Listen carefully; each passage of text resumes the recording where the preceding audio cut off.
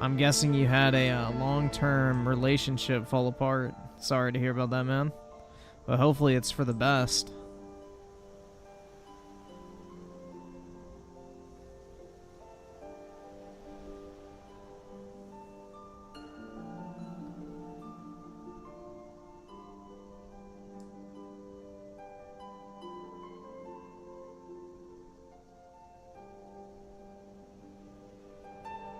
$5 years? Yeah, man. Appreciate it. I think it's for the best. Oh, shit, man. That fucking blows. 5 years is a good amount of time. Shit.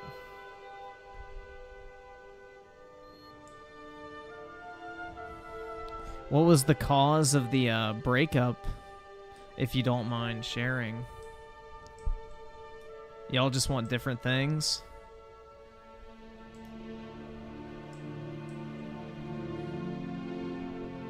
Because 5 years is a long time to be with somebody.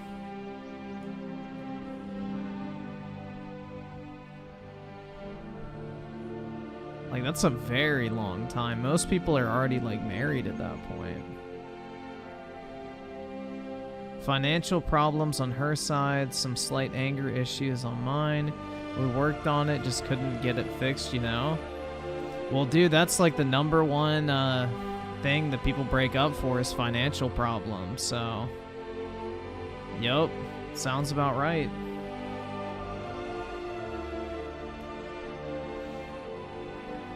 That's like one of the biggest causes for breakups and divorces is financial issues.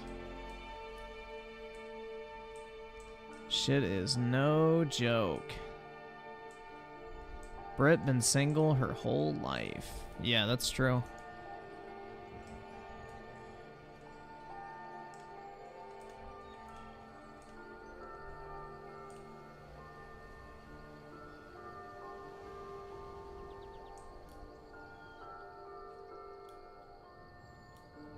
Well, I don't plan on getting arrested, man, so hopefully I won't have a mugshot.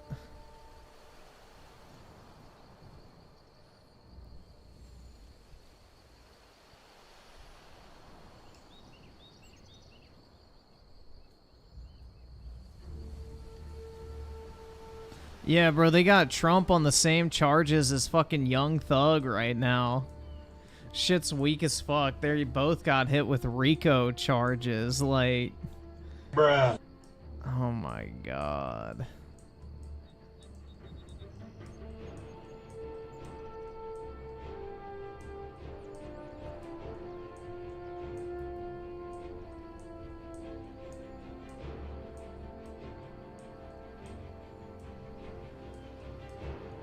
Super hard for sure. I'll get the emotional help I need on my side too. Appreciate it. Love being here for the lives. Well, appreciate it, man.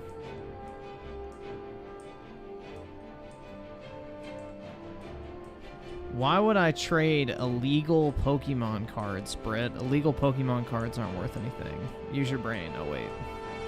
My bad. That's too much to ask.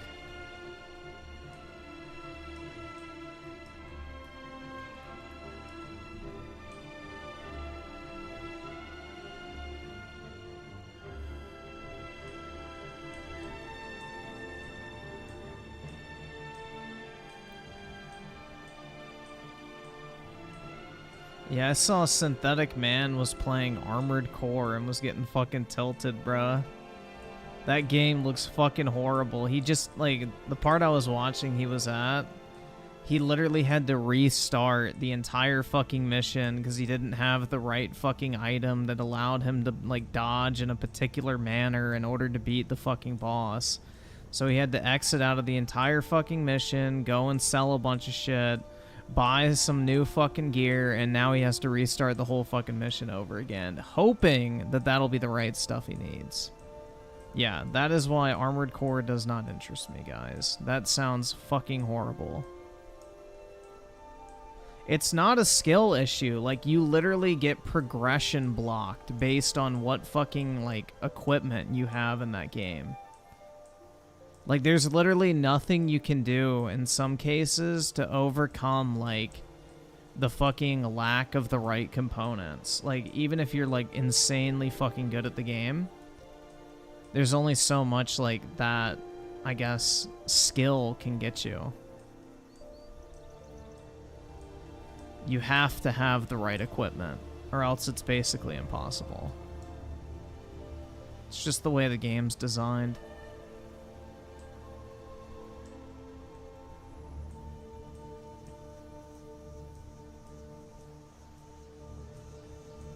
But yeah, I was listening to him play it, and like the fucking constant beeping and shit, the fucking annoying announcer, the music, like, bro, that shit literally would give me a headache in like 20 minutes. I'd much rather listen to the soothing sounds of Skyrim, bro.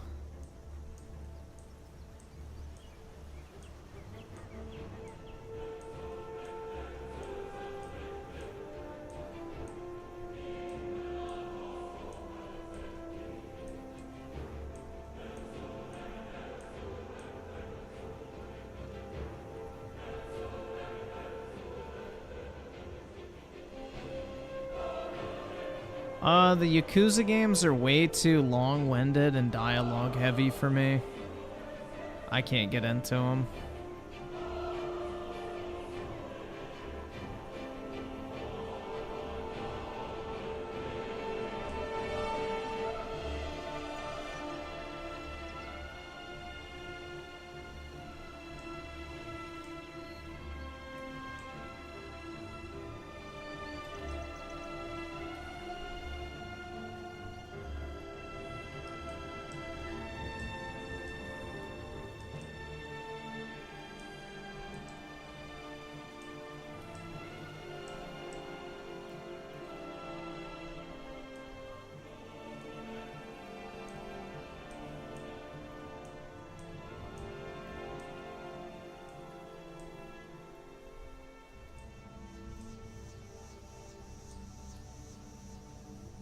Do I like Morrowind? Yeah.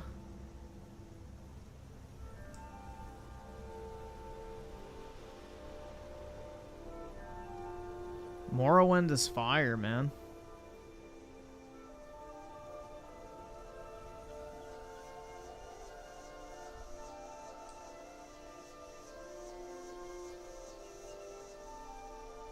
Rather play Armored Core 6 or Saints Row? I'm gonna be honest, bro. I'd rather play Saints Row.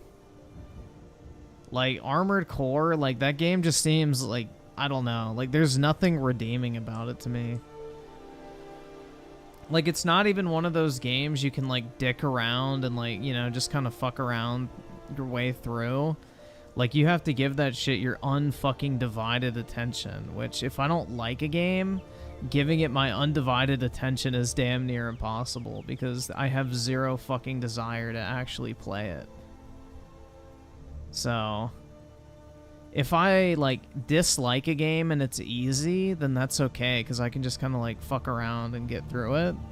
But if I dislike a game and it's really fucking hard, then it's like I'm never gonna finish it because I don't want to actually give it the fucking, you know, time and effort necessary. Shit's fucking stupid.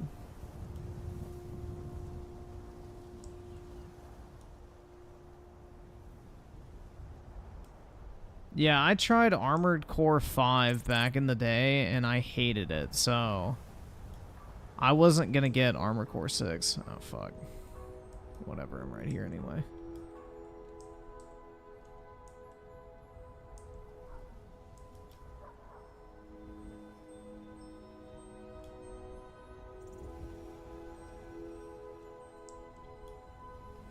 Nah, I don't think Synthetic Man is the son of DSP, man.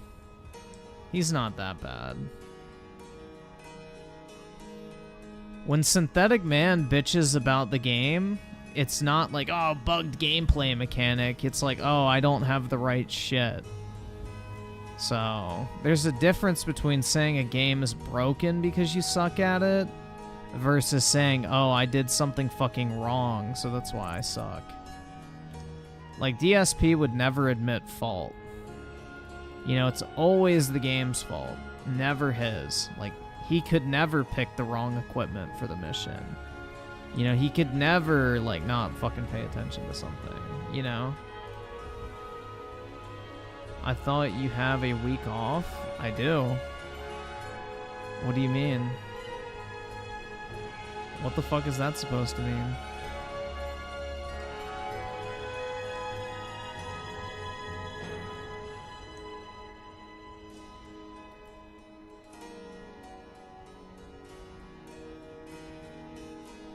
PS3 fucking sucked, man.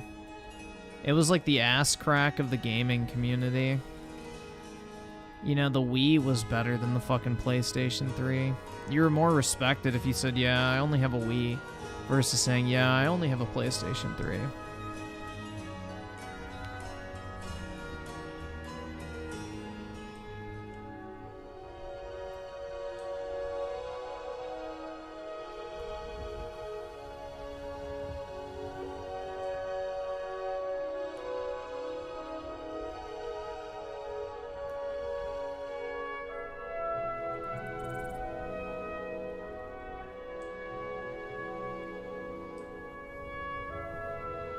Groovy with the 2, sup, how you doing? Can't wait for Monday, first day back for uni. Nice, bro. You ready to hit up the bad bitches or some shit? Hopefully your college has those.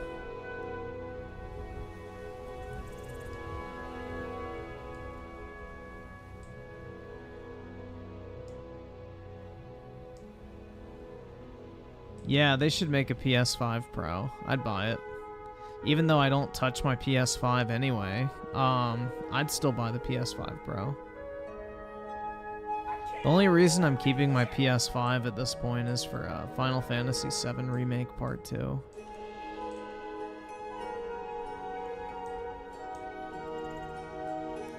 But yeah, I haven't turned on my PS5 since I've beaten Final Fantasy 16. Bobby with the 279, do you like my new PFP? Oh, did you fucking screen grab that from last night? Shit. That'll be $10, sir. That's my original art. You need to credit the artist, man. But yeah, that's nice, bro. Nice little cucumber action in the background. You love to see it.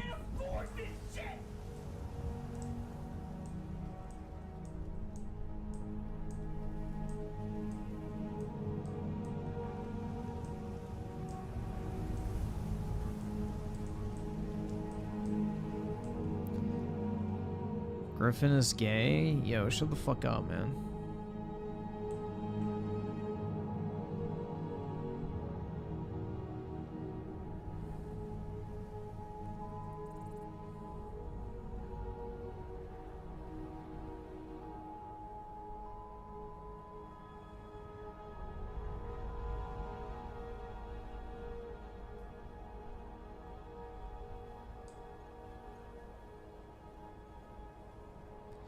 Is cream cheese and sushi any good?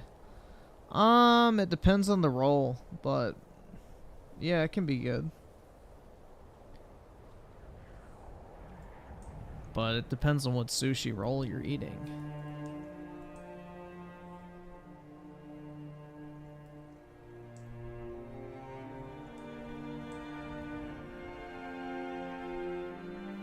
Support young black artists like Griffin. That's right, man.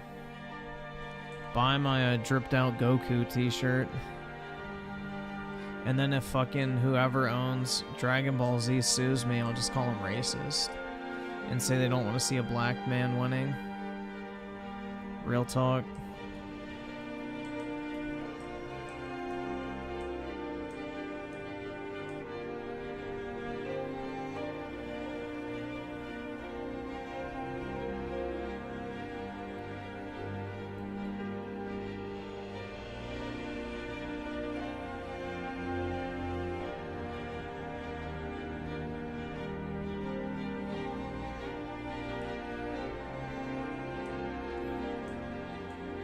CIA with the 2. Epic is adding Ahsoka to Fortnite. Well, at least you get to fucking kill her. Bruh. So that's pretty cool.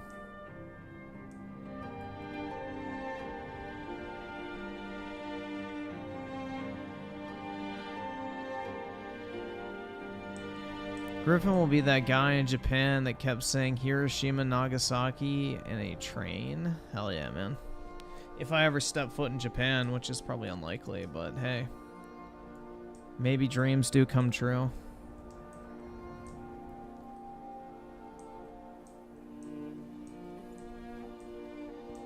Dude, honestly, that is not even on like my list of places I want to go.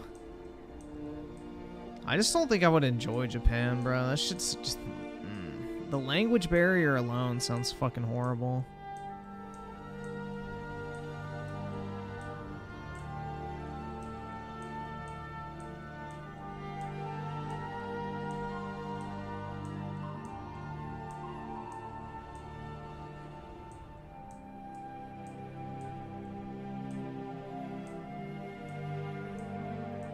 I'll go to Thailand? Ew, no.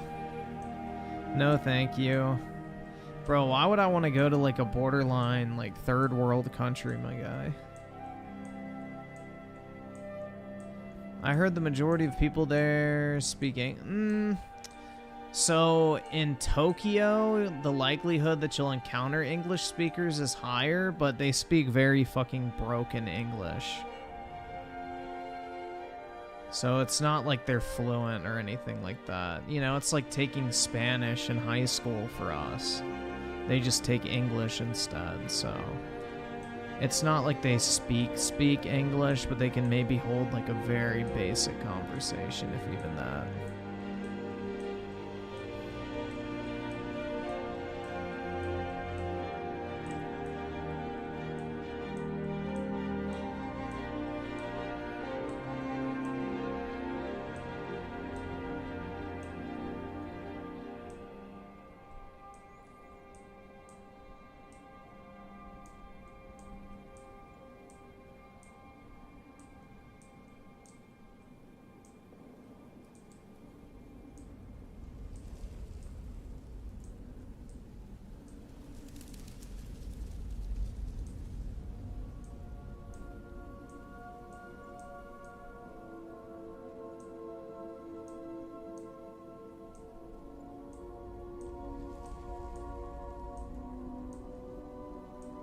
Me too.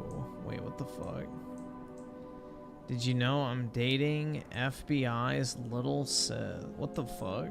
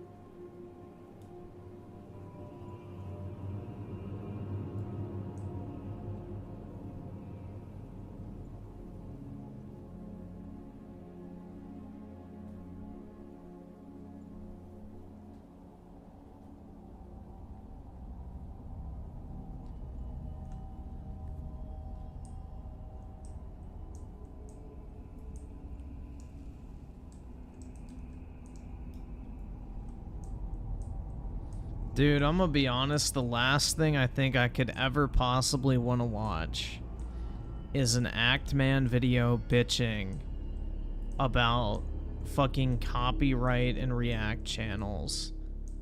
Especially when he went on a massive fucking crusade in favor of fair use. Now he's literally gonna advocate for YouTube tightening the fucking rules on reaction content, aka fair use. Like, you can't make this shit up, man. It's fucking obnoxious. Like, in all honesty, bro, like, that's one of the last fucking things on this planet that I want to watch a video of. It's just insane how fast motherfuckers change up. Jesus with the 22 months. Hope everyone in chat has a good weekend. Big ups to Griffin and Apollo. Been playing Armored Core 6 and it's been pretty fun. Nice, man. Open your wallet. Give me money. Give me all of your money. Gaming. Gaming.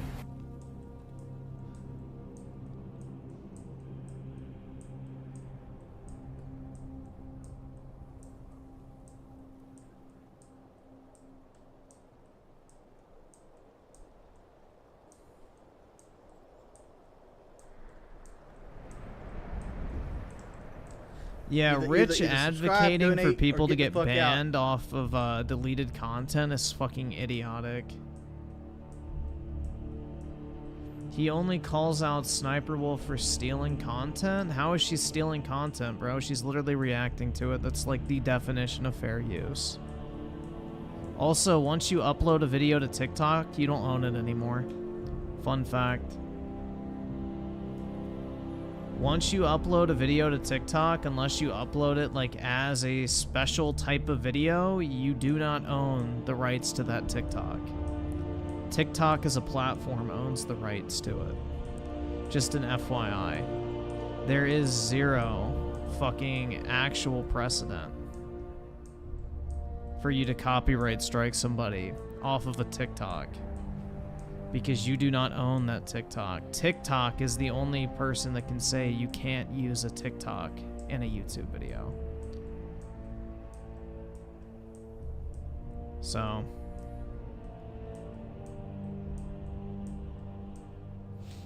You generation with a 10 react to since you don't want to?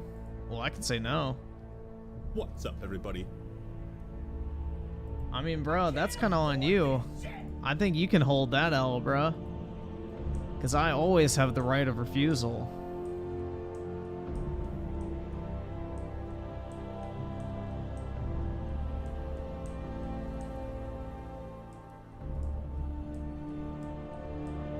Nah, it's not a scam, man. That's why it's called a video recommendation.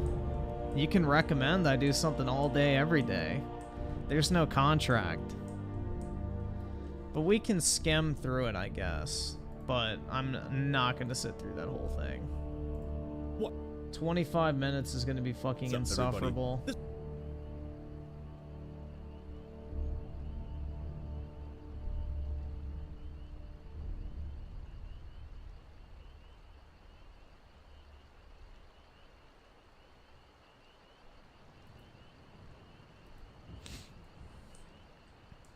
I can't refuse someone's donation? I absolutely fucking can. Do you know why? Because I'm not holding a gun to anybody's head saying, you have to give me money. Also, I never signed a contract, so...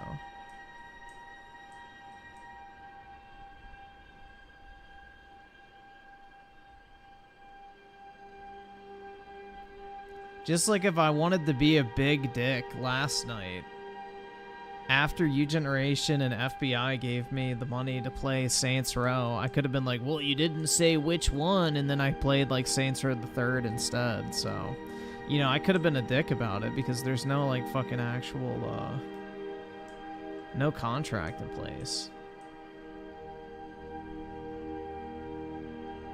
I could have just downloaded Saints Row the Third, which I already fucking owned, and played that for, you know, 2 hours instead.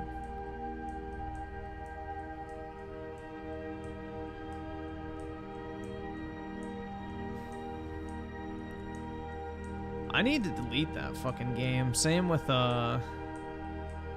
whatever that Texas Chainsaw game was. My hard drives are filling up.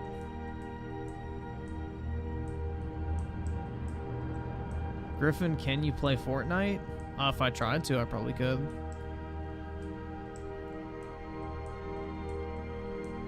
Will I not play Armored Core? I don't really have a desire to play it, man. If I'm being honest. There's not really anything about Armored Core that is very appealing to me. I played Armored Core 5 back in the day, absolutely hated it, and 6 pretty much looks like the exact same thing. Just, you know, newer.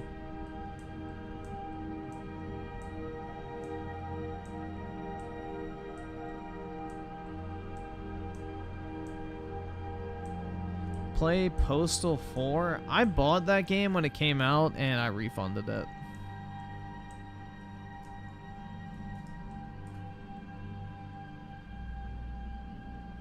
Have I played Days Gone? Nope.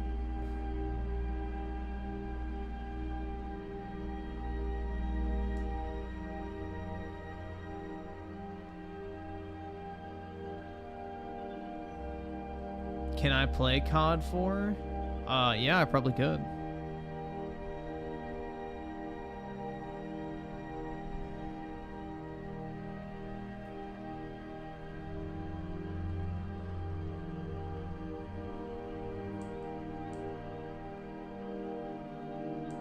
Have I played 90s Doom? No. I'm not a fan of old games, dude. You can't even aim up and down on that shit. I ain't trying to play all that.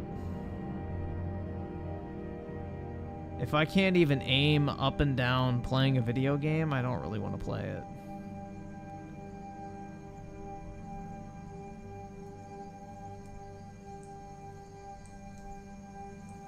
Why would I want to play old COD games when the new ones exist?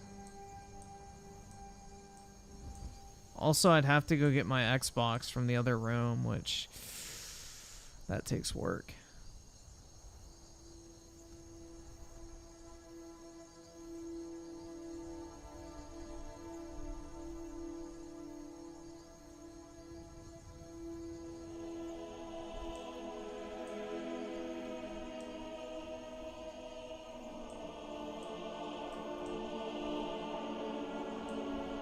Dude, the new COD games are great. Especially Modern Warfare 2019 and Modern Warfare 2 and Vanguard, bro.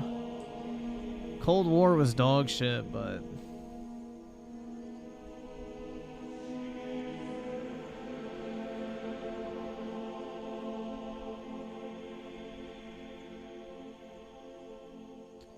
L Taste? I don't think so.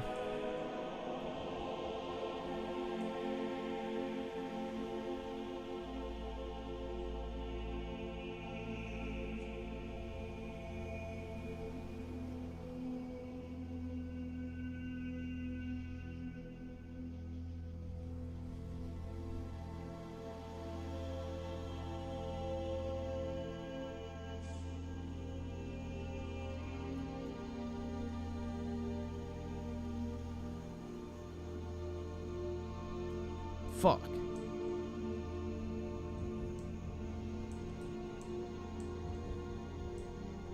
Dude, my eyes are like so fucking tired right now. Damn.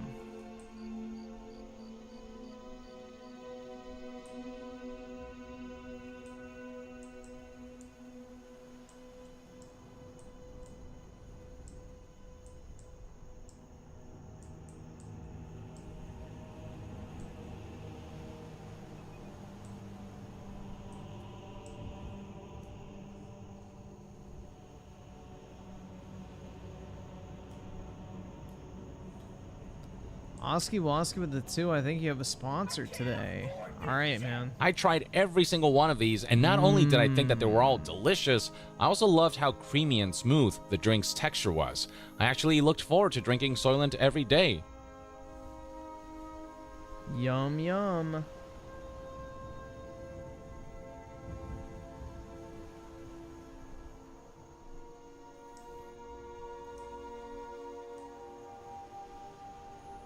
Chalky milk, guys. Or sorry, chalky soy milk.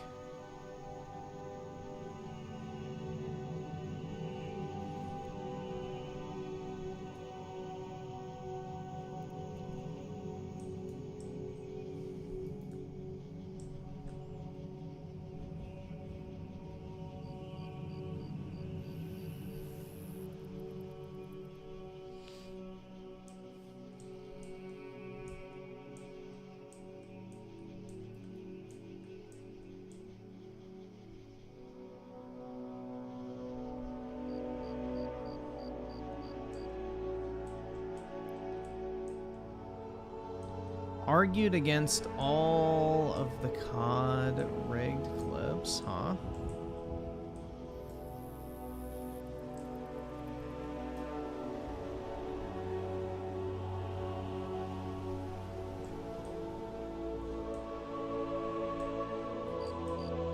Britt, why would you buy all the Doom games on sale? They're old. I mean, unless you're coming to terms with the fact that you are too now.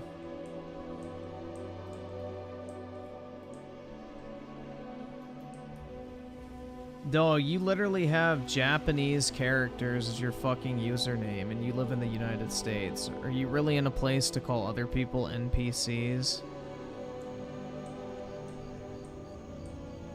Daryl's on with the 2. Hey Griffin, you and Tom Holland are dating now? That's right, man. We're slinging on each other's webs all the fucking time.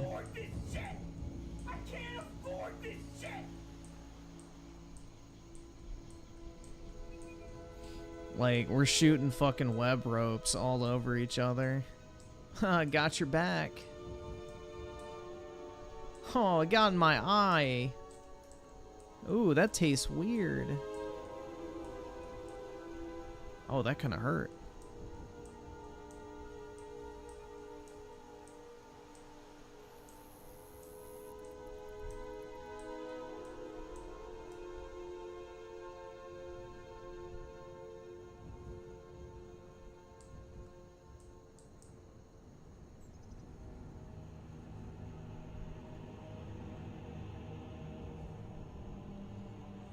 Is Tom Holland even Spider-Man anymore? I have no fucking clue. I don't watch Marvel.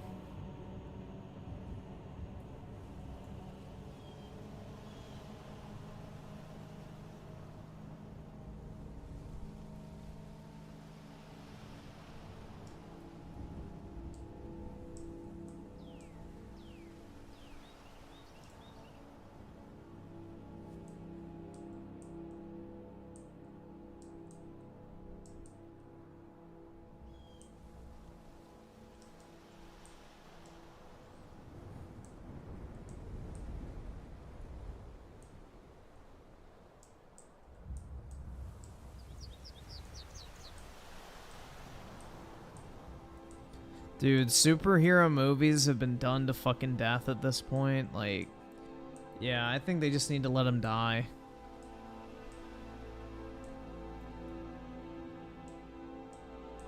Doom Boom with the 5. May I derail the stream with DSP sings it? I need $1. Yeah, I can pull it up in a second. Bro, this has been a massive fucking effort. Holy shit, I'm about done clearing this last little strip. Damn, man. This used to be a fucking mountain. You can see the line of the mountain right here. So think about it. Basically, at this point, it came out to. I cleared the fucking mountain. And then this was like 8 to 10 blocks high. So, you can see over here. So this was like the minimum height of all this stuff. And then it went all the way up.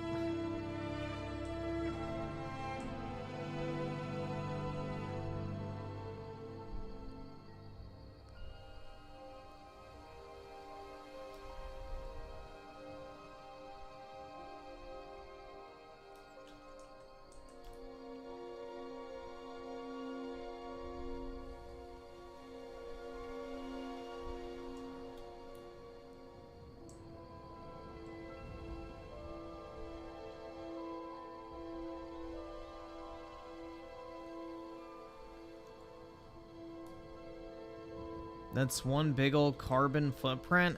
Actually, bro, we're energy neutral, or carbon neutral, because we grow plants, which take CO2 out of the atmosphere. Thank you very much. Also, there's no electricity either in this subscribe, Minecraft donate, world, or get the so fuck out. you know what they say. Get fucking wrecked.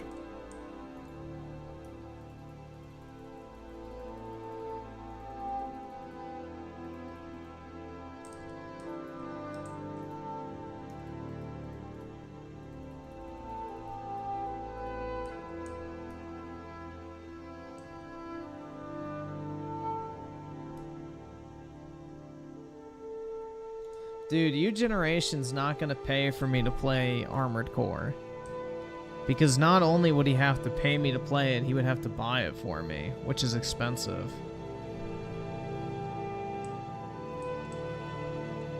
I would not advise anyone doing that, personally.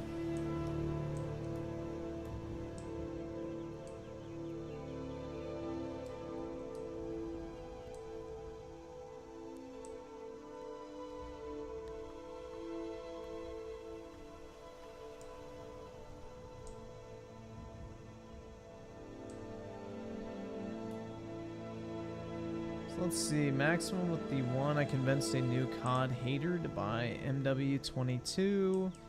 He enjoys. Nice, bro. It's a good game, like, that's the thing. Dude, Armored Core is, like, autistically fucking detailed, and I don't want to play it. To put it frankly. I have zero desire to play Armored Core. I would buy Baldur's Gate at full price over Armored Core, because I probably would enjoy Baldur's Gate to some degree, but, you know, I just don't want to be paying money for full-priced games.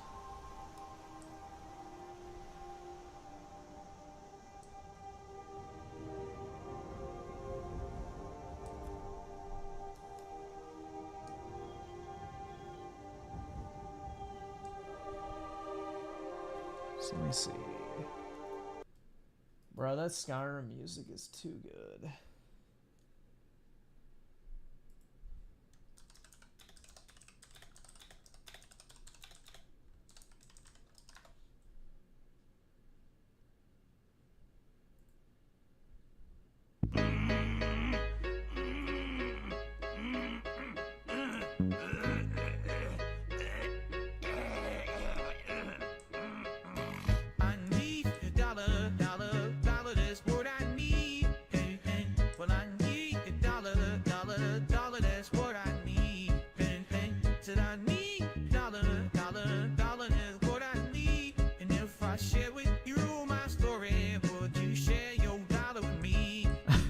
Give me monies.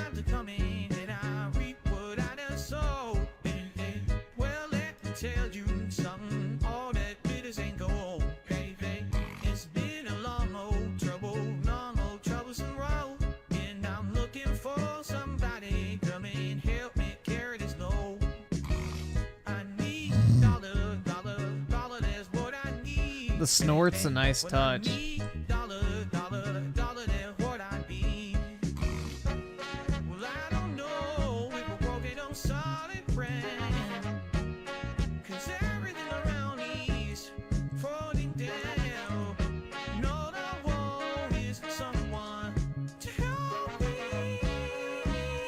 Ooh.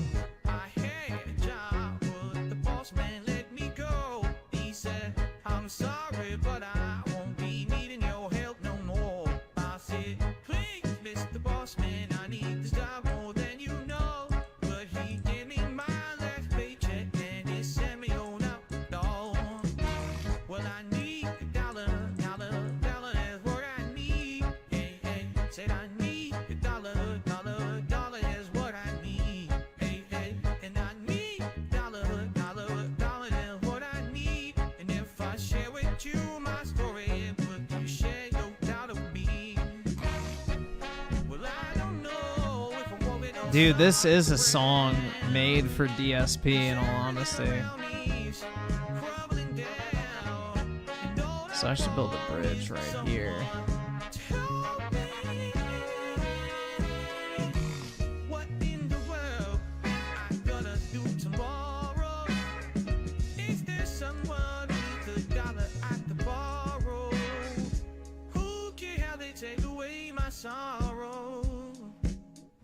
Inside the bottle, maybe it's inside the bottle. I had some good old buddies, names is whiskey and wine. And for my good old yeah, DSP should take some voice lessons, man. He honestly probably could sing.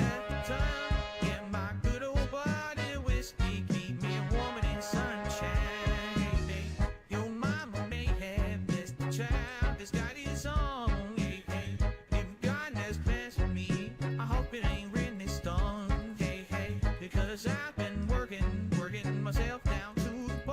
Working to the bone. Bruh. Oh my god, it's pouring outside. Wetter than your sister's cooch.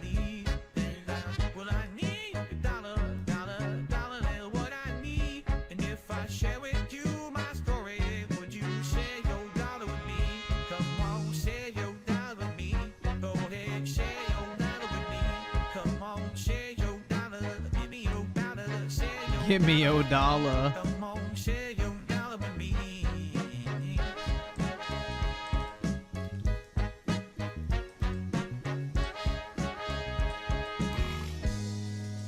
Thanks for the money, dummies. Thanks for the money, dummies.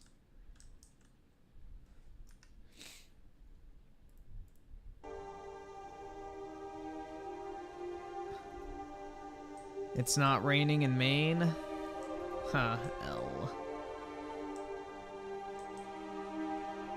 2, 3, 4, 5. 2, 3, 4, 5. Perfect.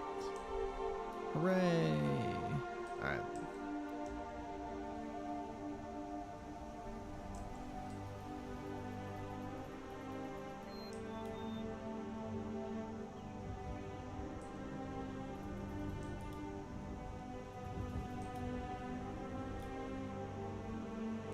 DSP would probably have a good voice for singing if he, like, actually took vocal lessons, though.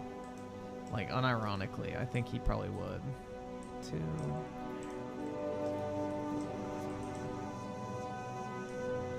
I think he actually would be good.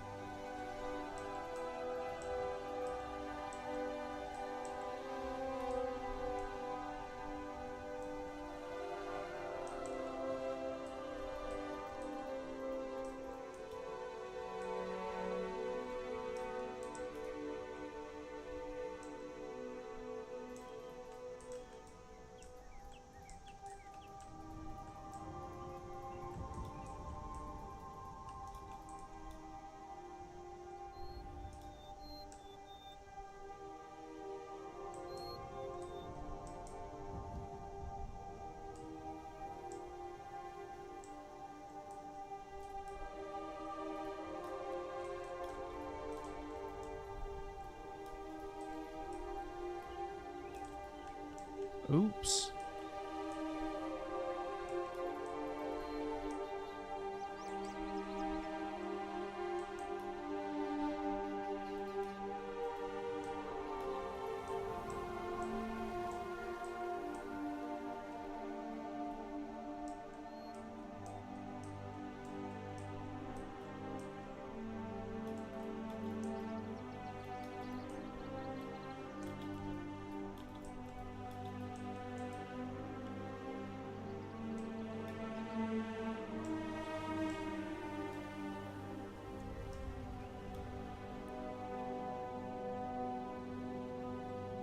I'm rebuilding the city of Egypt. There is no city of Egypt. Dumbass.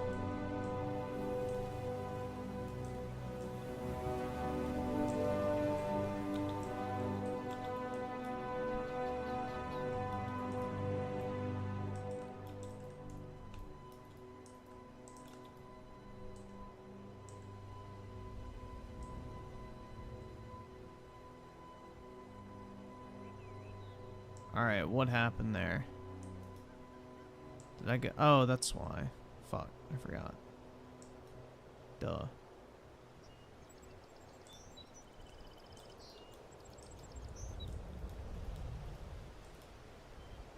Alexandria? Maybe. No.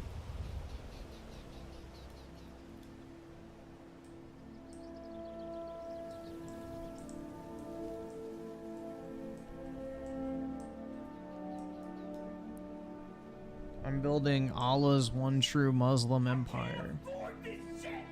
Maximum with the 2, the egg is a egg. However, if egg, then egg, perhaps. What the fuck? You read that off a fortune cookie or some shit?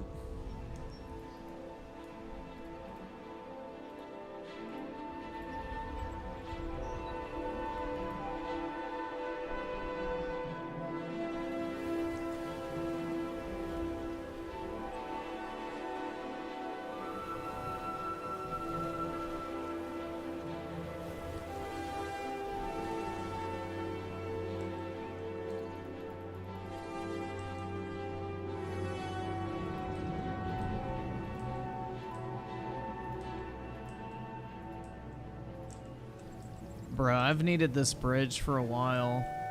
I've been swimming across this river like 100 fucking times.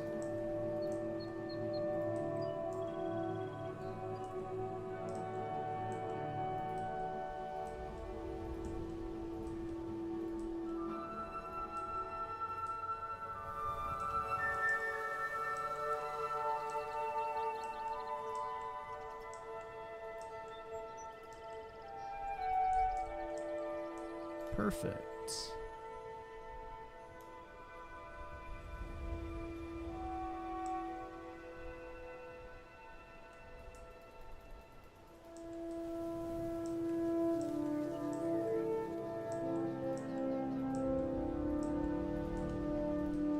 Oh, fuck off, dude. You would think in the year 2023 Minecraft would be smart enough to realize, oh, this person's building a fucking staircase. Let's not flip the fucking stair upside down. But no.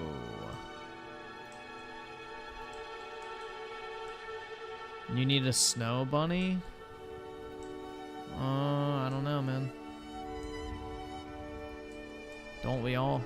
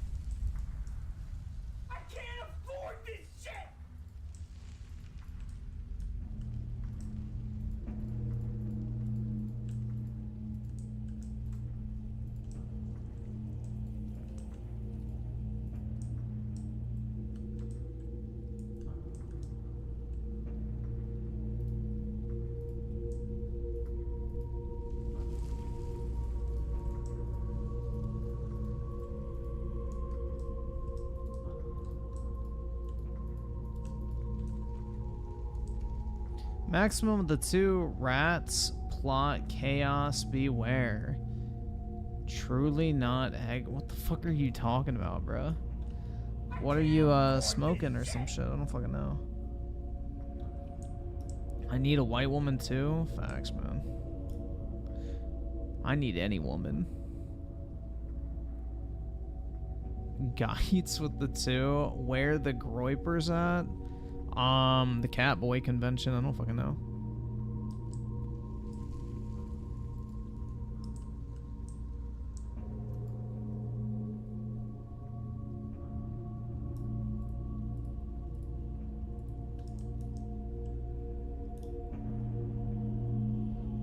Thanks for reminding me.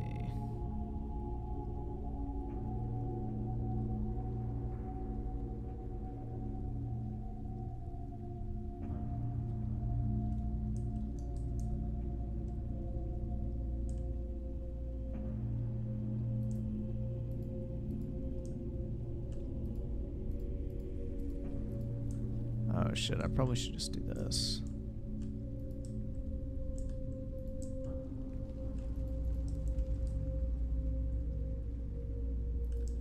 I need an ebony babe.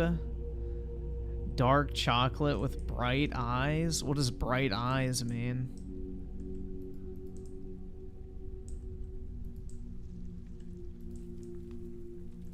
like some glowy shit.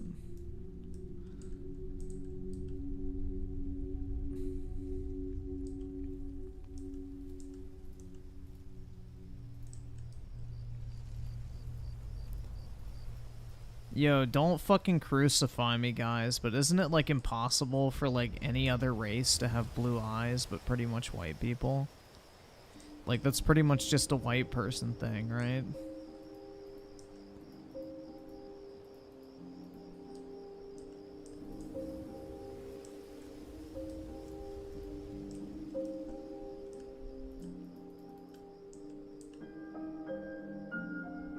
What am I trying to say? That I've never seen anyone except a white person with blue eyes. That's what I'm trying to say.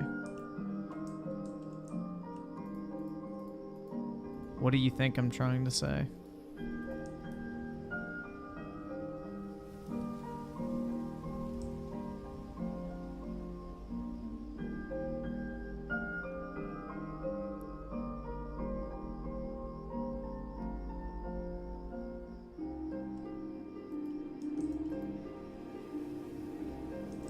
Dude, all I can say is anybody talking shit about the Skyrim music can, you know, off themselves.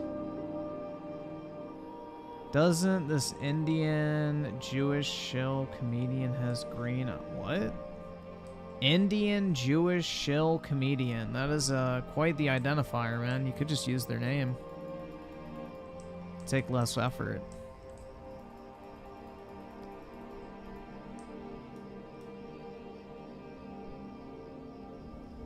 I've seen a black guy with blue eyes. It's weird. That's interesting. Cause like I know there's like that fact or whatever it is, like in like if you live in the African continent because of how intense the sun is near the equator, if you have blue eyes, you'll go blind in 10 years. Real talk. That's like an actual thing.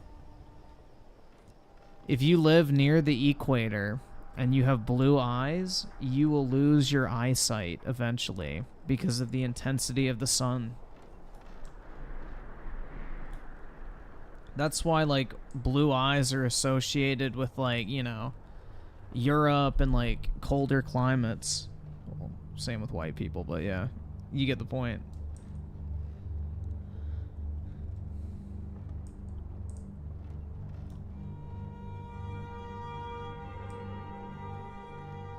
Dude, Ice Spice isn't natty. Stop saying that she's ginger, bro. Like, come on now. We all know that Ice Spice dyes her fucking hair.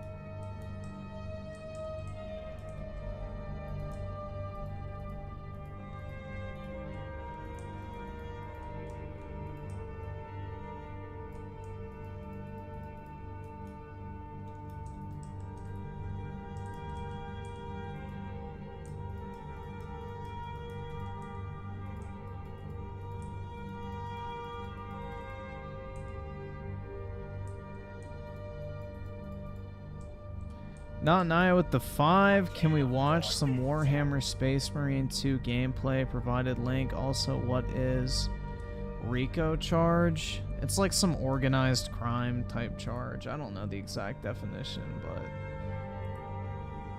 it's like a conspiracy charge to organize or some shit like that. I don't know. But yeah, we can check out the gameplay, man. There's like a specific definition, but it's RICO. Griffin, what do you call a German who's blind? A Nazi. Oh my god, bro. Hell yeah. That's fucking quality, dude. Hell yeah.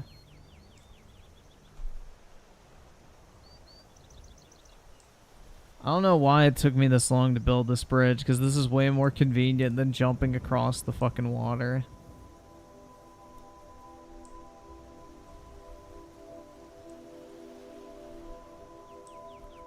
Maximum of the two Mafia is the best crime organization. Don't at me.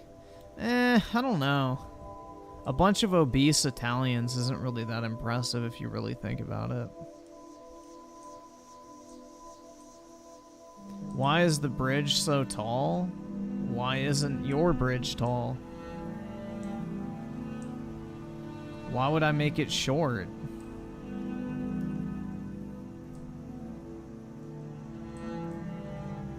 It's a sign of my nation's wealth, dude.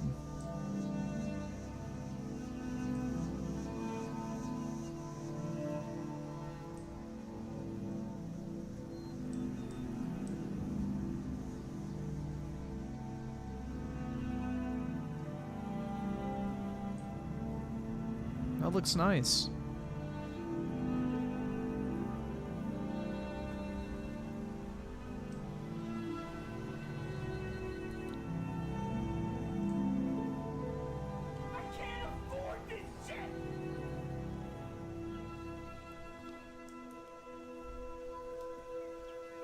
Yeah, Pablo Escobar's cartel was way more like profitable, hardcore, and cooler in my opinion. Like the Mafia is kind of small scale if you really look at it.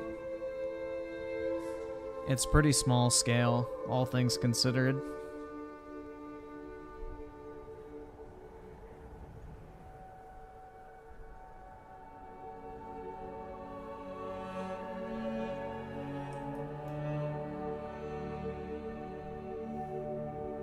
Because, like, when you talk about the Mafia, they maybe make, like, you know, $15, $20 million. Like, they don't make a shit ton of money. Pierce to the 2, PSA, I have a son, was born 3 weeks ago. Congrats, man. That's awesome.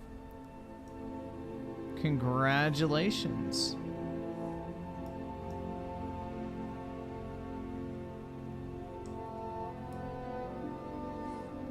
There's no loyalty in these streets. Not anymore, man.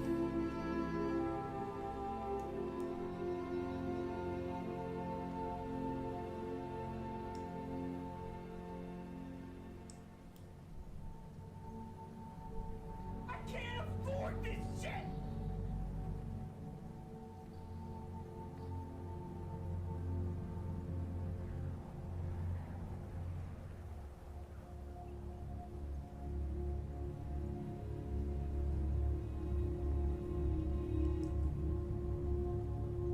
Chris Chan's coming to my apartment? Hell yeah. Let me hook up my Nintendo Wii.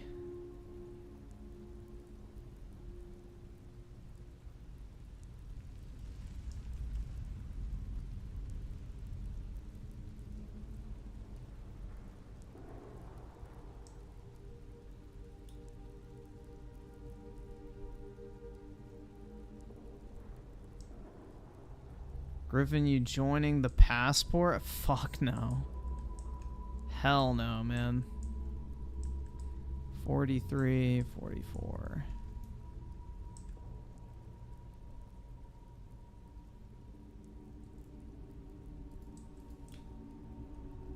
Right.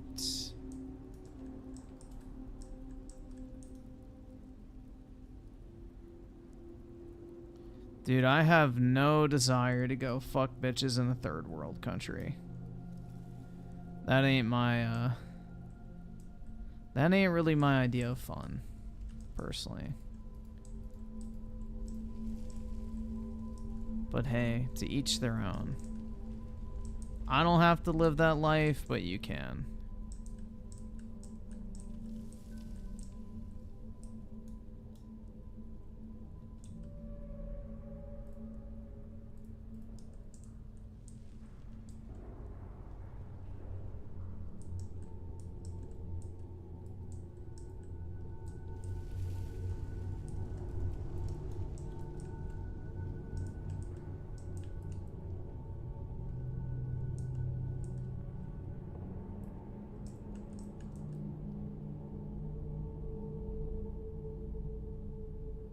Gotta shape this up a little bit.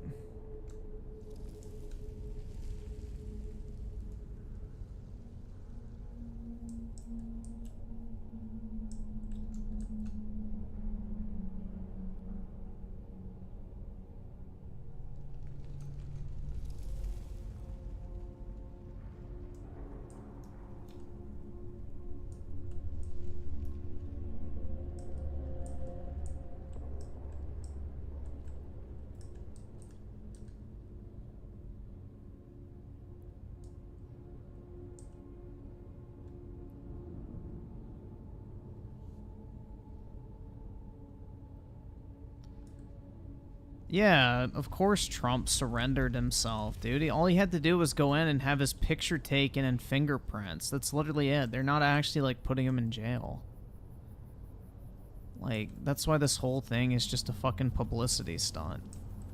It's just some dipshit fucking prosecutor trying to get her, like, 15 minutes of fame on the national news. You guys heard that even CNN's saying that this is a waste of time right now. Which I think is fucking hilarious, bro. Dude, if even CNN's calling this a waste of time, like, god damn. So... yeah. This is a big fat nothing. Surprising, I know, but yeah. Even CNN saying it's a waste of everyone's time. And you know how much of a fucking hate boner they have for Trump.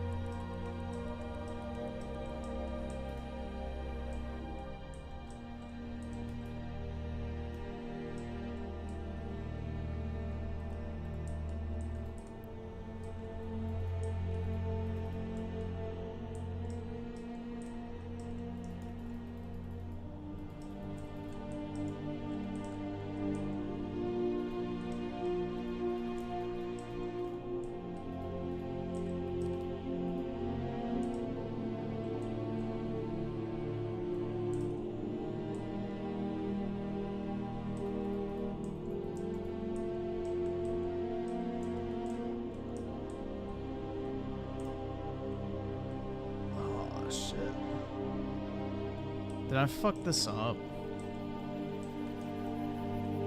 So 1, 2, 3, 4, 5, 6.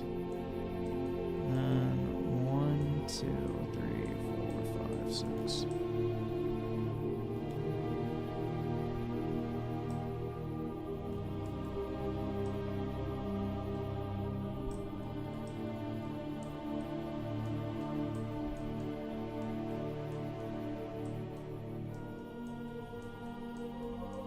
Yeah, I did.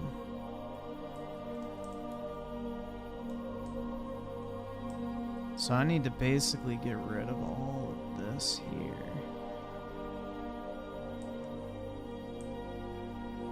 I can widen the river. I'll just leave it for now. Do it later.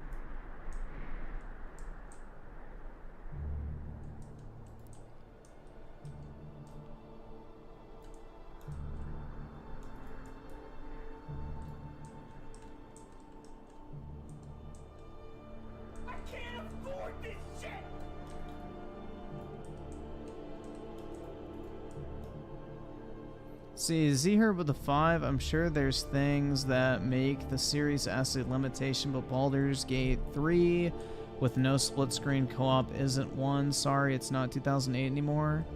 Anyway, how's gaming? Pretty good, man. Yeah, it's like, I think it came down to the Series S's RAM. Because they only have like the same amount of RAM as an Xbox One in that console. So if anything's going to restrict your ability to have 2 instances of the game running at the same time, it's going to be your RAM. So it makes sense.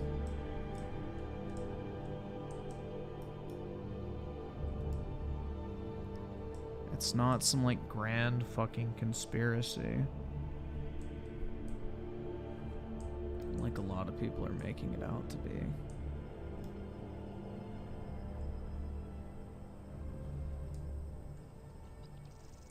Oh wait, shit.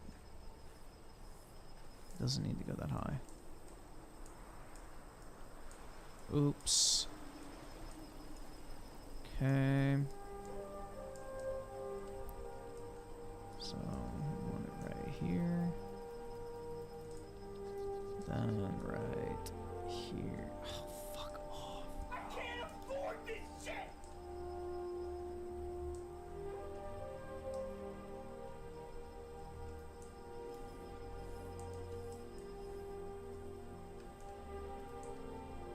Bruh.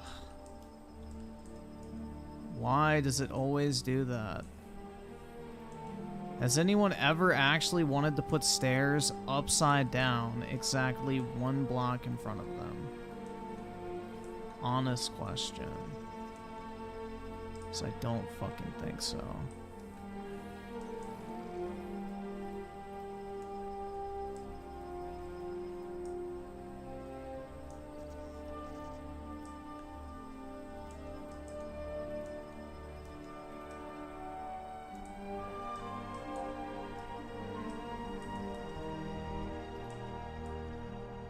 Motherfucker. Oh, great. Can I do it this fucking shit, bitch? Oh my god, this is so fucking stupid.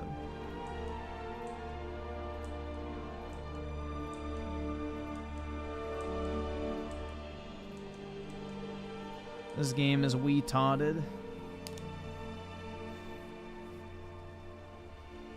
FBI with the 5. When you gonna play your favorite favorite game, Saints Row again? When someone Open your decides to- wallets and give me all of your monies. There you go.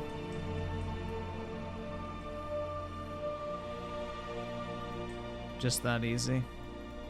All right, there we go. Yay, it's done.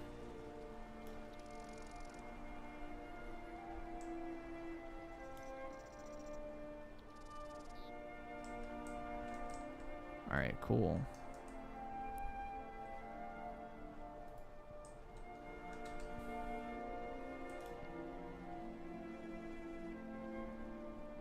No, it doesn't have to be $100 per night to play Saints Row. I don't have a price on, like, games. Like, there are no set prices for anything. You just have to, you know...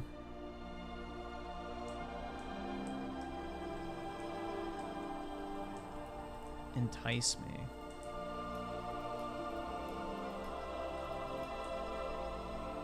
Bro, that fits perfectly. Damn, bro. That fits fucking perfectly. That was not even intentional either.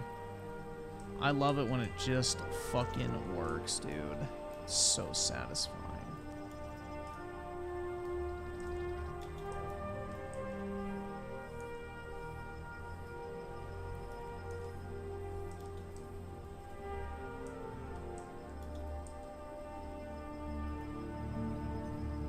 And Juan with the 5, Mafia is child's play compared to what Mexican cartels do. El Mencho is more ruthless than Escobar. Yeah, the Mexican motherfuckers are crazy. Now, I'm guessing he's Mexican, but I don't know. Is he Mexican?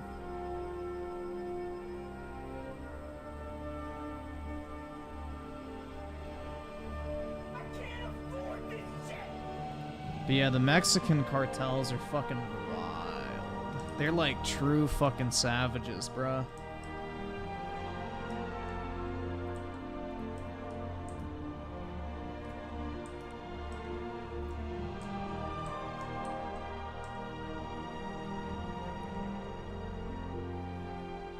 The Mexicanos are mad fucking savages. Explains why Cortez had to come in guns blazing, bro, when he got here. Them damn Mexicans.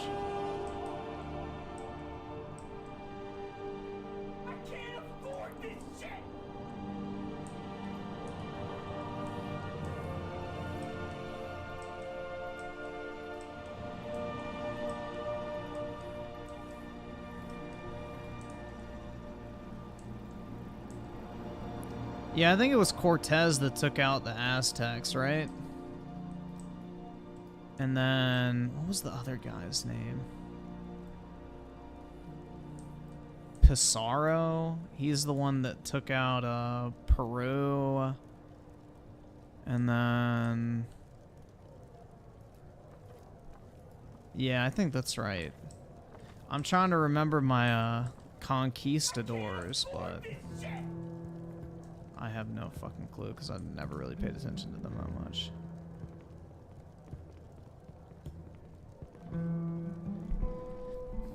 JBT with a 10. What's up, gamers? JBT coming in hot with the fire recommendations. Oh shit, dude. Oh damn, I just burned myself. Enjoy Gordon Flowers, Pokimane. Oh my god, bro, that's a lot. Respect trans kids. Affirm trans rights. Stand with Ukraine. Black Lives Matter. Trans visibility is valid. Baby, you're just boring as fuck. Dare I say it, hateful cunt. I'm just gonna say it, since you're talking shit about me with your big fucking ugly mouth. You're all hateful, fucking racist bigots. Fuck you and fuck your fucking podcast.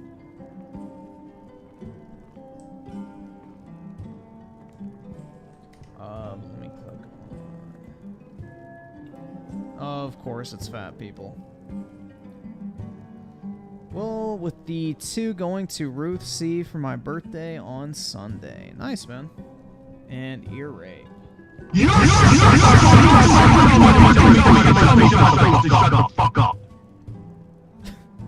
But happy birthday to you, man, in advance. And Z here with the 2, bro. Sorry, did YouTube sent my message twice? Oh yeah, shit. I didn't even see that. Oops.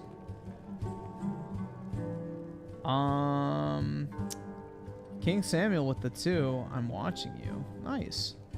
And Z-Herb with the 2 times 2. I had gay sex in AC Valhalla. 10 out of 10. Hell yeah, man. Gaming. If my kids grow up to be gay, I'm beating the shit out of them. Look here, there's 2 choices in life. Wings. You pretend you're straight, or I beat you to death. Real talk.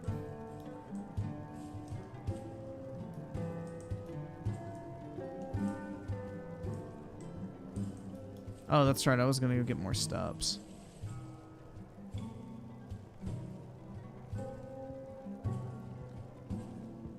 Is that Ethan Ralph? Nah, it's Wings. Ethan Ralph has too high-pitched of a voice for that to be him.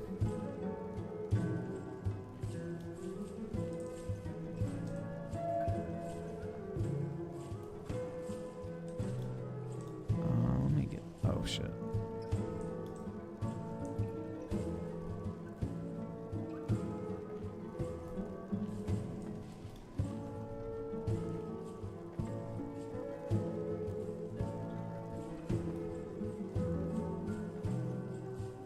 You're the most based man in this chat. I doubt that, I'm Key. You want to wife up a porn star, bro. That is like the literal definition of being a fucking pussy ass bitch, bro. So, I don't think so.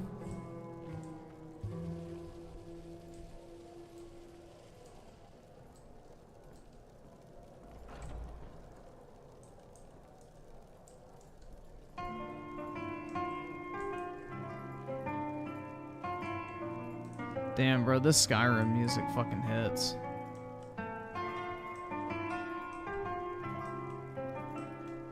Dude, imagine living like back in these days and you maybe would hear like music maybe, you know, twice a month, if even that.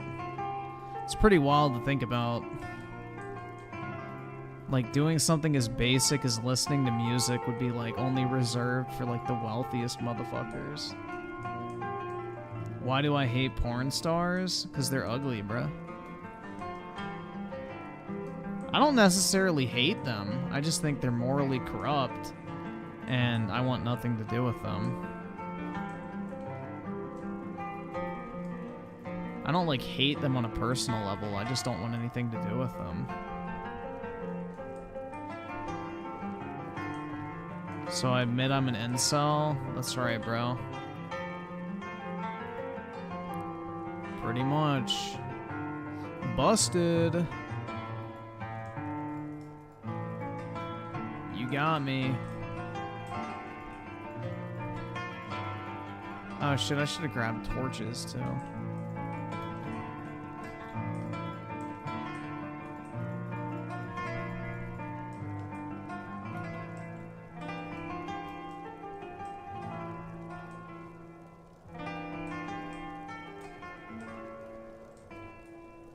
Oh shit, I fucked that up.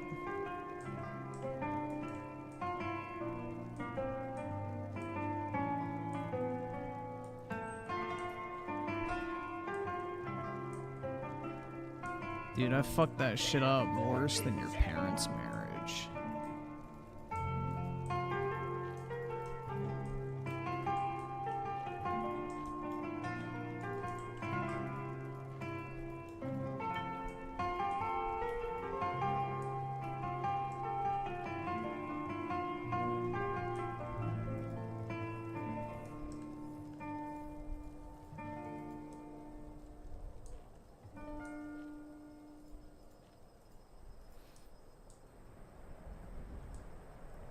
Fluffle Nugget with D2. I quit Skyrim due to skill issues. Any tip? Lower the difficulty. Just put that shit on novice, man. Just have fun with it. That's what I do. I don't put Skyrim on any difficulty higher than the easiest. Like, why the hell would you actually want to try in Skyrim? The whole point is to walk in like a walking god and fuck people up.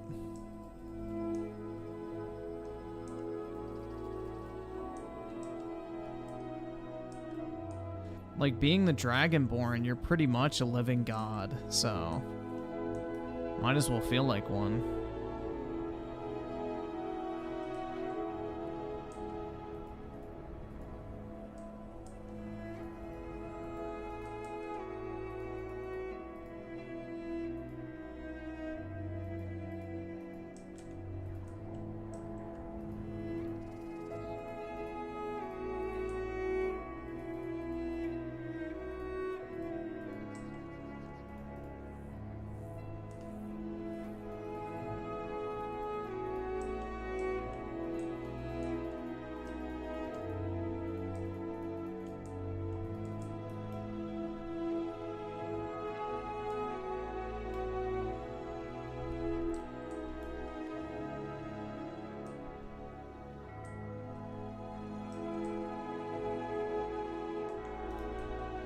That looks cool. Dude, that's so perfect. That literally looks perfect, dude. What the fuck?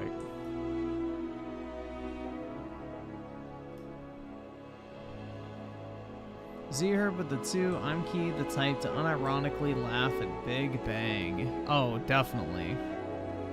Bro, I'm Key probably chuckles his little titties off whenever the little fucking dorks on Big Bang Theory start arguing about science. He's like, bro, that's me. I wear glasses too.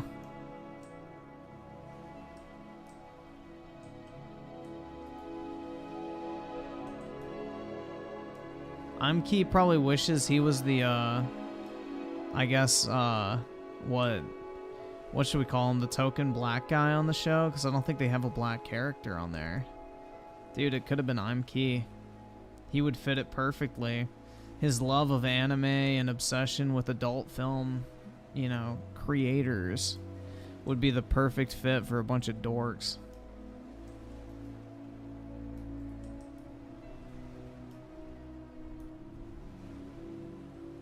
Yeah, it doesn't matter if they have an Indian, bro. They need a black guy.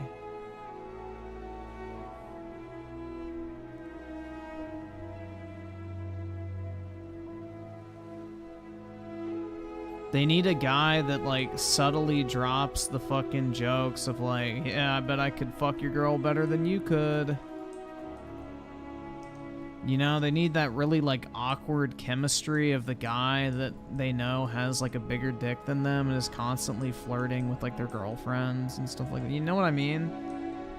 You need, like, that type of shit in that type of show, because then it, like, plays into the cuckold viewpoint as well, which I'm sure a lot of the audience of Big Bang Theory can relate to. They're probably more than familiar with the concept of cuckoldry.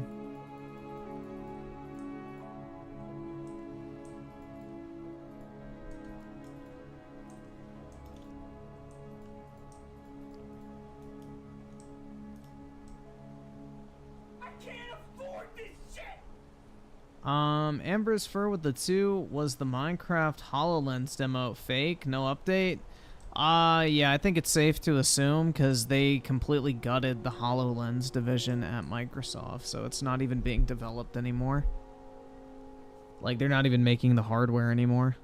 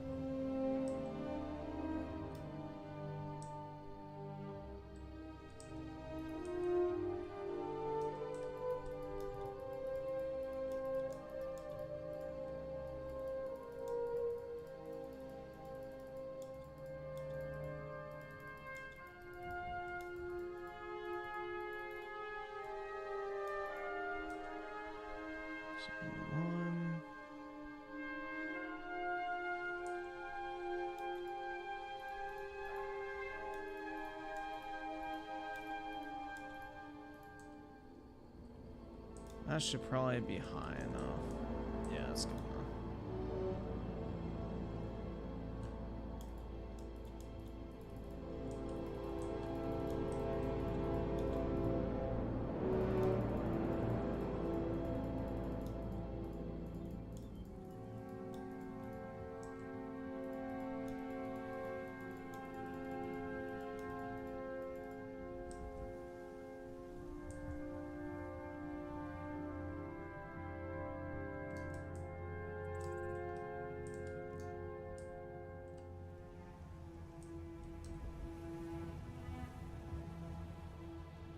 Perfect.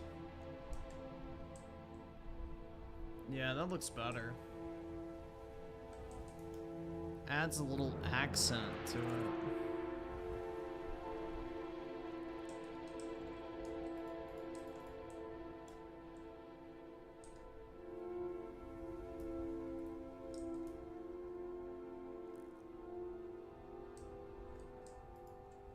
Oh, shit.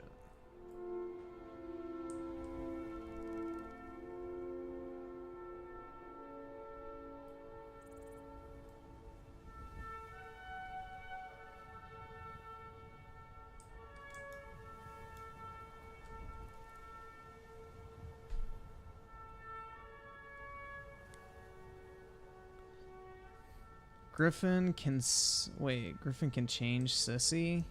Are you sissy, Brett? Is that why you're saying that?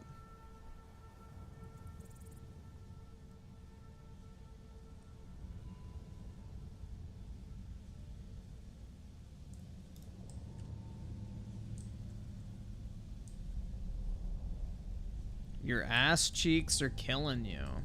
Nice, man. That means you probably took some. Nice cock.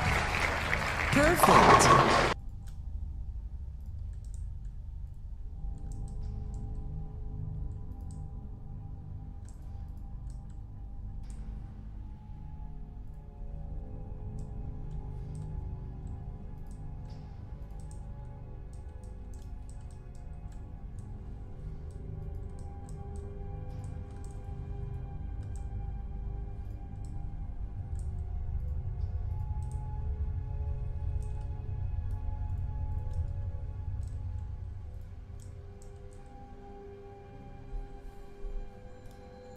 Z-Herb with the gifted membership. Oh, shit. Thanks, bro. I appreciate it.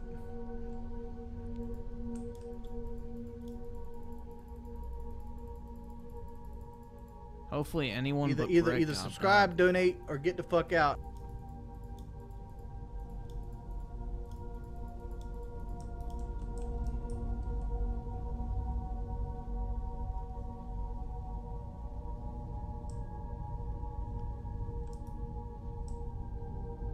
Oh, fuck. I forgot to put torches on top of that one, too.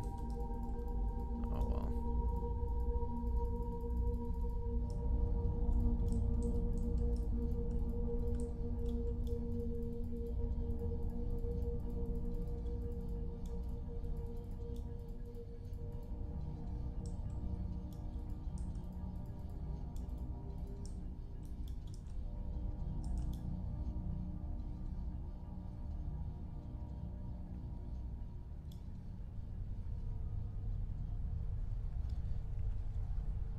Why did I build in the desert? Because the desert's based, man. What's wrong with the desert?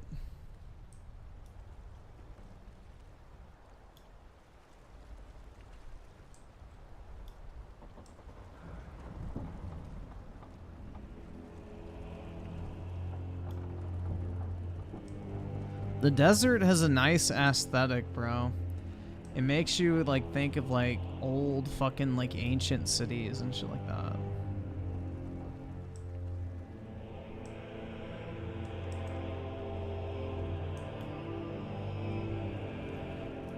Not to mention the layout of this entire area is so fucking cool.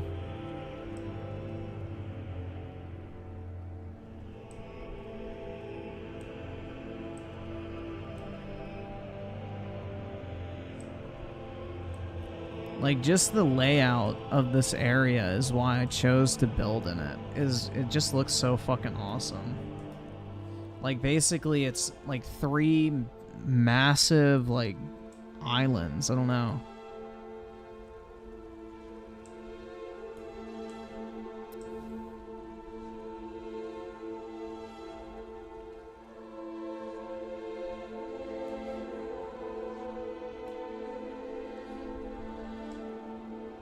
Like, look at this shit, man. You got one island right here. You got another one right there, I guess if you want to count that. But then this is basically an island here. And then this whole body right here is like an island. If you follow this river, like this whole thing is a fucking island.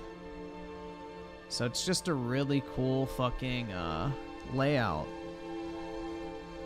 So kind of a cool place to build out.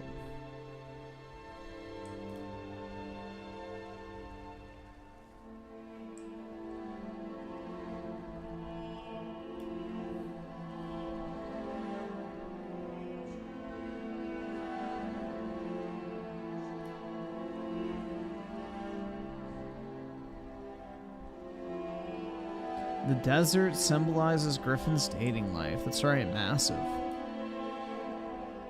Monumental, I guess you could say.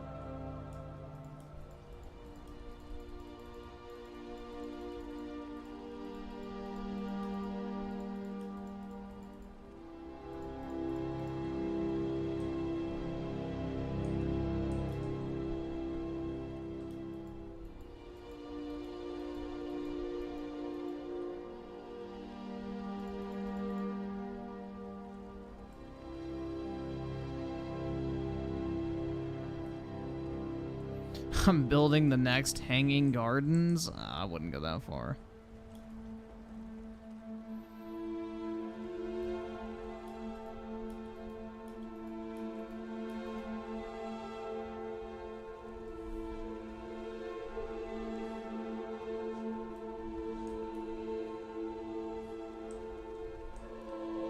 I eventually want to wall in this entire, like, development, but that's gonna take a long ass time to get to that point.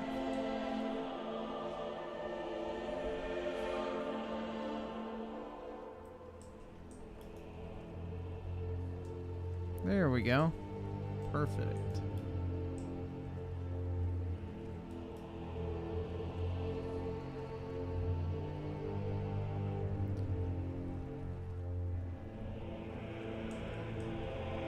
Yeah, that shit looks nice.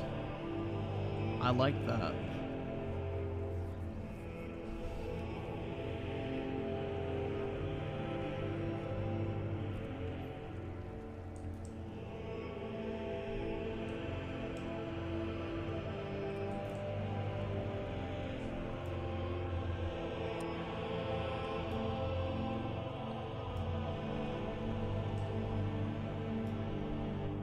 The Chinaman's Walden? Uh-oh. What's the shit?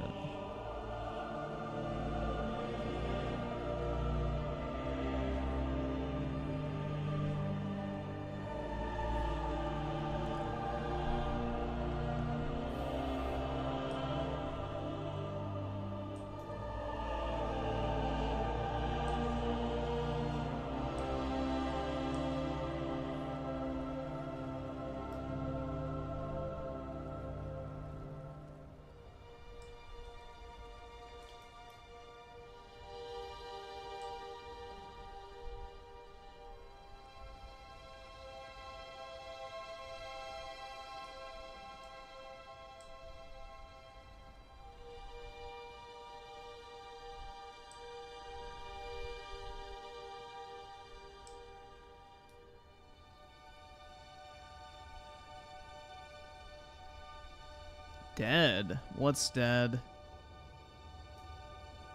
Did chat die? I don't fucking know.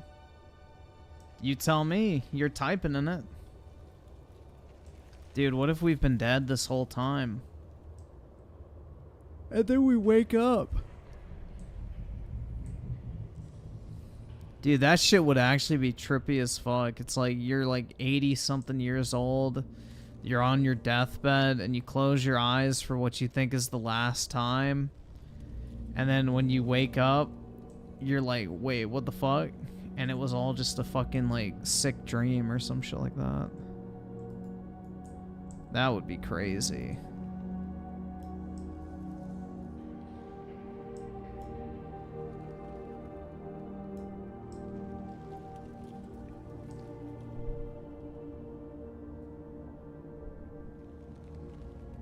Griffin waking up next to a fat girl. Ooh.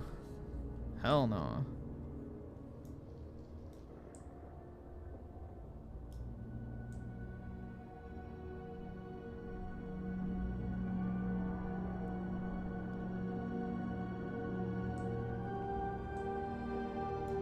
I need to figure out what I want to build in here. I want to build like an outpost or some shit.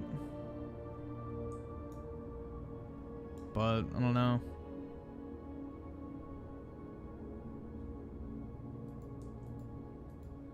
I feel like I should build like farms and shit out here.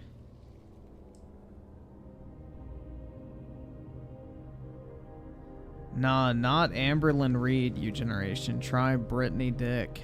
That'd be even more scary.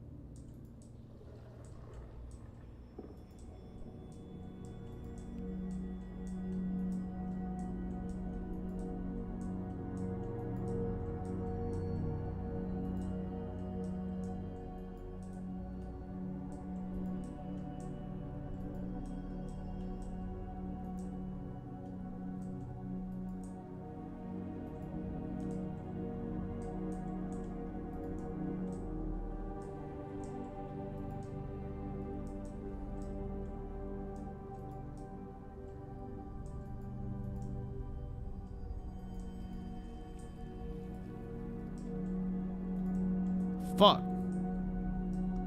There we go.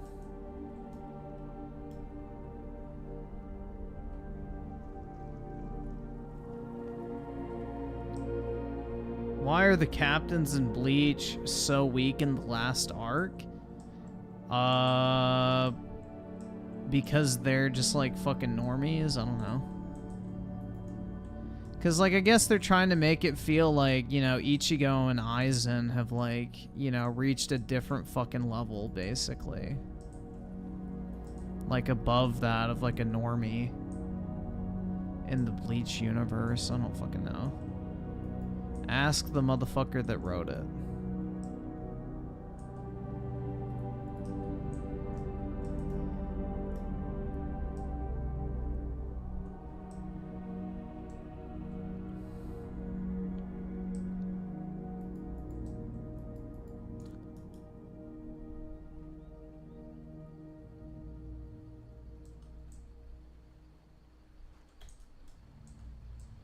Dude, everything looks so much better lit up in Minecraft. It's pretty crazy.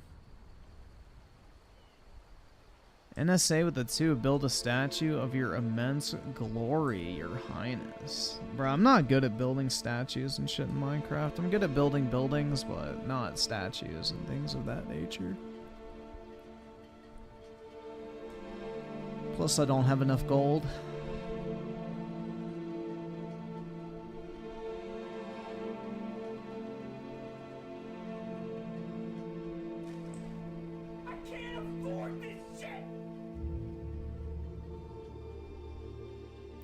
Nope, I am not gonna play the Half-Life 2 RTX update. I could not get through Black Mesa, and honestly, I have zero desire to get back into the Half-Life universe. It did not grab me by the balls and pull me in. It's too old. It just feels really fucking dated at this point.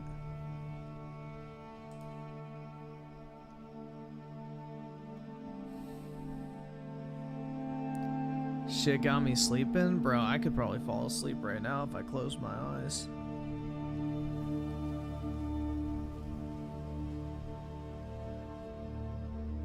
I'm fucking beat. It's been a long week, guys. I didn't even get to take a nap today, guys. What the fuck? The inhumanity.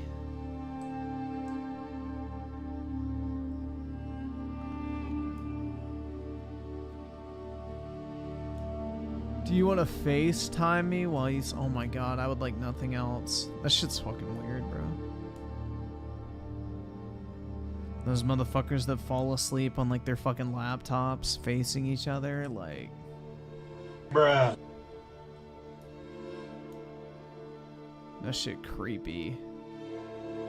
Like, no, you go to sleep first. No, you...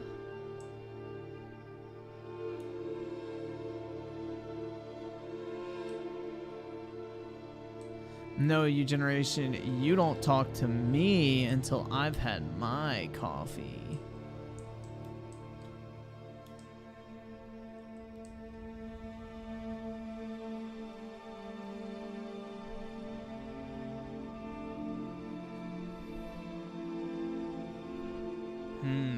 I need inspiration of what to build.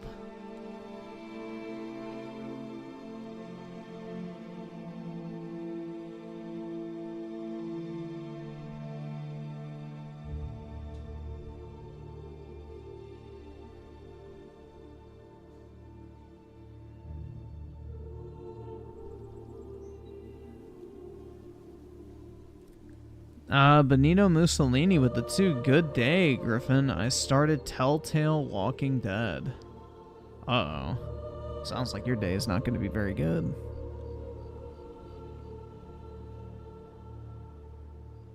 I need to build like a mega farm, but I'm not sure where I want to put it.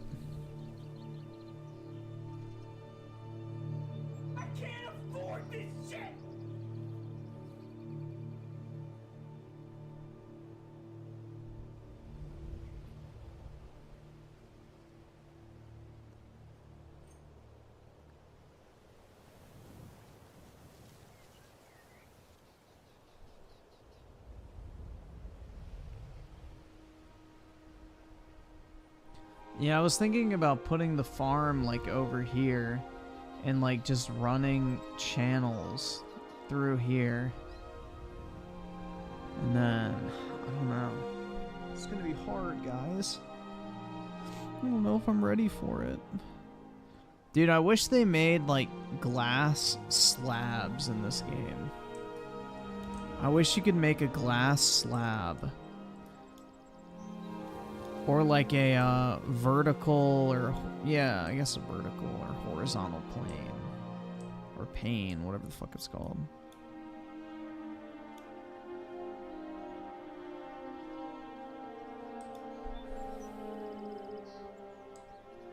Griffin the Rancher? That's right, man. Yeah, they have glass panes, but they only go this way. I want them to go, like, on the ground, like this. I want them to be like that. Which they don't do. At least to my knowledge. Yeah. Which I don't understand why they don't do that, but, you know. Minecraft. Minecraft.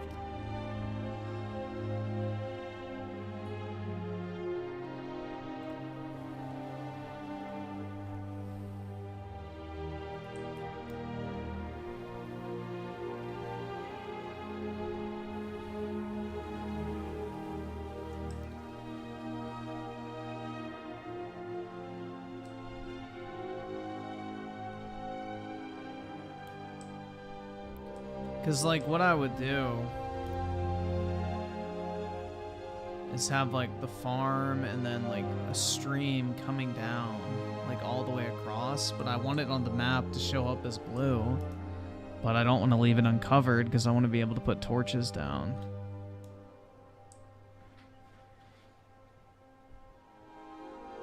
Dude, I have a really ambitious idea. So basically what I would do is I would build out a little village out here. And like make it the place where all the farmers live. And they like work the fucking fields out in this direction. So like the fucking, you know, serfs are outside of the fucking city. And then only the wealthy, you know, villagers with actual fucking jobs, you know, are in the main city. And all the, like, fucking field workers and serfs and, like, fucking plebs are all, you know, out in the fucking, you know, outskirts of the city. And they don't interact with the decent folk.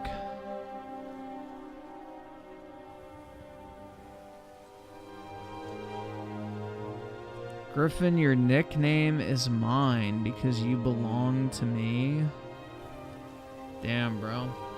I don't know how any woman could say no to that. Oh, wait, I'm a dude, so I can say no to it all I want.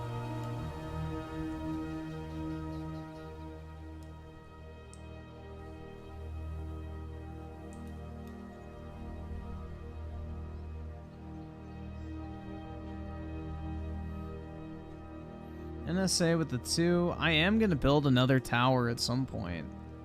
Like, here, I'll show you where I'm going to put it. So this is not the only tower. Now, it's not going to be as tall as this one. Because this shit was, like, fucking ridiculous to build.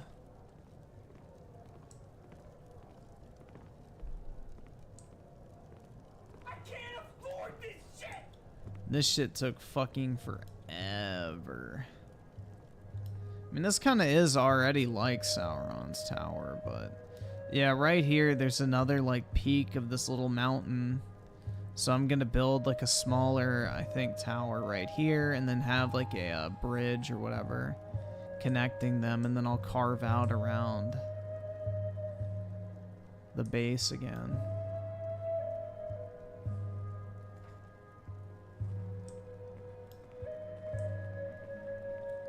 But... Dude, these towers take a while to build.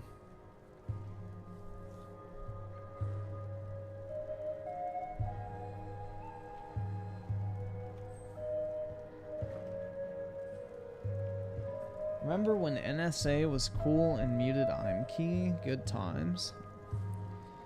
Well, bro, the same could be said about U Generation when he muted you as well, so be careful.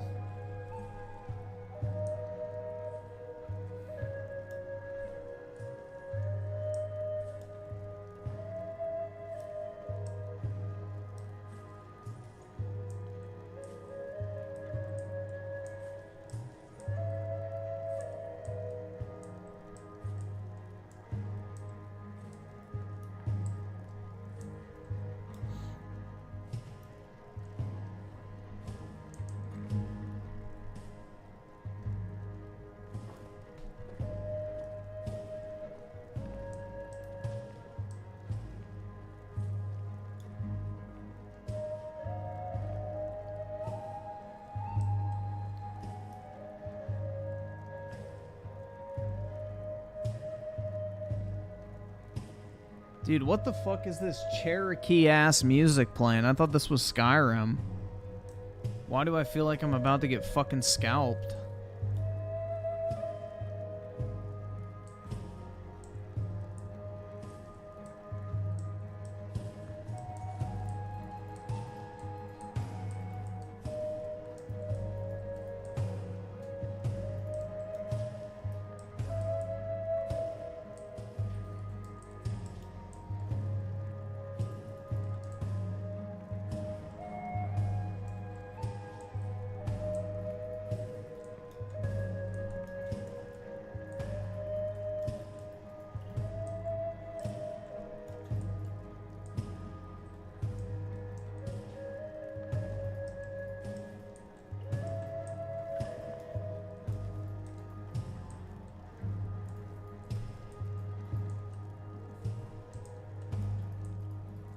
This is probably some dark elf shit, bro.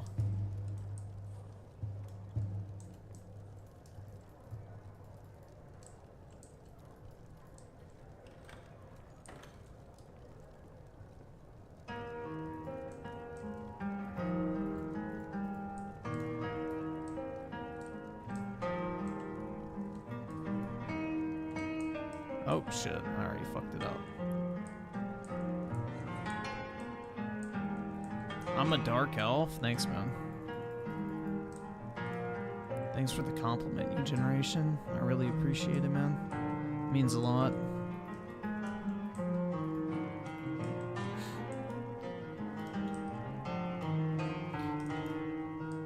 To finally be acknowledged for what I am. 4, 5, 6, 7, 8. Perfect. So what is the middle point? 1370 and 71.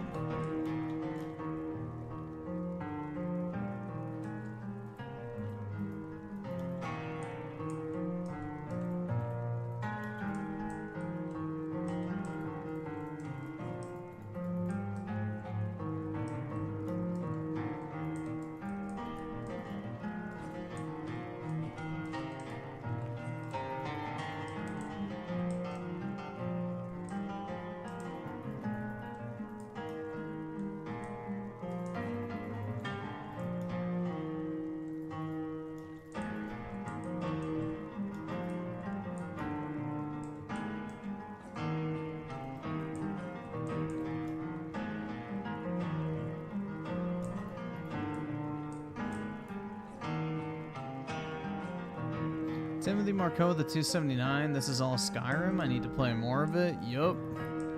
This is all 100% natural Skyrim. The Skyrim soundtrack is so fucking good, man. It just sets the mood so fucking well for the entire game.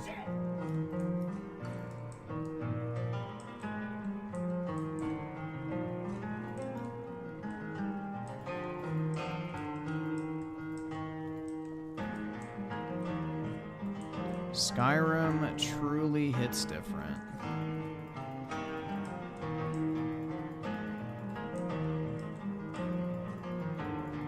Bro, I literally have the perfect amount of steps left. What the fuck? This shit doesn't happen to people like me.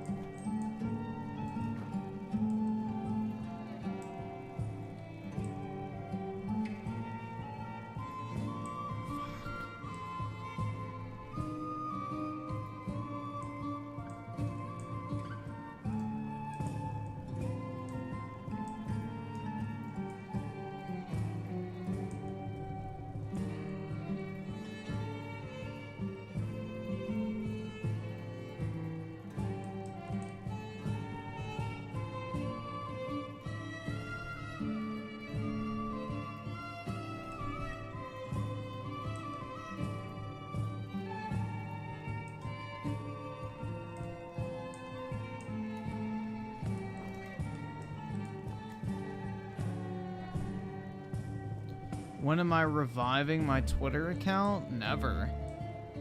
Why would I want to revive that?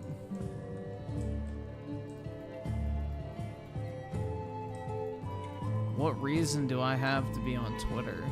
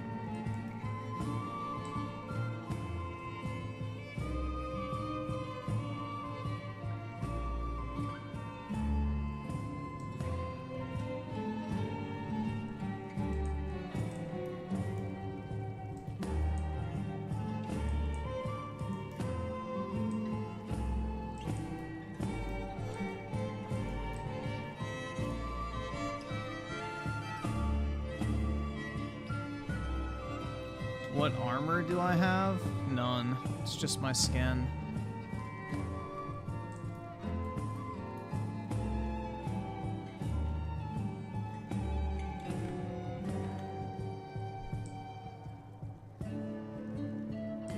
Foreskin? Nope, I don't have any of that. I do not have an anteater dick.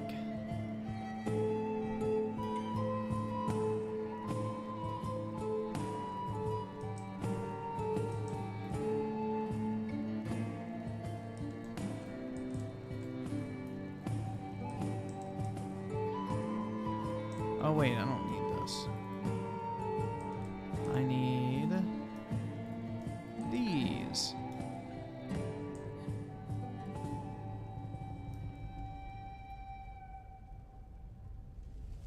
New generation with the 10. Mute I'm key. Yes, sir.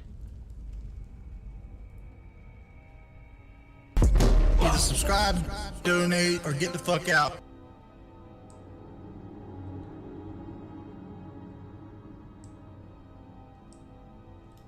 Ooh, that's a pretty tight one. I can't afford this shit!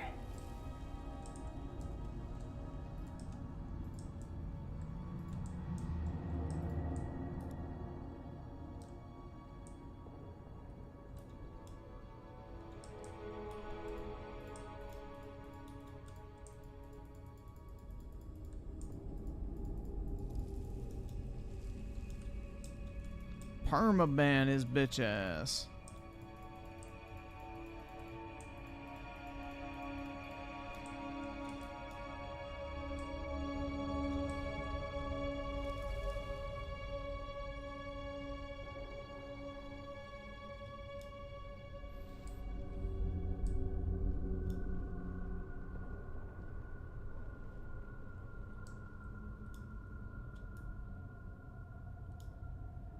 Damn, having these bridges is so fucking nice now. I can actually, like, walk and not have to swim.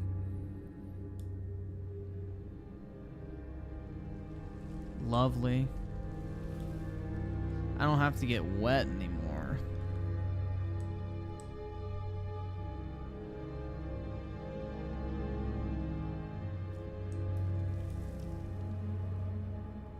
Just use boats? I don't have to, I can just walk.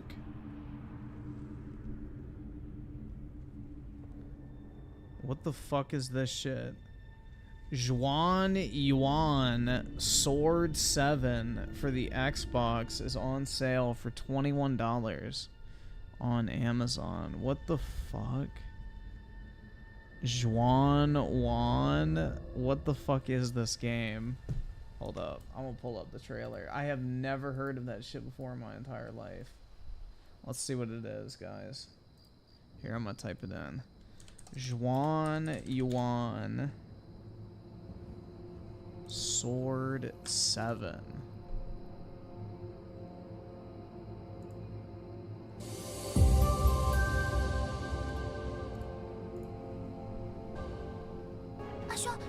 Listen.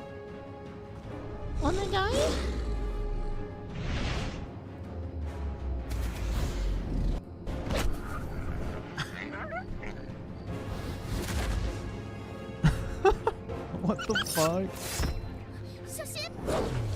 Shishi?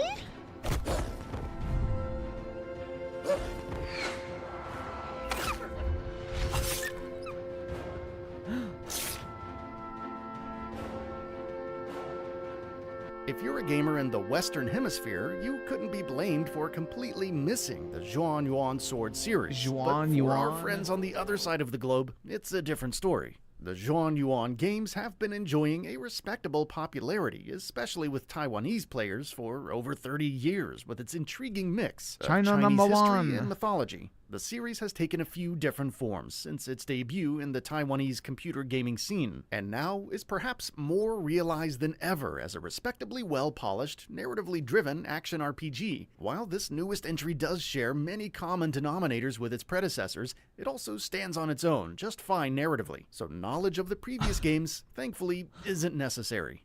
Despite the game's nicheness, it should feel instantly familiar to anyone who's played a modern action RPG. There's a lot of combat, dialogue trees with interesting characters, a few side activities, and plenty to learn. I'm almost tempted to buy it for the shits and giggles, genre man. are here, like fast travel totems, manual save points, and mild exploration being rewarded with extra items. But what will quickly become apparent to anyone playing this game is that it's a cut above most of its contemporaries. Taishi is an instantly likable character that clearly only wants the best for his ill sister and others he cares about. Despite his immense skill and popularity with decorated warriors, he holds back, focusing instead on the well-being of his little sister in a world that orphaned both of them many years ago. Just as soon as you get your bearings on their situation, they're attacked by monsters that roam the countryside, mortally wounding his sister. I wonder if there's some From there on, eunuchs in the this story is game. focused on our hero returning his sister's soul to her body as he fights through legions of mythological beasts, rival warriors, and others. Taishi meets several characters along the way, and it's impossible to ignore how well written and performed their many conversations are. Obviously, some characters are more interesting than others, but the core cast is consistent with fascinating personalities that fill out their roles within the story well. Seeing Taishi and his sister deepen as characters is an always entertaining center.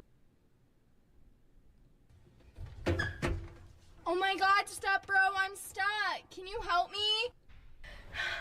You're the best big brother I could have ever asked for.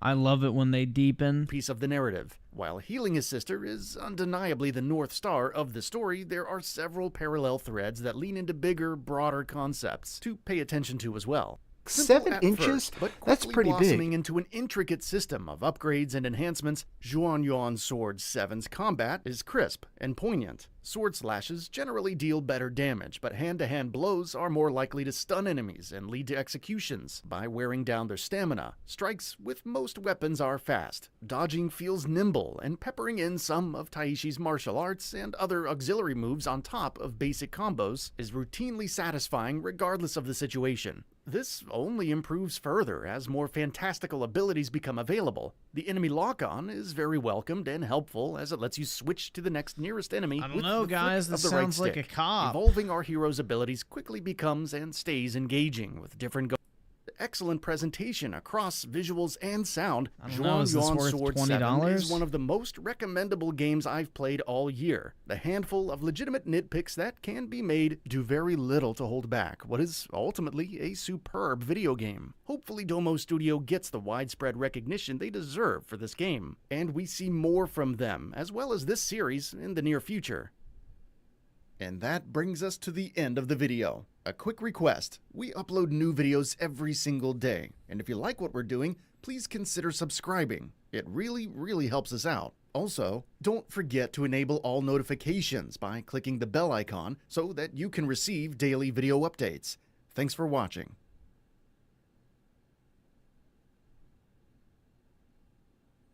Uh-oh. Korean. Chinese dog.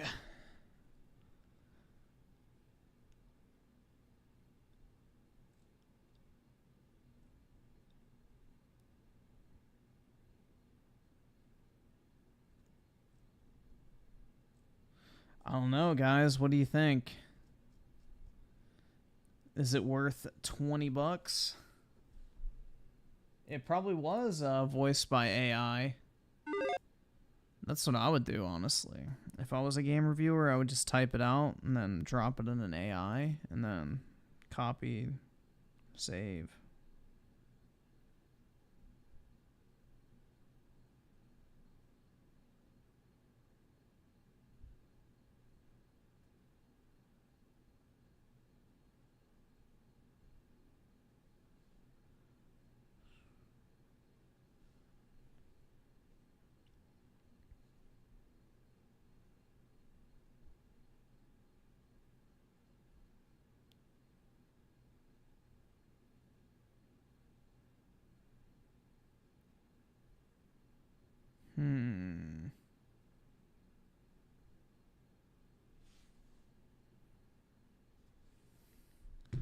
I'm gonna think about it. I feel like I could put that 20 bucks towards something else, though. You know, I could put that towards, like, Diablo 4 if that shit goes on sale or some shit, instead of, like, you know, on Zhuang or whatever the fuck it was. I don't even remember the name. Zhuan Yuan.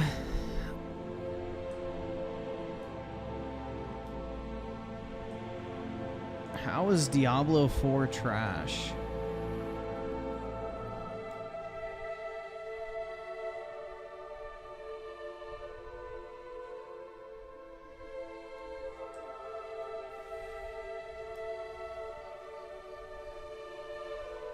Nah, they didn't fuck it up big time. They just made it so that the fucking no-lifers are, like, upset.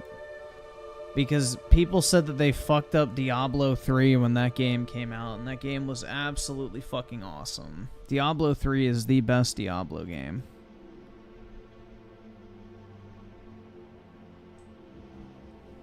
So people bitched and moaned non-stop when Diablo 3 dropped, and that was easily my favorite. Real Madrid is having a bad month? Dude, Madrid's a fucking literal modern day shithole nowadays, unfortunately. The amount of fucking stabbings and robberies and pickpockets and all sorts of shit is pretty wild. Madrid is not even safe to go to anymore. Like, they tell you if you ever visit Madrid, don't wear any sort of watch that even looks expensive. Don't bring any sort of designer purse. Don't even have a fucking Apple Watch on your wrist because it's gonna get fucking snatched. Also, you don't ever want to get in those little, like, bike cart things because they work in tandem with, like, the fucking, you know, robbers. And what they'll do is they'll put you in those little bike fucking, you know, whatever they're called. I don't know. But yeah, you get the point. Those little, I guess, like, fucking... What is that shit called? Like, I don't want to say chariot, bro, but it's like...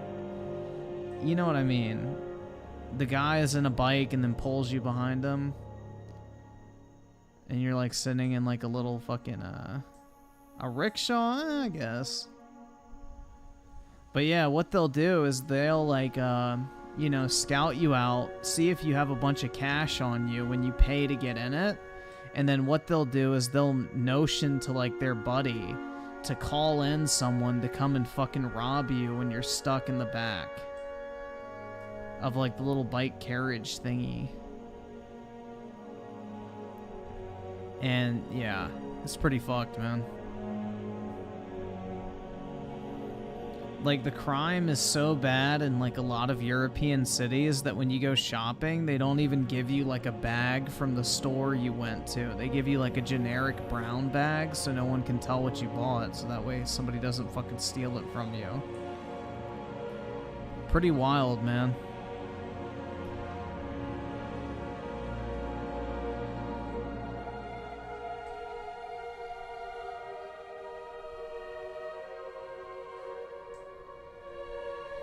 What's the best one between London, Madrid? Probably Berlin, because the German police don't actually fuck around.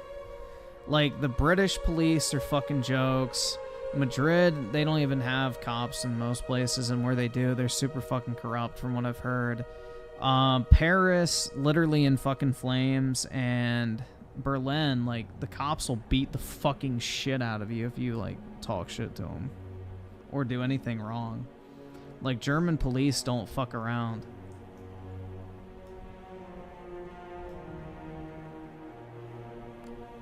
They don't call them the Gestapo for a reason, man.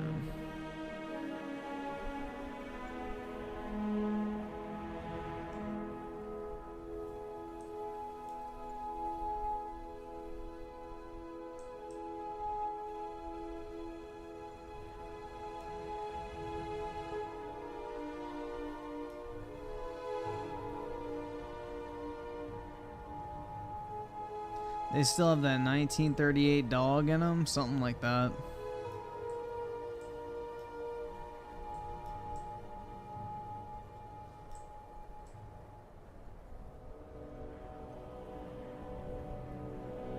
Yeah, I think they said, like, I mean, the reason why, like, all the Nazi stuff is illegal in Germany is because they're concerned that they think 30 to 40% of the German population is still, like, of Nazi sympathizer, like, tendencies. Like, basically, it's kind of estimated that, let's say, theoretically, the Nazi party popped up again in Germany, roughly 30 to 40% of the population of Germany would approve of them. So, yeah. They would get, like, 30 to 40% of, like, the popular vote kind of thing.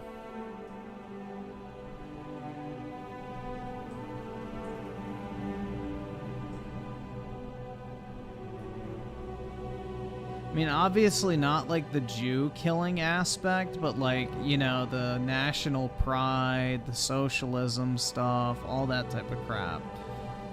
Like, obviously I'm not talking about firing up the fucking, you know, furnaces or some shit again, but as far as like the economic, social, and foreign policy, there's a lot of support still in Germany for that type of stuff. I mean, Angela Merkel, or whatever her fucking name is, basically established the unofficial Fourth Reich with the EU because the entire EU is completely cucked by Germany when it comes to financials. So instead of taking them over with the military, they took them over with the fucking banking system and shit like that, so...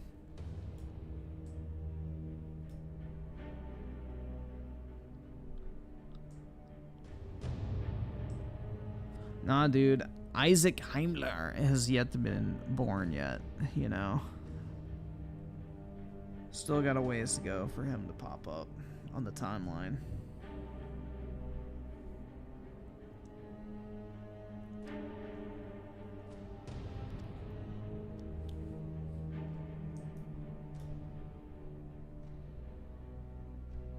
So what happened to the kids a part of the Hitler's Youth? Most of them died. Because at the end of World War II, Hitler was so fucking desperate, he literally threw 10-year-olds out on the front lines. When they were taking Germany, like when the US and the Russians were pushing into Germany, Hitler basically took the Hitler's Youth, handed them fucking guns and said, good luck, have fun. So like there's a bunch of 10 and 11-year-olds that were getting fucking gunned down in the streets of Berlin as part of the Hitler's Youth. So, yep.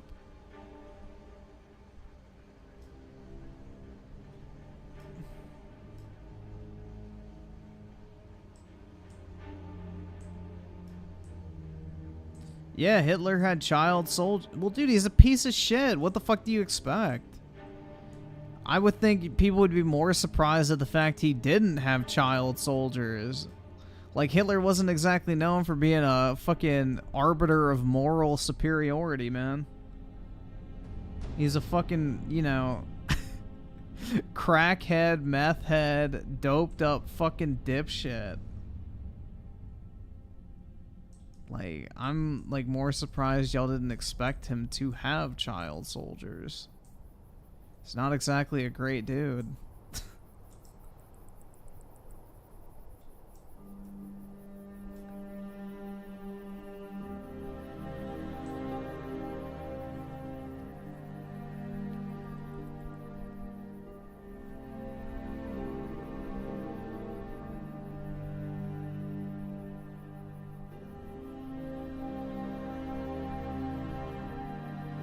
Yeah, they say that Hitler probably was gay because of how fucking flamboyant he was when he gave speeches and shit like that. I mean, I don't speak German, so I can't understand what a German gay guy sounds like when he talks, but apparently it's like strongly believed that Hitler was swinging for the home team.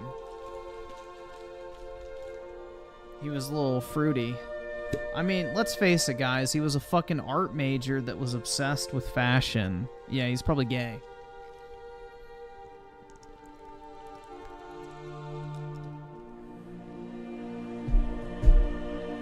How many straight guys do you know aspire to go to art school and then have a deep interest in fashion?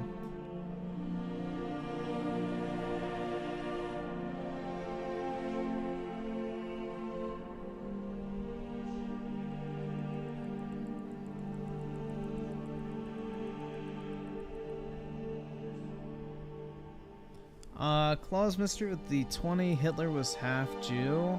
I heard that wasn't true. He wasn't German, though. That's what's funny. Hitler wasn't even from fucking Germany.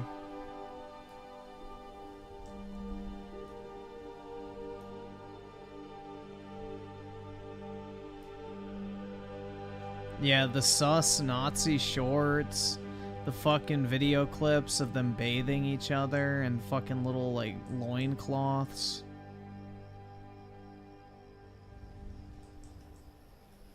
Yeah, dude, he was an American psyop, 100%, bro. He was like a CIA asset that went rogue. The coats were pretty oh my god.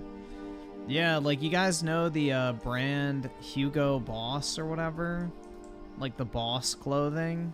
That's the guy that did the fucking Nazi uniforms. Fun fact.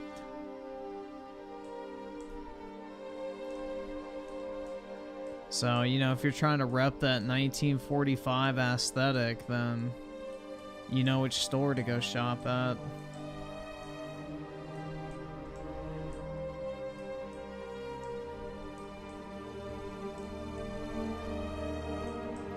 Also, another little interesting tidbit, you know the company IBM? The name Watson for their AI that they developed? Well, Watson was the lead scientist and the head of, like, IBM at the time, I think, who was responsible for basically creating the system that the Germans used to track down all the Jews in World War II. So, yeah.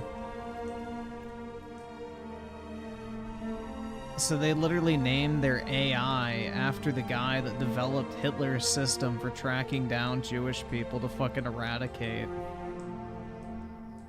Isn't that nice? Really swell stuff.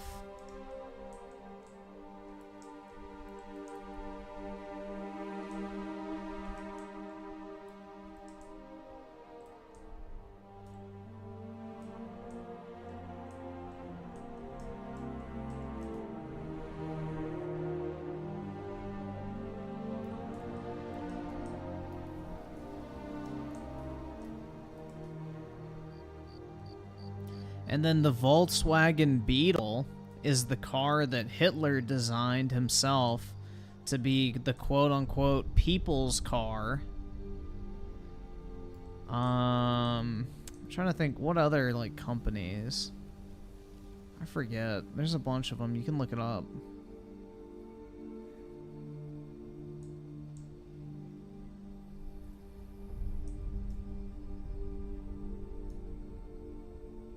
Yeah, the Adidas brothers are the ones that made the Nazi activewear. They made, like, all the training gear and activewear that the Nazis used. That's true.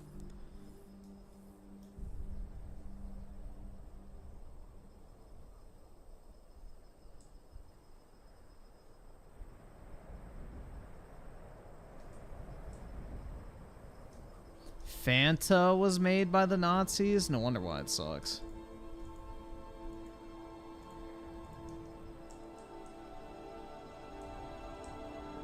No wonder why Argentinians love it. No, I'm just kidding. Or am I?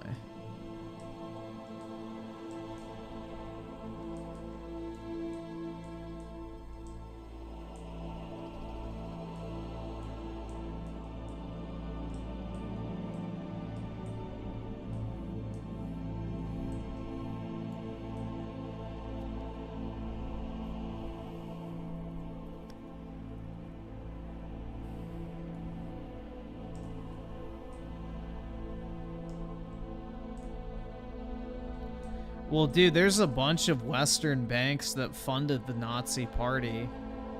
That's what's ironic, is like literally you had a lot of these like Jewish-owned banks that literally funded the fucking Nazis, bro. Like, talk about fucking self-destructive tendencies. Like, holy shit. What a bunch of fucking dipshits.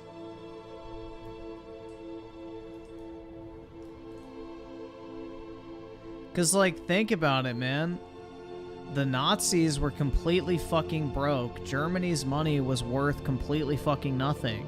So without a bunch of Western banks loaning the Nazi party like all this gold in order to basically jumpstart their economy again, the Nazis would have never actually been able to declare war in the first place. So if you want to put your fucking tinfoil hat on for, you know, a hot minute, basically the US and European countries funded the Nazi party indirectly using basically the banking system in order to build up this big bad in the Western world to declare war on and revitalize the Depression economy. So if you really want to get fucking, you know, big brain tinfoil hat on it, like, it all starts to line up.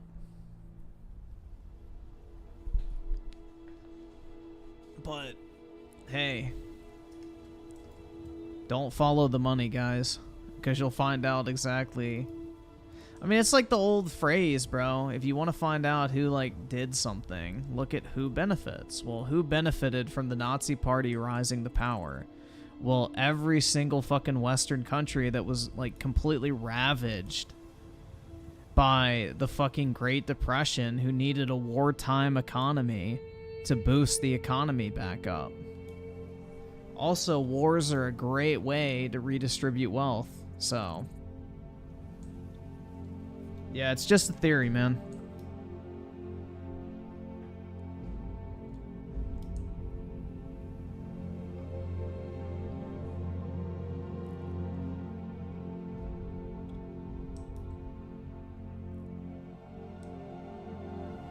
You forgot how many Western countries got fucking destroyed because of Nazi bombs? You forgot that the people who make those type of decisions don't give a fuck about randos dying.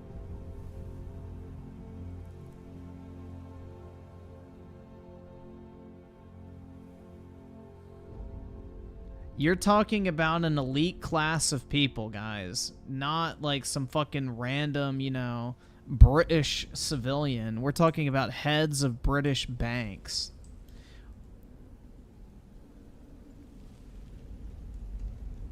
We're talking about people who don't have any fucking loyalty to any one country. They only have a loyalty to furthering their own, like, fucking financial success.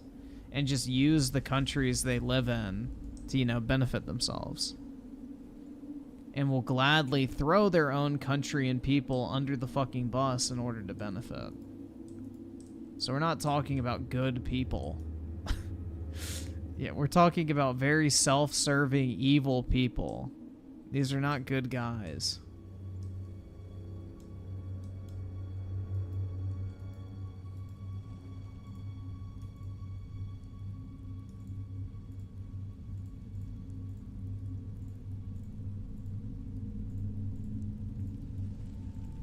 Give me your shekels.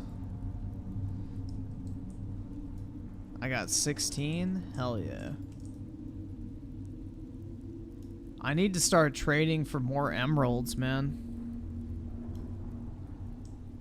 Griffin taking advantage of the poor? Hey, man. People give me money by choice. I don't have to, like, empower a crazy fucking German dictator who ends up gassing a bunch of people.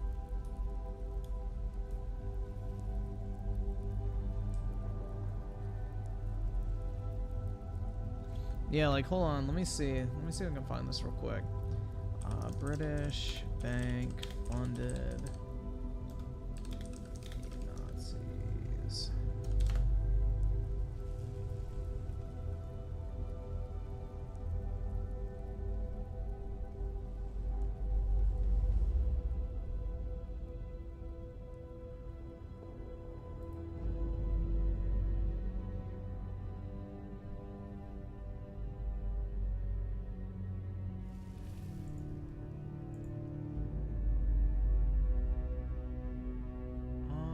see.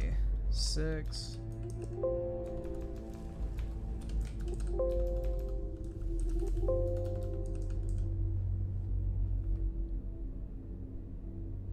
Yeah, listen to this shit, man. The documents reveal a shocking story. Just 6 months before Britain went to war with Nazi Germany, the Bank of England willingly handed over 5.6 million pounds of gold to Hitler. 6 million pounds, bro. Not dollars worth. Like, literal fucking weight. Like, what is that today? Hold on. How much is a pound of gold worth? 22,000. So that means what? Shit.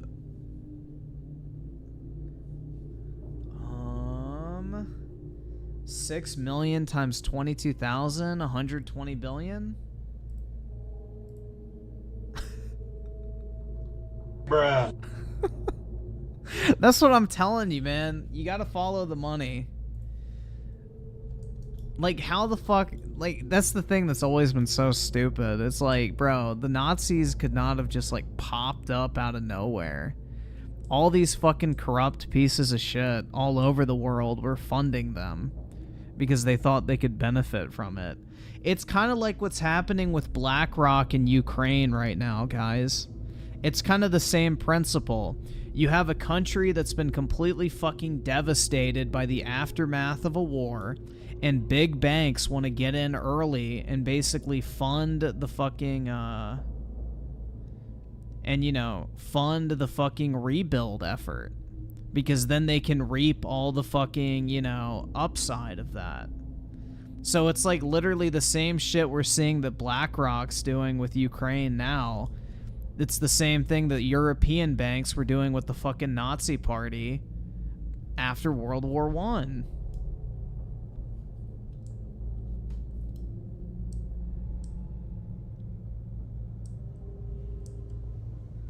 So it's pretty interesting, man. They always say history repeats itself, and you got to follow the money, because the money always leads you to who is actually, calling the shots. So by that logic, World War III isn't that far behind. Well, that's the thing, dude, is they didn't expect the Nazi... Well, I think they did. But basically, I don't think a lot of people anticipated that giving, Germany money in that capacity would, basically fuel a war effort. But, yeah, Hitler was fucking batshit crazy and was war hungry as fuck. So it could. I mean, who's to stop Ukraine from taking all this money and, building a bunch of fucking, military, or purchasing a bunch of military vehicles and things of that nature and, trying to invade part of Russia? So, Zelensky's a fucking war hawk, bro. Dude's itching for World War III right now. So is it really so hard to fucking believe that, if he had access to, let's say, hundreds of billions of dollars, he wouldn't immediately take that shit and go, fucking declare war on Russia? So that's the thing, is it could happen.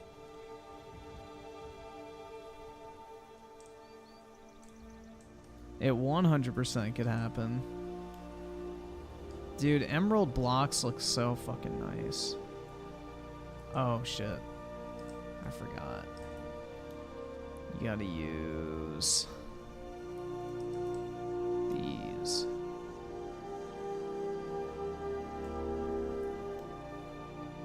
Emerald blocks are so fucking nice. I got a bunch of them. I got 114. I am not broke. My treasury is full. I don't need to build a throne, dude. I'm the only one in this world.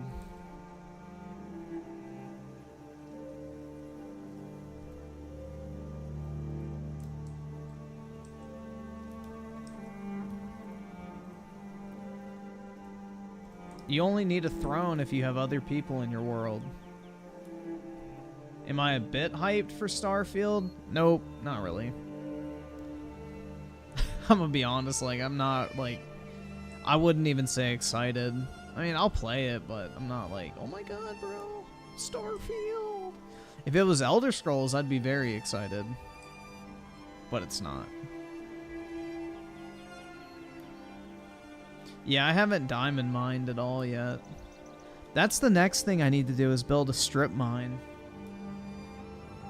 But I have no idea where I want to put that. It has to be done classily. Like, I don't want some ghetto-ass looking strip mine. It's gotta look good.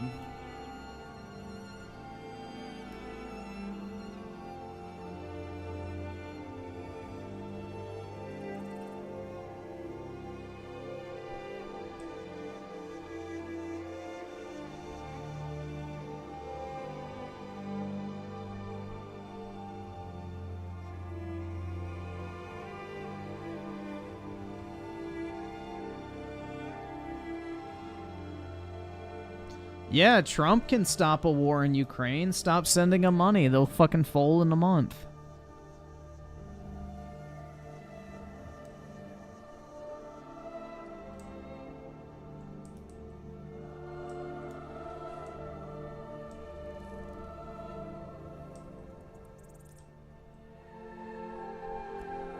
Respect trans kids. Affirm trans rights. Stand with Ukraine. Black Lives Matter. Trans visibility is valid.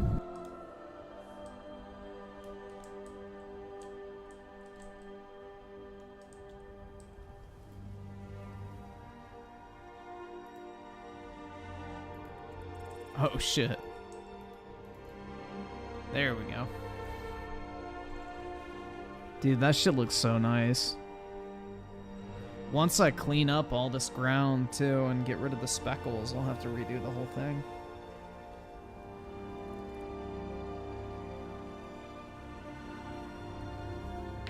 Ooh.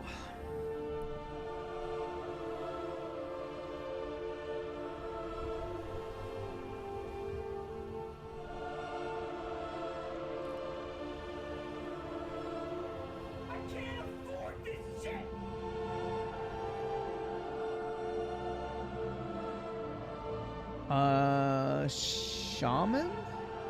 1 mid 2 night with the 5 months. Nice info wars tonight, a combo of gamers and diabetes. There we go. Shadow Evil with the 10. Watch officers attack at unrelated traffic stop by Donuts Raw police footage. Also, Subgriff, how was your day? Bought DMC5 on Xbox One since they were on sale. Nice, bro. Yeah, Devil May Cry is fire, except for Devil May Cry 2. That game fucking sucks, but the rest are great. Gaming. I tried every single one of these, and not only did I think that they were all delicious, I also loved how creamy and smooth the drink's texture was. I actually looked forward to drinking Soylent every day. Dude, Russia should not be our fucking enemy. Like, they're literally neighbors with China. If anything, because Russia is like a Western, you know, Christian nation, we should be trying to, like, become friendly with them so that we can fucking gangbang the shit out of China. Because that's the real fucking battle we should be fighting. Like, the Russian people and the US people share a lot of similar values at the end of the day, culturally.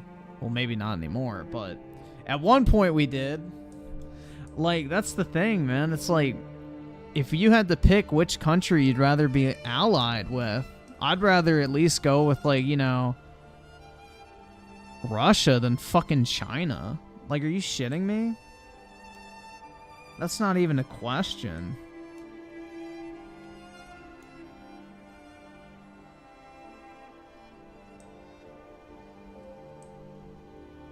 Yeah, Russia's not going to side against China because then they would have the US and China against them. Dude, if the US and Russia started actually collaborating and working together, they wouldn't need China. But because, you know, the USA loves to use Russia as the fucking boogeyman of the international world, you know, they have to do business with countries like Iran and China because they don't have a fucking choice. They don't have the same access to Europe and the US that they would if we would stop, you know, blaming them for everything fucking wrong in the world that ever happens.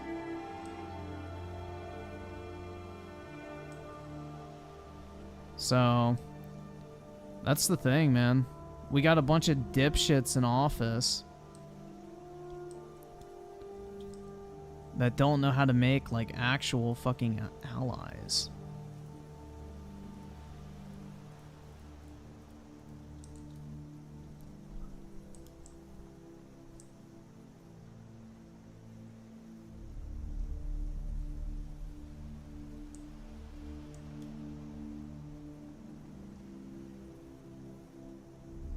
Claus Mystery with the 20, Donald J. Trump, don't trust China. China is asshole. Yeah. The Chinese are like snakes, bro. They've always been that way, though. Ever since their fucking inception, the Chinese have always snaked everybody. That's just how they do business.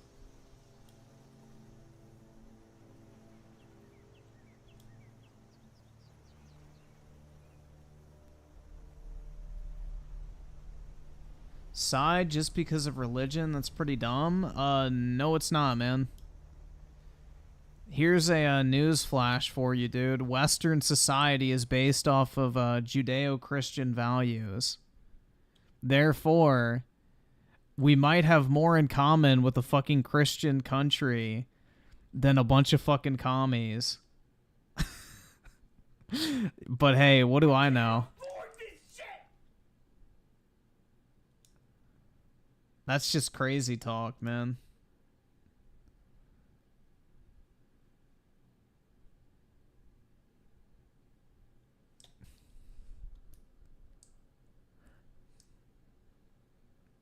In 7 Luna with the 2, how can we defeat North Korea?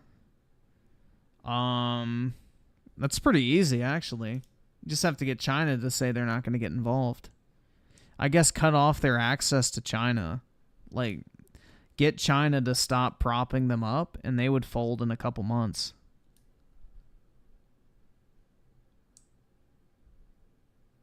It ain't hitting the yellow mark. You want to bet? Oh, shit. It ain't hitting the yellow mark, huh? It's literally hitting the yellow mark right now. If I was talking too loud, it'd be in the red. But yeah, I'm talking in the yellow mark. You can see it right there. Technically, I should still be in the green. That means your volume's too low if I sound too quiet in the yellow. I should be within the green range for the best audio quality, but I boost my fucking mic up because I know everybody's going to fucking bitch about it. So thank you very much, but I know what the fuck I'm doing. Oh, wait, shit.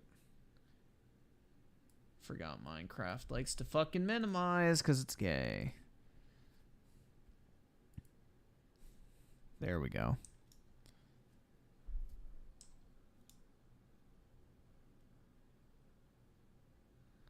Turn it down?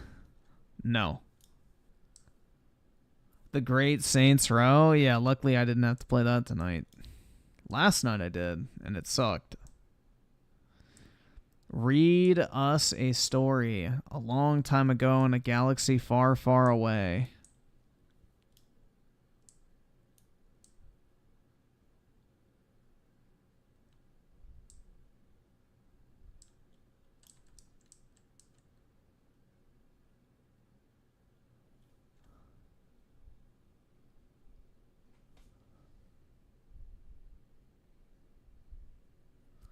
Please raise your volume. I can't hear you breathing enough.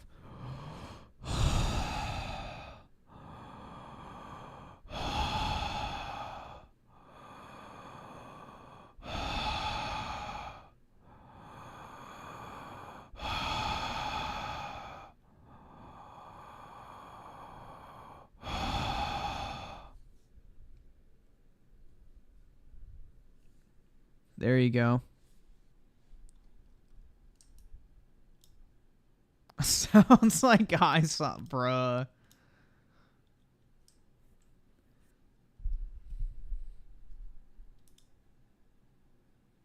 North Korea is a non-threat military besides its nuclear arsenal. They don't really have one, though. That's the thing. It's like, they have, like, nuclear material, but I don't think they found a way other than making, like, a dirty bomb to actually weaponize it.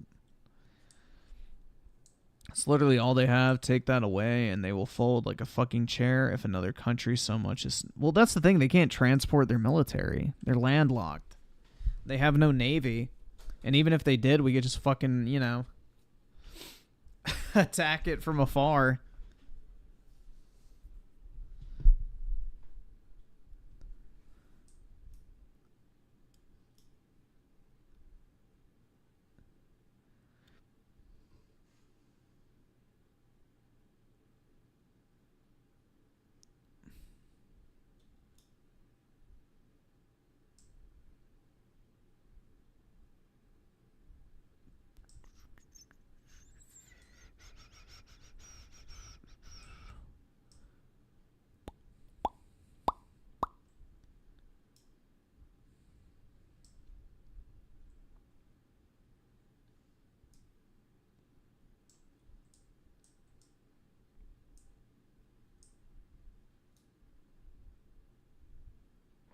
Thoughts on the military recruitment being low?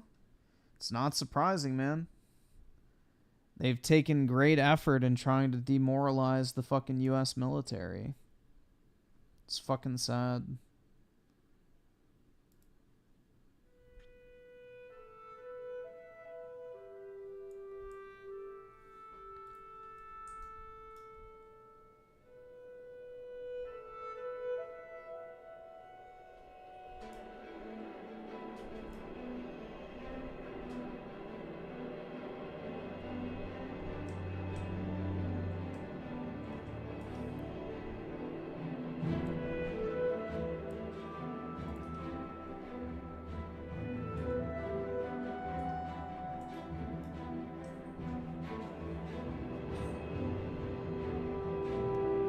Send all the trans to war? We saw how well it turned out the last time a trans person got a gun. Too soon.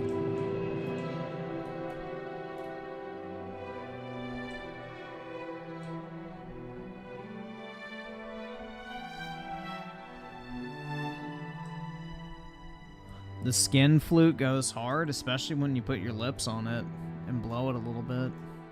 Amen.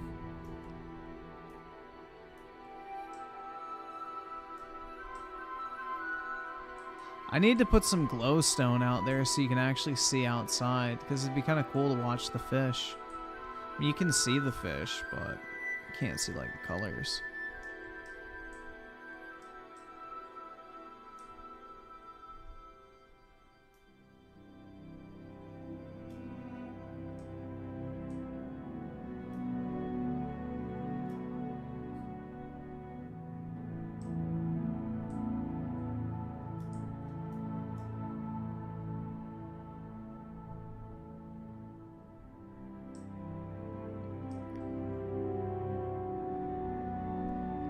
What I could maybe do, I wonder if this would work.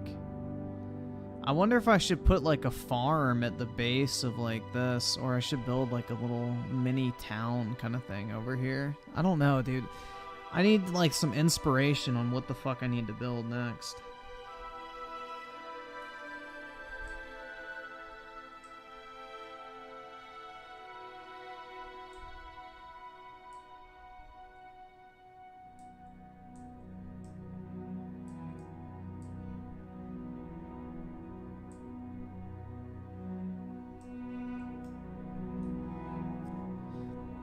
I want to build another one of these ziggurats, but I don't know. I feel like this one is enough. You don't want to have too many of them.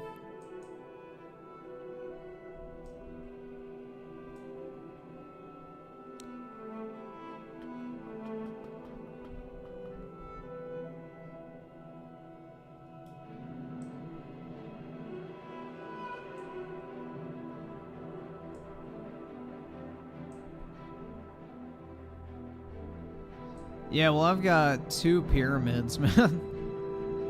So I got that covered. I got a pyramid, a ziggurat, I got my fucking palace over there, my tower. I need to build a farm, but I don't know where I want to put it. But I'm guessing it should probably go out here, because that way the lowly fucking plebs can work outside of the city.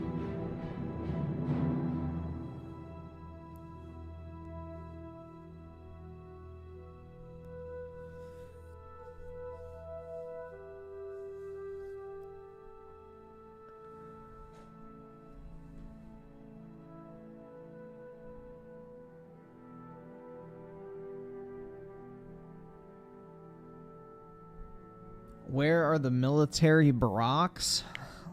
Well, what military am I gonna have? A bunch of fucking iron golems? I need to build like a mining area, like a strip mine. But I'm gonna build like a fucking temple or some shit around it so that it looks nice. And it doesn't just look like a generic fucking, you know, hole in the ground.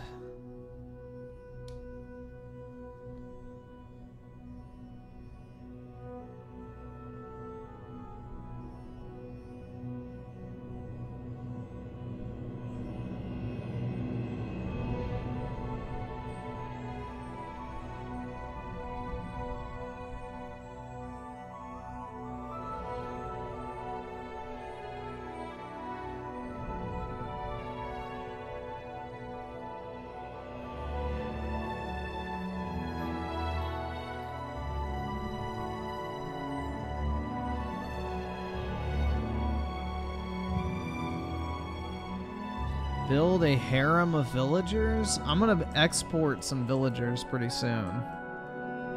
But I don't want to do that now because they'll just get in the way.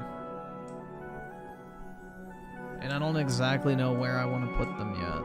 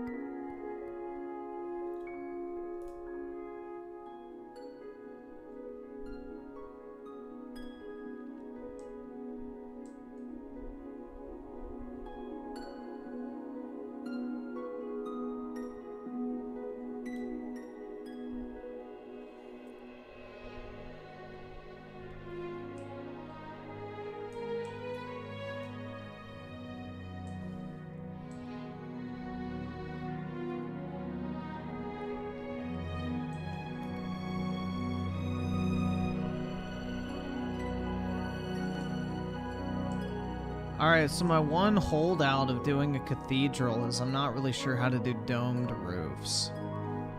Because I've never done one before.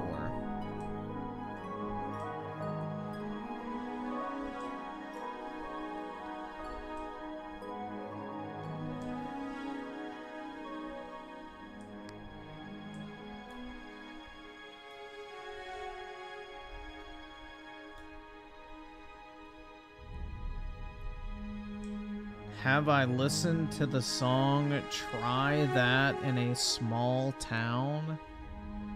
No, what the fuck is that?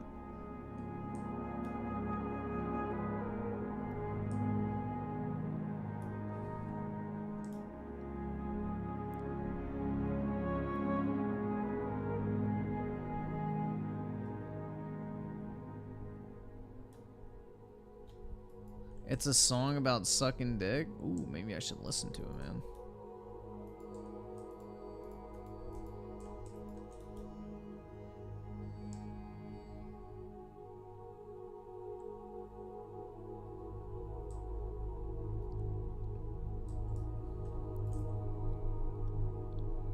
Oh, damn, I should have brought some carrots over here. I could have gotten a lot of shekels.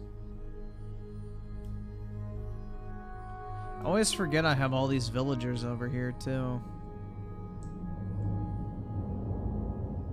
No, this isn't the original village, Brit. Duh.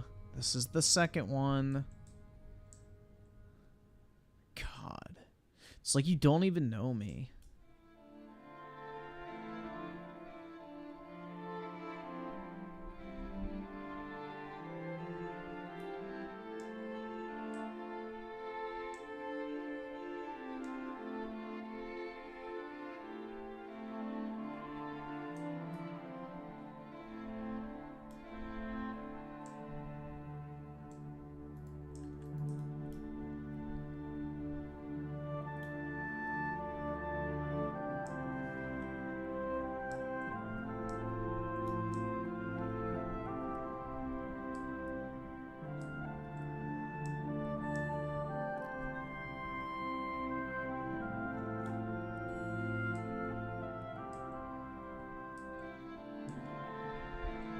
This is the OG Trail of Tears.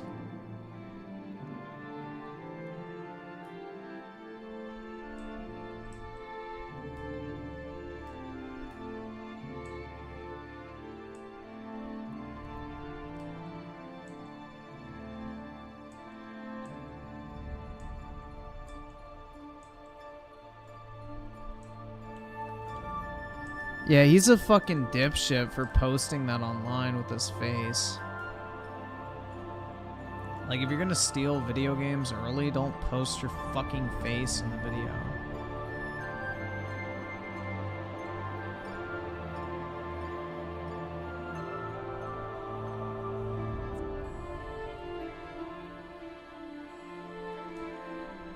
The Starfield leaker, he like filmed himself and then posted it on his like fucking personal TikTok.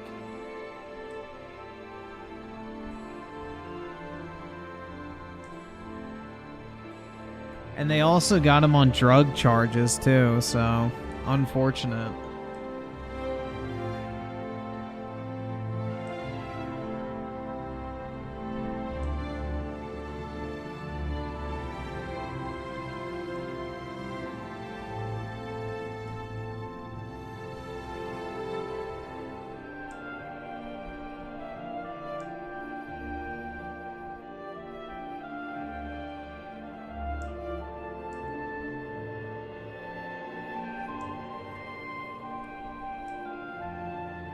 Dude, I don't know why I built the second village so far away from the first. Maybe just because it was in the desert, and I like building in the desert.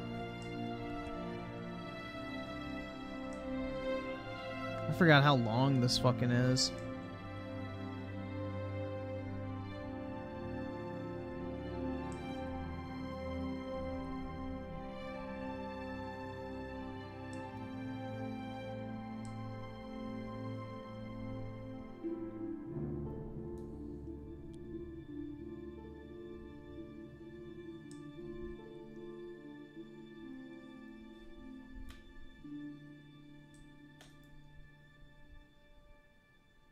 Iron ore. Dude, that's how long I've been working on this world. You can't even get iron ore anymore. That's like a fucking antique.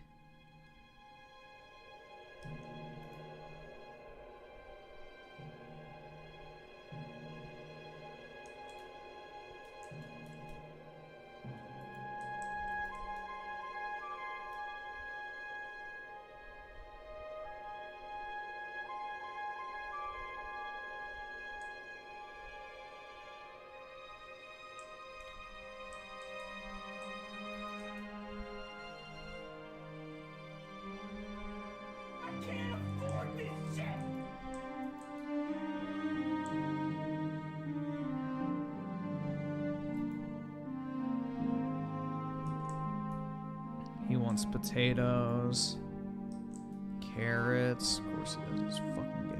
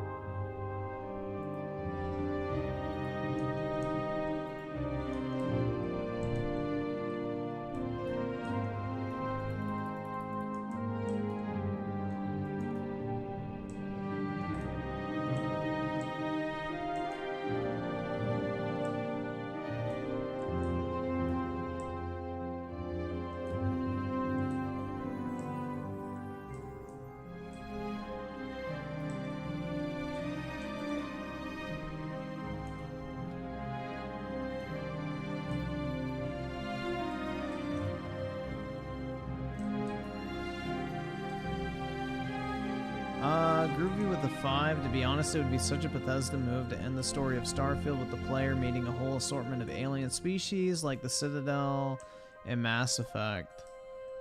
So they've already confirmed that there's no like humanoid aliens. They're just animals, which, yeah, apparently the like fucking ending of the game is already leaked. So I don't know if anyone actually cares about spoilers or not, but I'm more than happy to repeat them.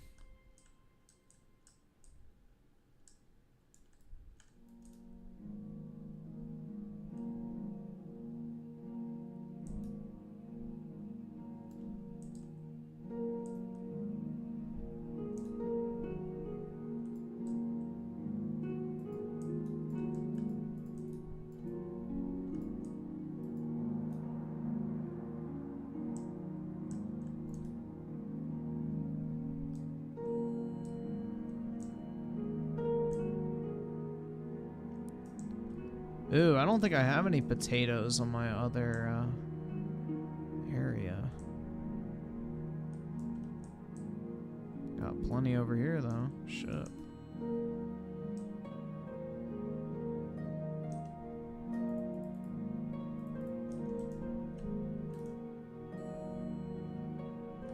So I take it it's a no on the spoilers, right?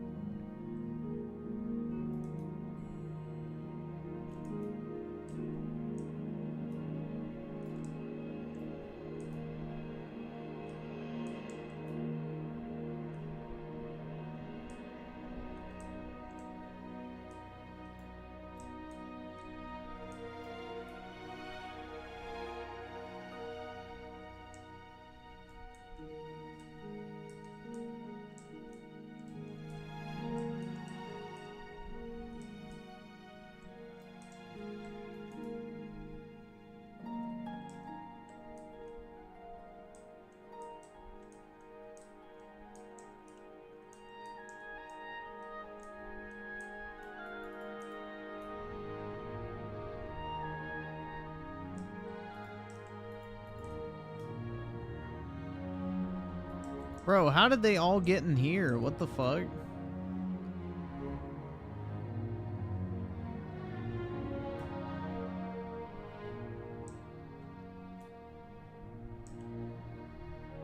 This entire room used to be full of beds, but then my game was lagging so bad I had to kill everyone. Kinda sad, man. Like, for so long, I was getting like 300 frames on Minecraft, and then all of a sudden my performance went to complete shit out of nowhere.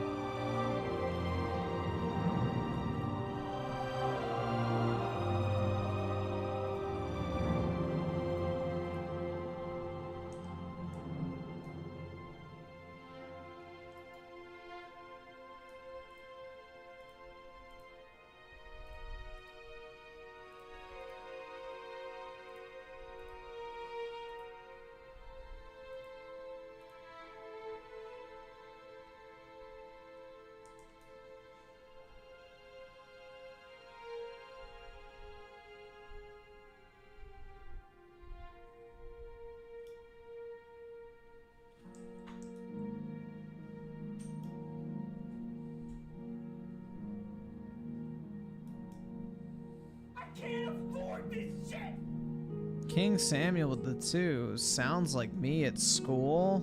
You shut the fuck! Don't you fucking tell me to my face to shut the fuck up! Uh-oh. Don't shoot.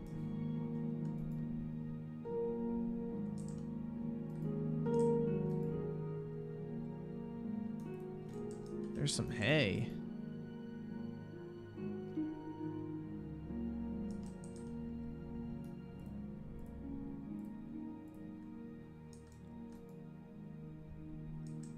I wonder where all my fucking crops are. I know I stored them somewhere in this world. I just don't fucking remember where.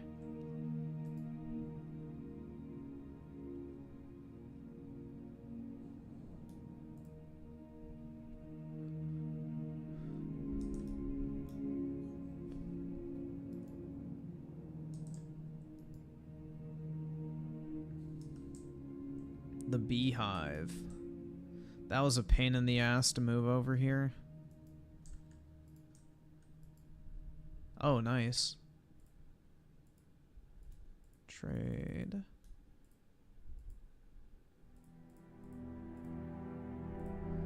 Give me those shekels, boy.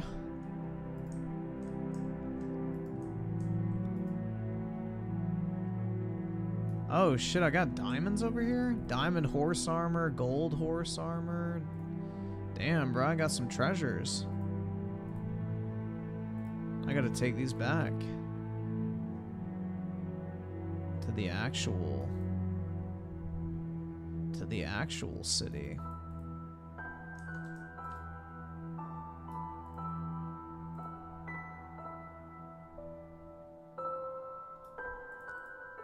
Guess I can leave the horse armor, because I don't even have a horse.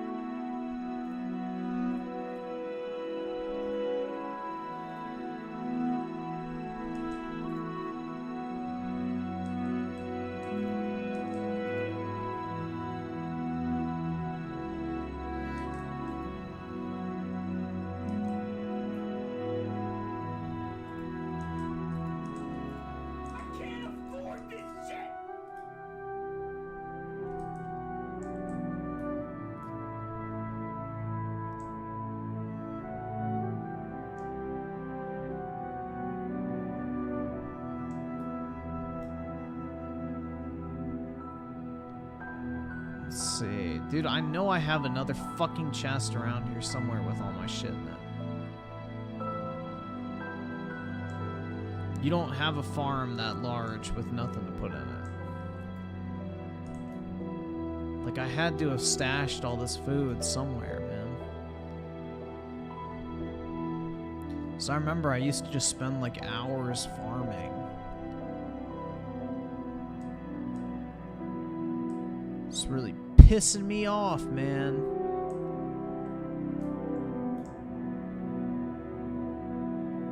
Yeah, this is the first village. This is the first village.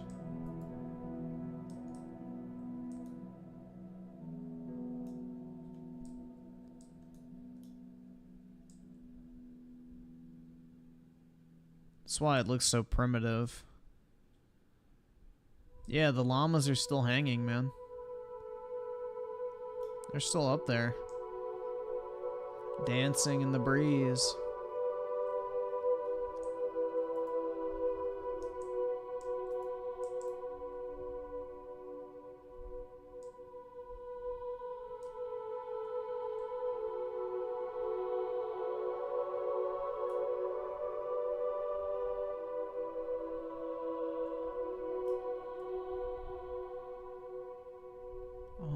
Let's see. Dude, I really don't know what the fuck I did with all my crops.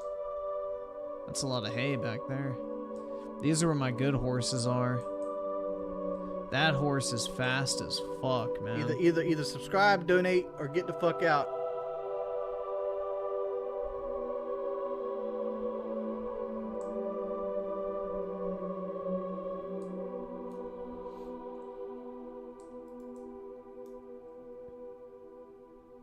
I didn't have a boat in here, right? No. Alright. I'm walking by foot.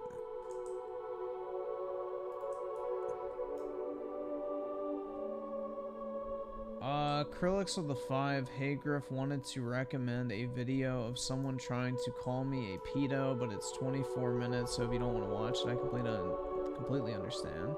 I mean, I can always speed it up. And Shane Gehring with the tier 1. Big ups, bro.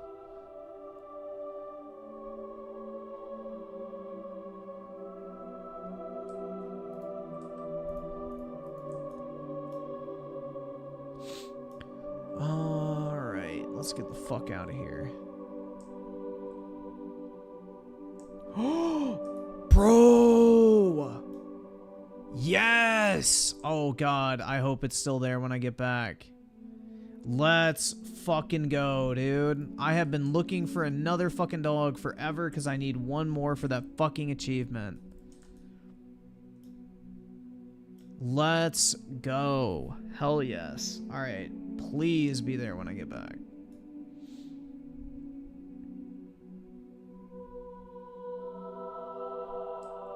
He even said my last name right. No problem, man. I do my best.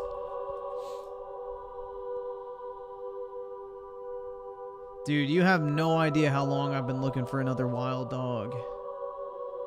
It's been 84 years. Yeah, I think some of my dogs are in here. Or just the one? What the fuck? I know I have more than that. I don't know where all my shit is, guys. Long story short. It's been too long.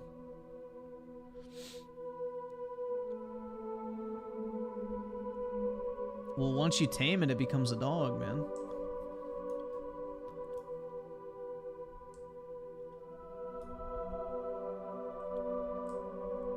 I'm taking it over to my other village, though. I'm not leaving it here. Bro, it's probably gonna be gone.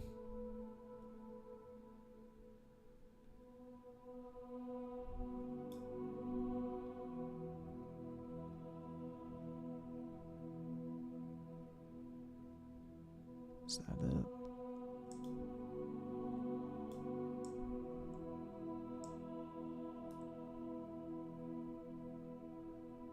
Where did it go? Bruh, it's gonna be gone.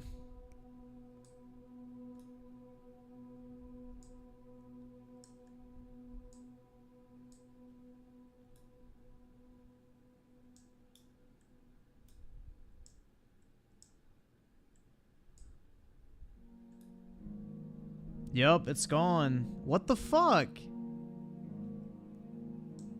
Where do these little bitches go, dude?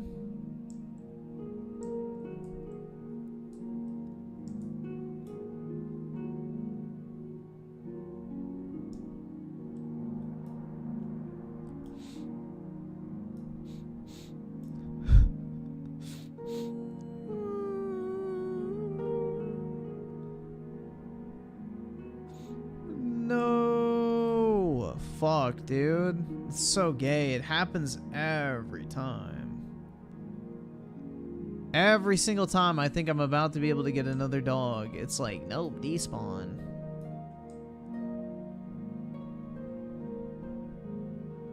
Oh, fuck. I thought, like, oh shit, white. Nope.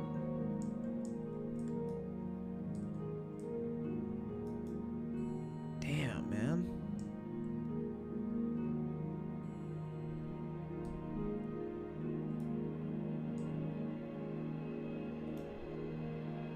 That's rough.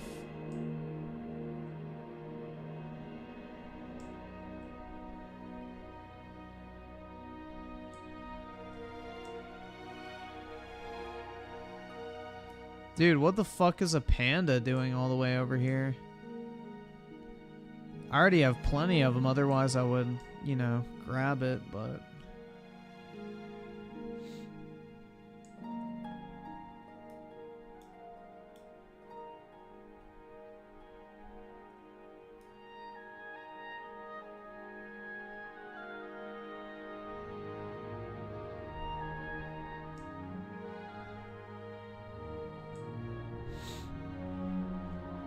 Alright, well... I can't afford this shit! Here, I'll free I'm Key's donkey girlfriend. That's not a very good one.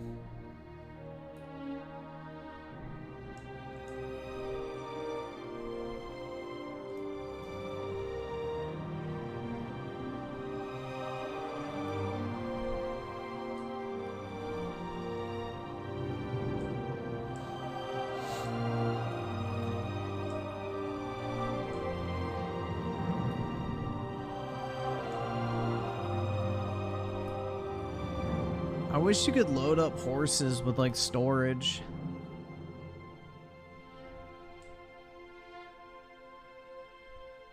So I don't know how true this is, but is it actually rare to get like desert wells like this? Because that's what someone told me, is like wells are very rare in Minecraft, but I have 2 of them.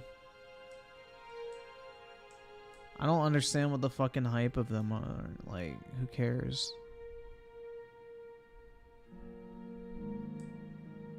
Yeah, I remember a long time ago, someone was like, bro, desert wells are super rare. You're lucky you got one. Krillix with the 10, the video is titled Addressing My Biggest Hater, YouTube's Biggest Man-Child, by a channel named Kumo. Skip to 6:19. It's stupid internet beef, so if you want to skip at any point, no worries. Alright. You can check it out, man.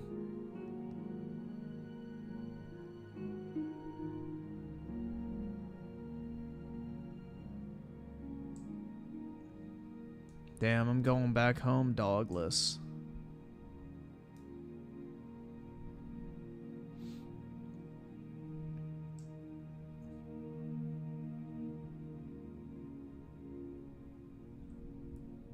Can you actually load donkeys with items in this game? I wish.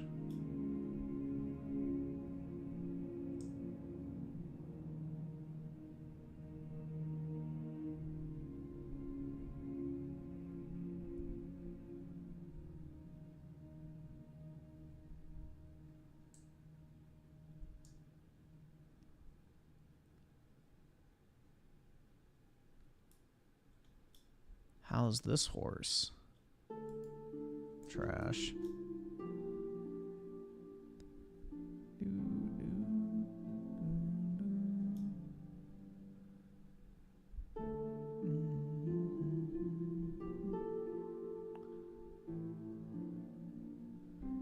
Billy Joe Carmack with the 2. Yo, is that Oblivion music? Yup.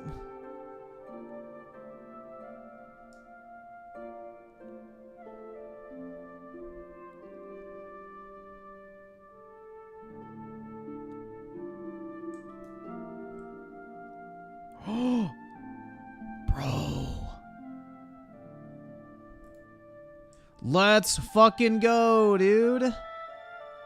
Hell yeah.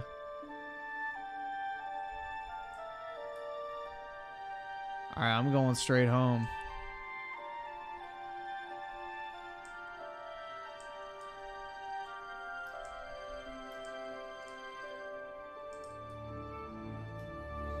Dude, it's perfect too, because the dog is white, just like Apollo.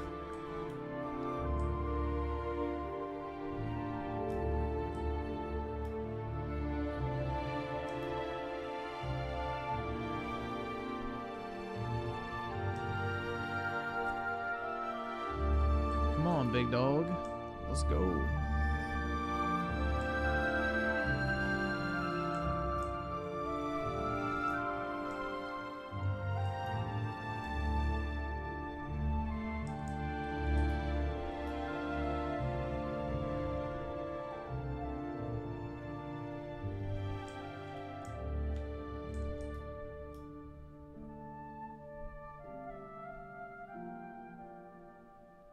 This is called Harvest Dawn.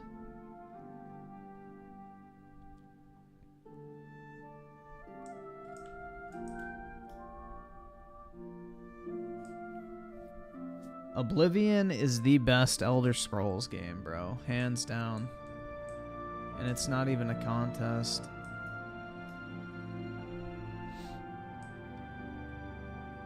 Alright, let's take you home, boy.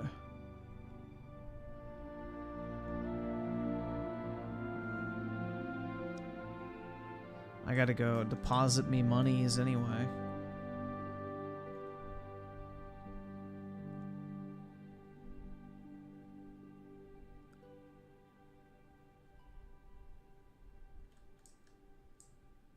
Alright, that dog better keep up.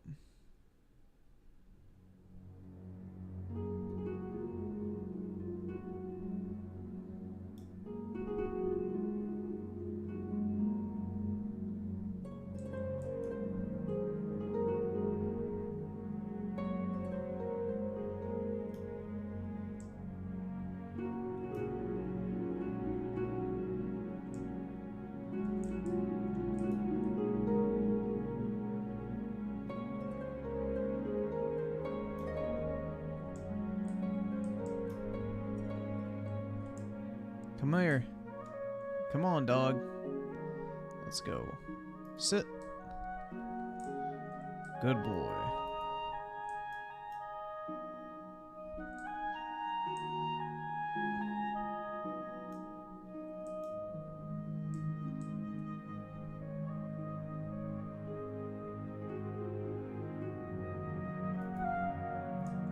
The rarest structures in Minecraft? Oh, shit. I have one of those. I have a bone structure that I, completely, carved out.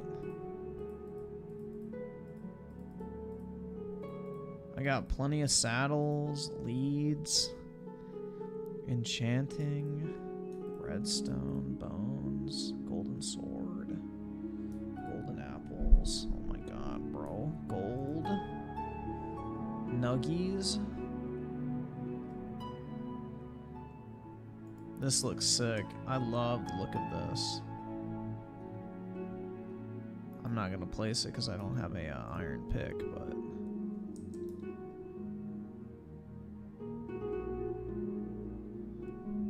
Billy Joe Carmack with the 5 just started playing Oblivion the past few months. Loved the game as a Skyrim vet, but the leveling system makes it hard for noobs like me. Yeah, just make sure you jump a bunch. Or else you'll get fucking cucked at the end of the game. Dude, Oblivion has the best DLCs in any, like, Elder Scrolls game. Well, I guess there's only 2 with DLC, but you get the point.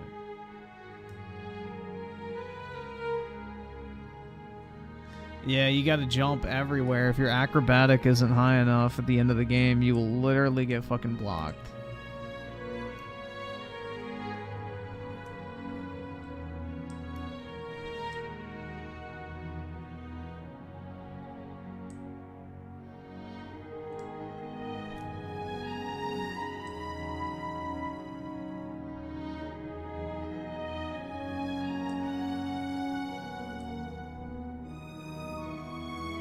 Yeah, honestly, the Shivering Isles expansion for Oblivion could have been its own game. This shit is huge.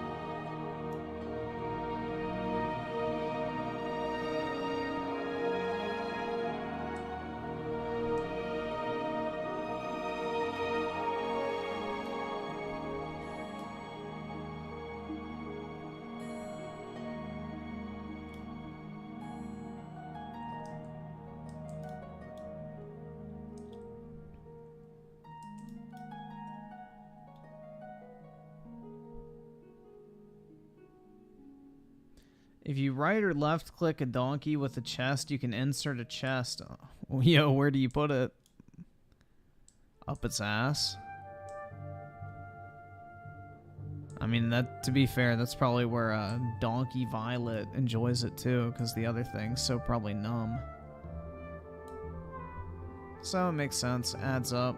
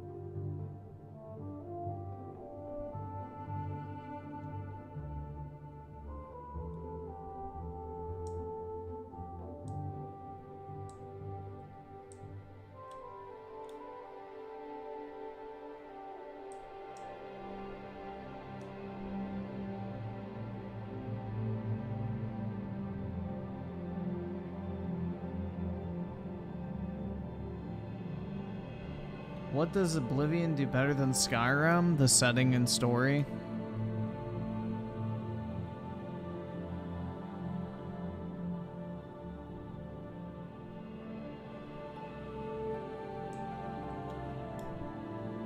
So here you go. This is the cave I hollowed out in order to build my second city or whatever the fuck. But yeah, like you were saying, the bone structure. Is this what you were talking about? One of these?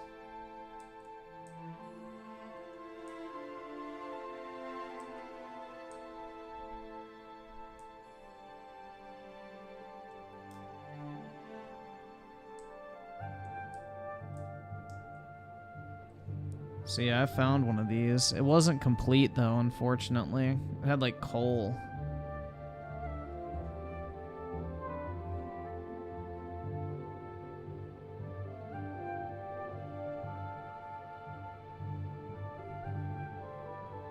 But yeah, I did find one at one point. Only that one though, and I guess I haven't, no, I'm still above sea level, so no, it doesn't make sense. I've cleared out that desert so much, you would think I would have found another one.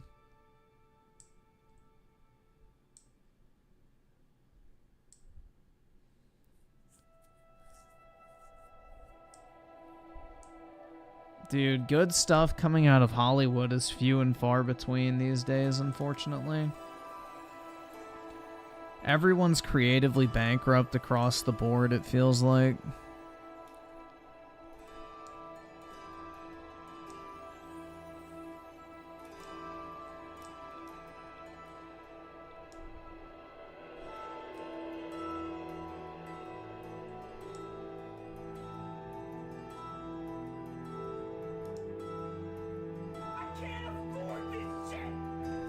Billy Joe Carmack with the 2 have to go soon. You excited for Starfield?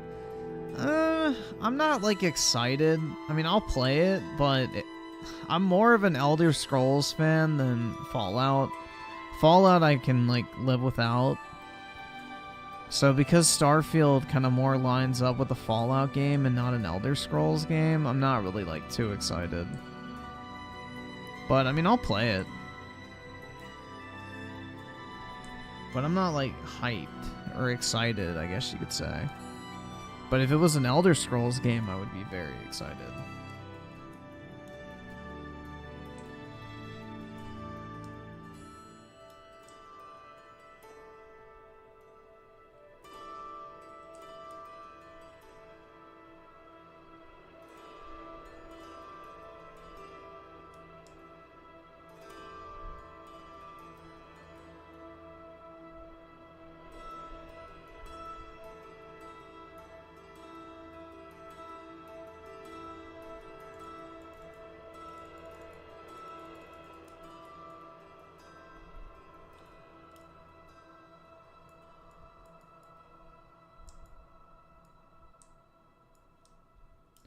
They said Starfield is closer to Oblivion rather than Fallout or Skyrim. I'm talking about setting, bro. There's nothing similar about Starfield to Oblivion. They're talking about, like, the story and pacing and that type of shit. Or, like, the mechanics and things of that nature. Like, it's got more of an RPG focus than Skyrim or Fallout 4 did. But yeah, no, I'm talking about the setting. To me, the high fantasy setting of like an Elder Scrolls game is so much more interesting than sci-fi or like post-apocalyptic.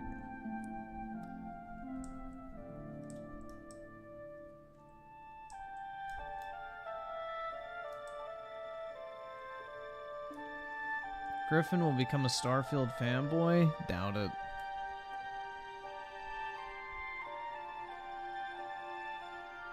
Dude, I'm telling you right now, I probably will not even finish that game.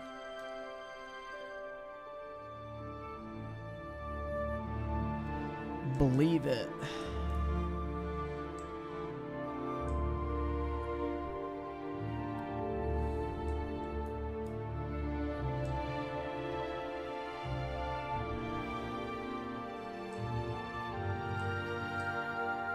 Is it big enough down there or no?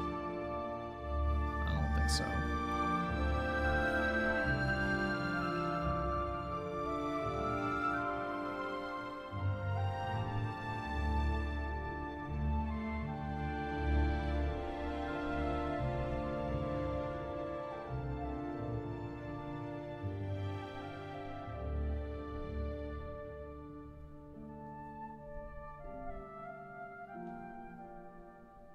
Alright, let me save and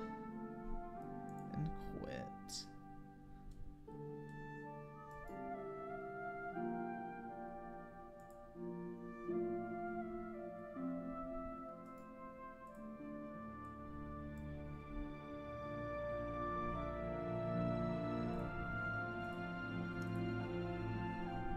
Damn, man.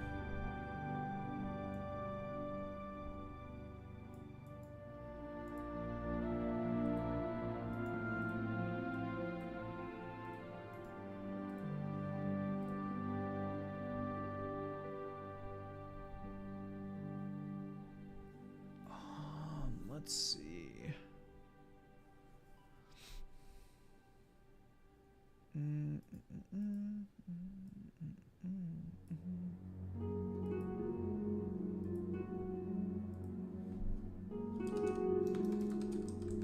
Give me a second, guys. I guess I can put it on here.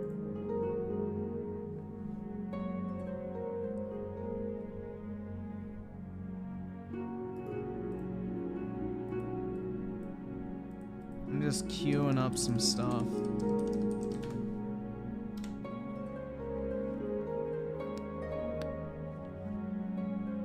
Okay.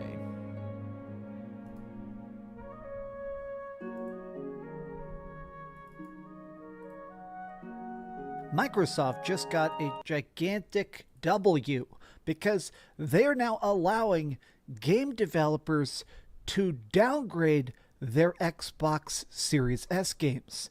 Now, this may seem weird as to why I'm considering this to be such a big W, but let me explain, because I think that this choice of allowing Xbox games to scale differently on the different parts of Xbox hardware, this is going to lead to more games, better games, and hopefully higher sales of their system in the long run.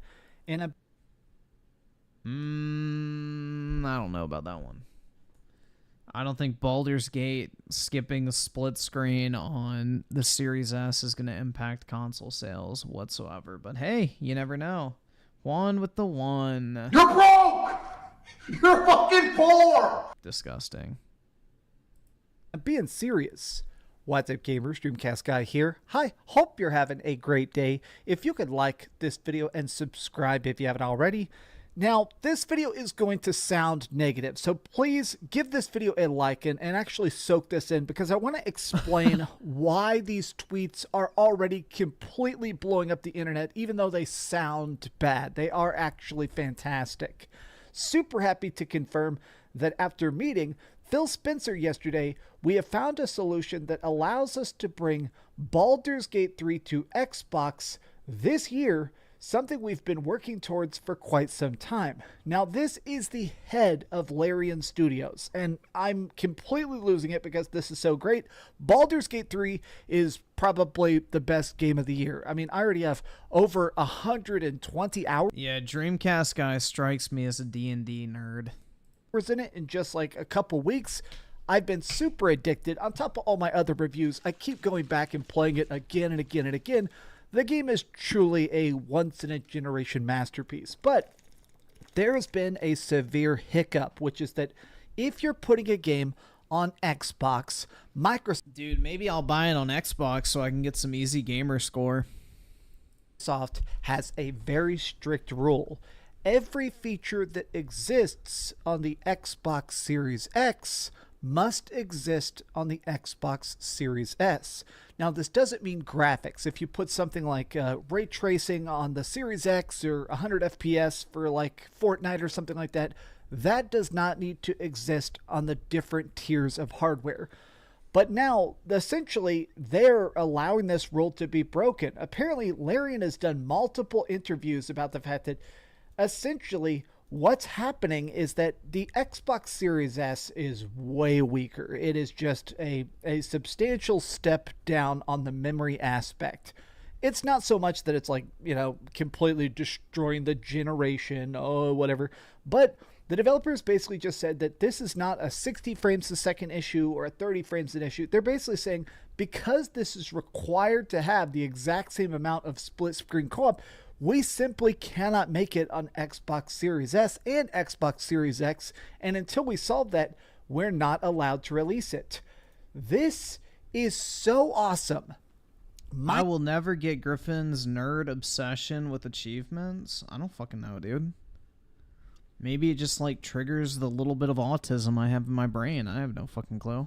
Microsoft is essentially saying for a big game, I mean, have you never just like done something and for no fucking explicable reason you're like, damn, this shit's just really satisfying. Like, it could literally be anything. I don't fucking know. Like, but getting achievements on Xbox and watching your gamer score go up is just very fucking satisfying to me. Like, it's one of those things that just, I don't know, it hits. I like it. You can't really explain it. Like, I hate the achievement systems on Steam, PlayStation. Like, I don't give a fuck about those. But the Xbox gamer score is pretty fucking nice. A game that's this absolutely groundbreaking, they're willing to say, okay, the Xbox Series S version can still come out even if it doesn't have that split screen co-op. It's going to have all the improvements. It's going to have split screen on the Series X. Series S will not feature split screen, but will include cross-save progression. Like, bro, those achievement sounds are so fucking iconic, too. I love the rare achievement sound they added last generation as well. That shit's really nice. The, like, gem. I love that noise. Between Steam and Xbox Series. This is so fantastic. I cannot even explain the size of this W. Everybody is basically saying this is definitely a freaking winner. Baldur's Gate 3 on 4K on my big...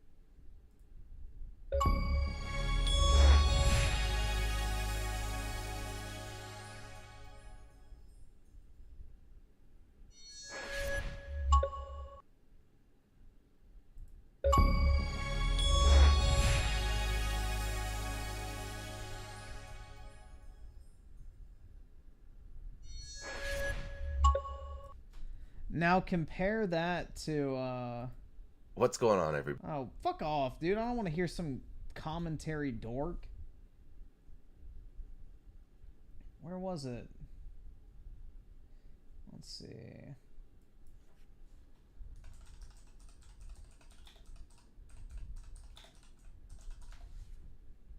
So which one sounds better, guys? Or actually, let me do the PS5 one. I can't afford this shit!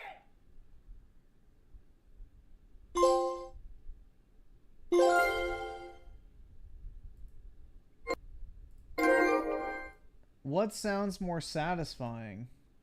That? Or...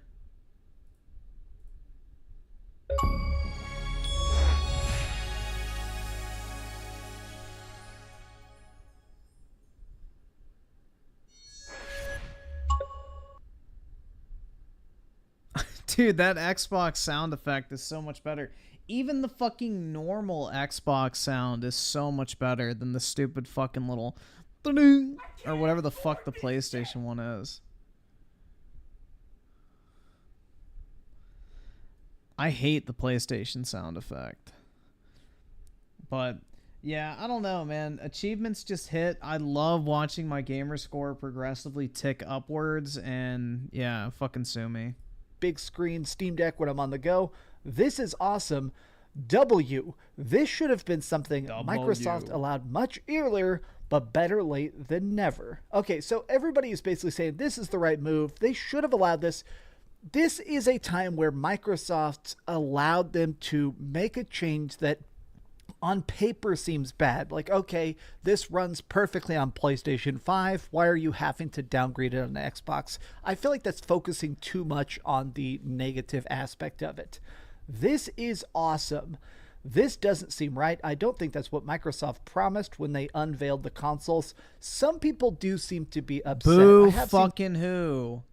Quit bitching about your fucking budget $300 console. You know what, man?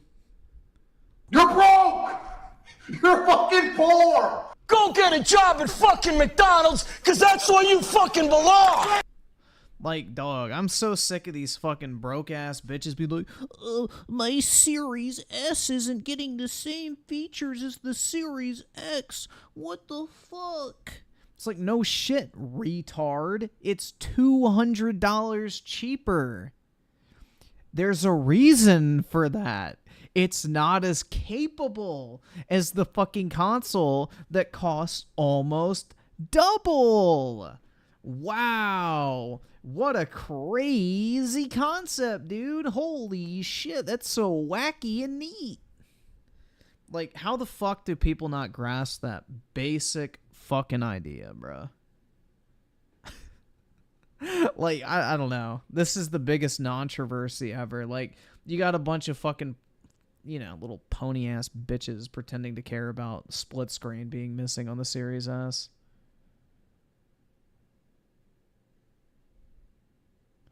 Juan with the one? You're broke! You're fucking poor! I don't know, man. It's just, like, awful. Let's see.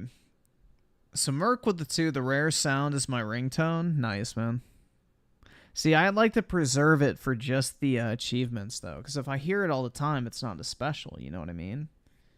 So, that's the reason why I don't set it as, like, my ringtone.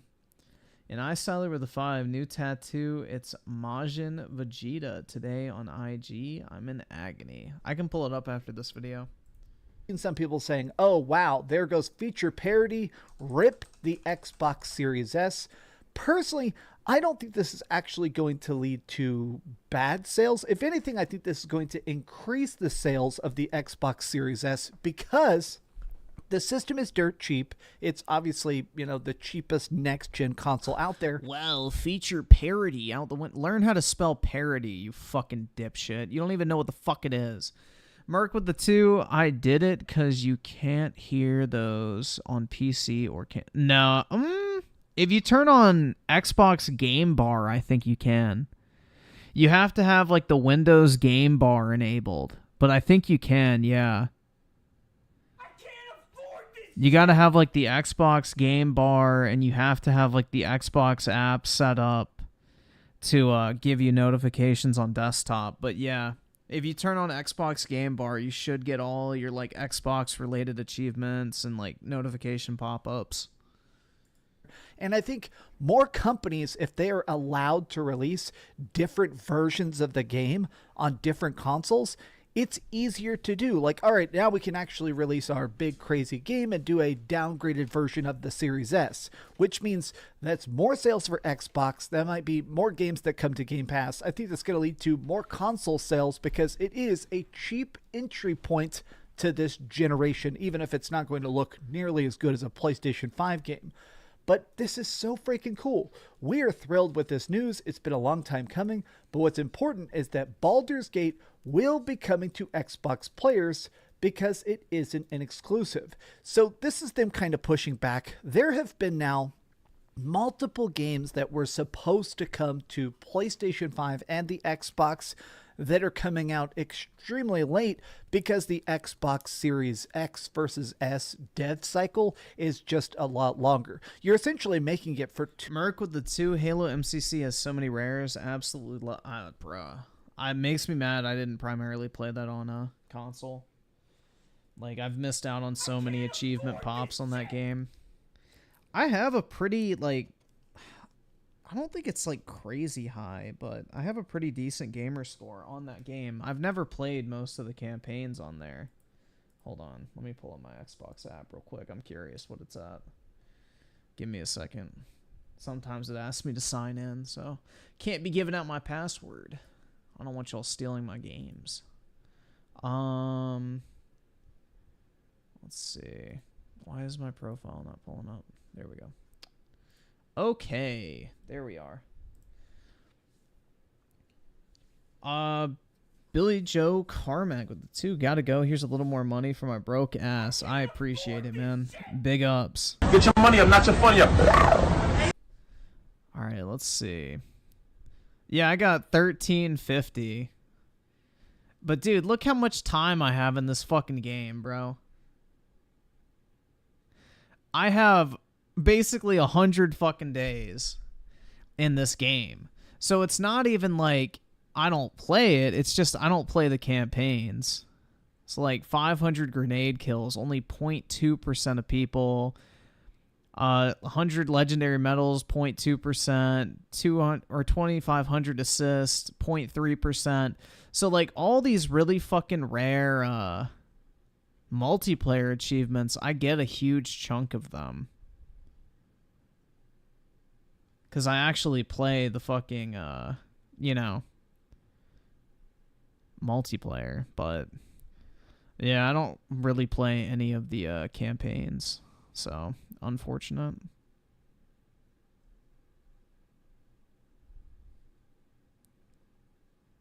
But, yeah. Dude, I'm very close to 100K. Oh, I wonder if I got that achievement. Yup, there it is, bro. Leader of the pack. Let's fucking go. Gaming. Hell yeah.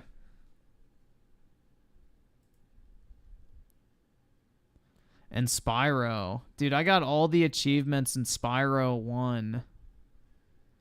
Other than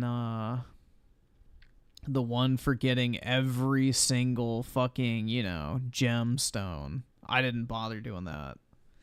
So I did every single unique level achievement in Spyro 1 except the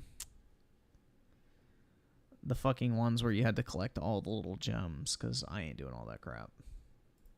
That's way too much work.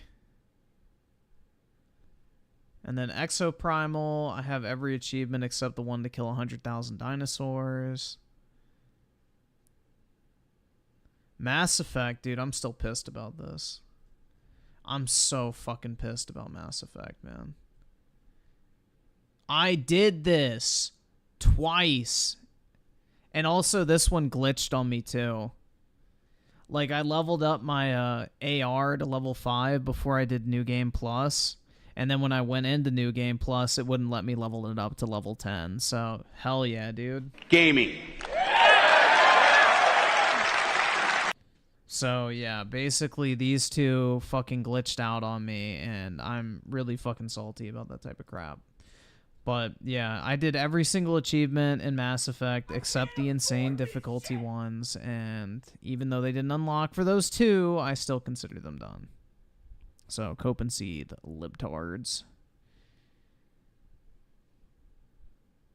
Bro, this game was so trash. Atomic Shart. How much time do I have on Skyrim? A little over 100 hours. Bro, I have almost all the achievements in Skyrim as well. So I need to do the Thieves Guild, read 50 skill books, which I think I have like 40 or something. Legendary Dragon, I'm not a high enough level. Black Books, I don't think I'm a high enough level. And then I need to upgrade my crafting. But yeah, I'm almost done with those.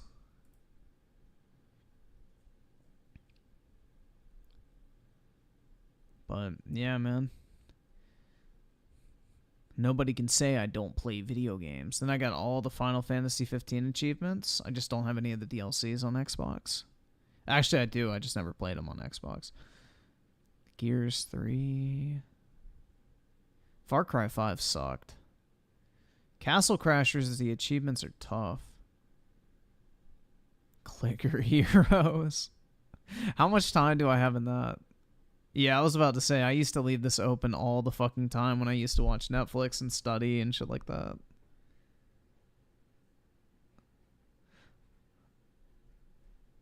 Yeah, reached level 3600. It's the only one I didn't do. But yeah.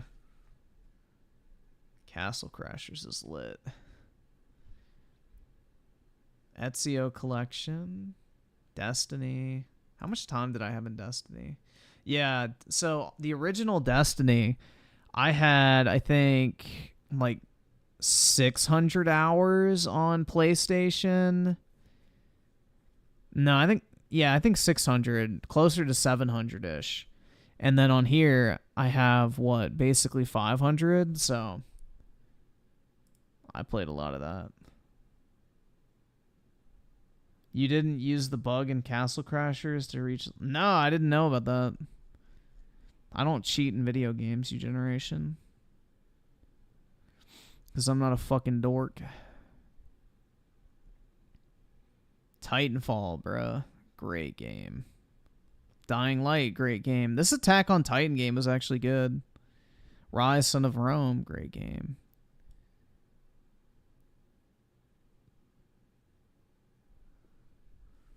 But Advanced Warfare, fantastic game. Trash.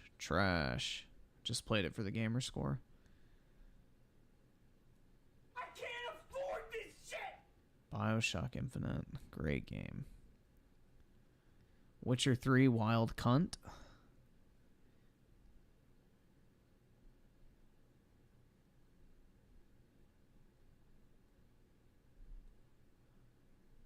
Black Flag, great. Dude. This game was so shitty. Look, I was one of the few people that actually bought Battleborn, guys. Bully me. Ori's a great game. Numa Breath of Life was really good. Batman Arkham Knight was really good. Trash. Diablo 3 was great.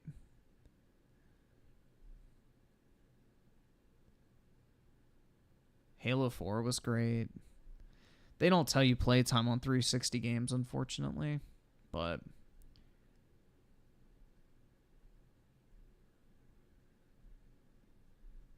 this game was fire. Yeah, I think I had all the achievements on Skyrim for the base game, pretty much. So maybe like one. I think getting all the Daedric artifacts. But, dude, this game was so shit. Trash. Great game. Dead Space 2. I beat that on PS3. Transformers 2. I didn't even know I had that. I forgot I even owned that. This is one of the first 360 games I got, and it was really fucking good, man.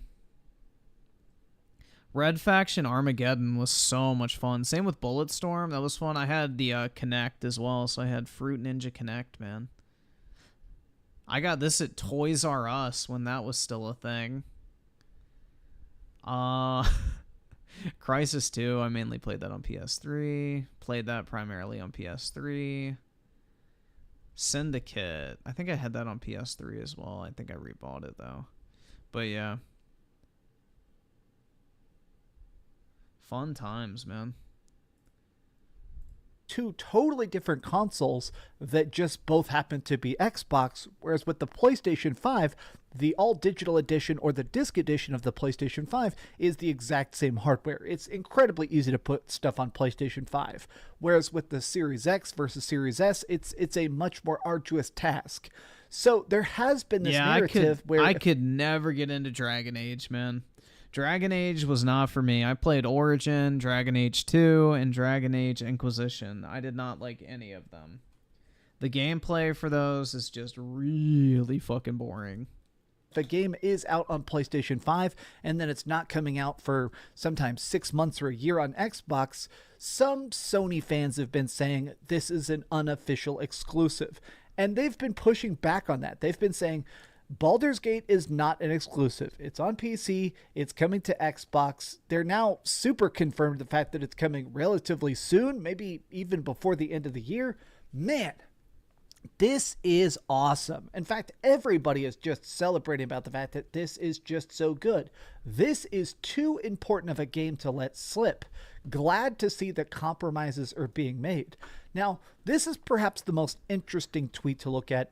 MVG, Modern Vintage Gamer, is not only a great YouTuber and a good friend of mine, but he has made multiple Xbox games, multiple Nintendo Switch games, and multiple PlayStation 5 games. He's worked on a lot of hardware. Which games? And he has made a couple of videos talking about the fact that The Xbox is still strong. The Series S is weak. I sally with the 10. My next tattoo is the Decepticon or Final Fantasy VII logo tattoo. Thoughts? I skipped your last chat.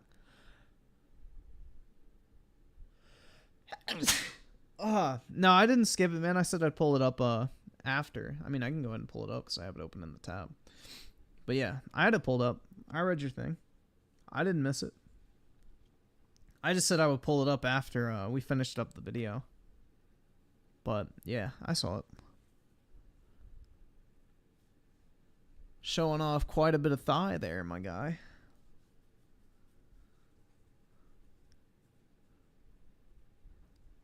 What you got on foot? I can't tell.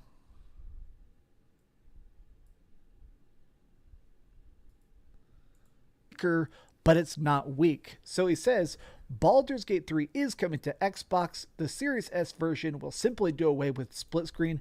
As a developer, I have my... Also, El Rosario Soul with the 5. I have 65% achievements on Halo MCC. Feels nice, but still a long way to go. Yeah, I wonder if anybody ever has, like, actually finished... I'm sure somebody has at this point. Fuck, I don't even know why I'm asking that. Somebody has definitely finished up MCC, like, 100% on all the achievements. My own thoughts about this, but ultimately a good thing for consumers. So I think it's interesting that he sounds a bit conflicted as to whether or not this in the long run will be good or bad about being able to release a downgraded version of certain games on the Xbox Series S. But man, dude, I bought Nier Replicant on the Xbox. Like, I got a physical copy of it for $10 on Amazon recently, so I'm pretty excited about that because I never did like the alternative endings on PC, and now I can go and get the gamer score, bro. Man.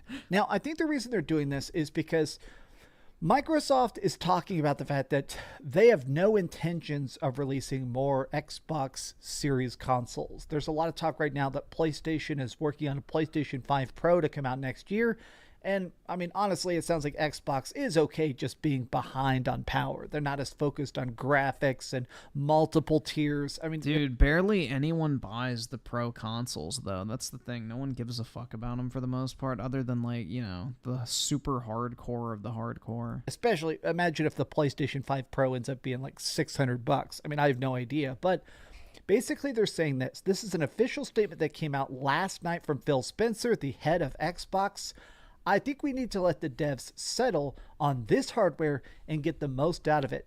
But in terms of increased frame rates, increased resolution, I just look at what goes on with PC, with high-end GPUs, high-end CPUs, and it's not always about pixel count or frame resolution. I think there's lighting techniques. There's a bunch of things that go into what makes a game look and feel great, and we have a ton of headroom as an industry there. Now, he's doing some PR speak, but I think that what he's essentially trying to convey... No, he's speaking the fucking facts, bro. Well, yeah, it's not about... Okay, I thought that said frame rate, but no. Yeah, pixel count and frame resolution has nothing to fucking do with graphics. Bro, you cannot say that Stardew Valley at 8K looks better than fucking Final Fantasy 16 at 1080p. Like, ain't no fucking way anybody's making that claim. So, yeah, it's not just about what fucking resolution your game runs at.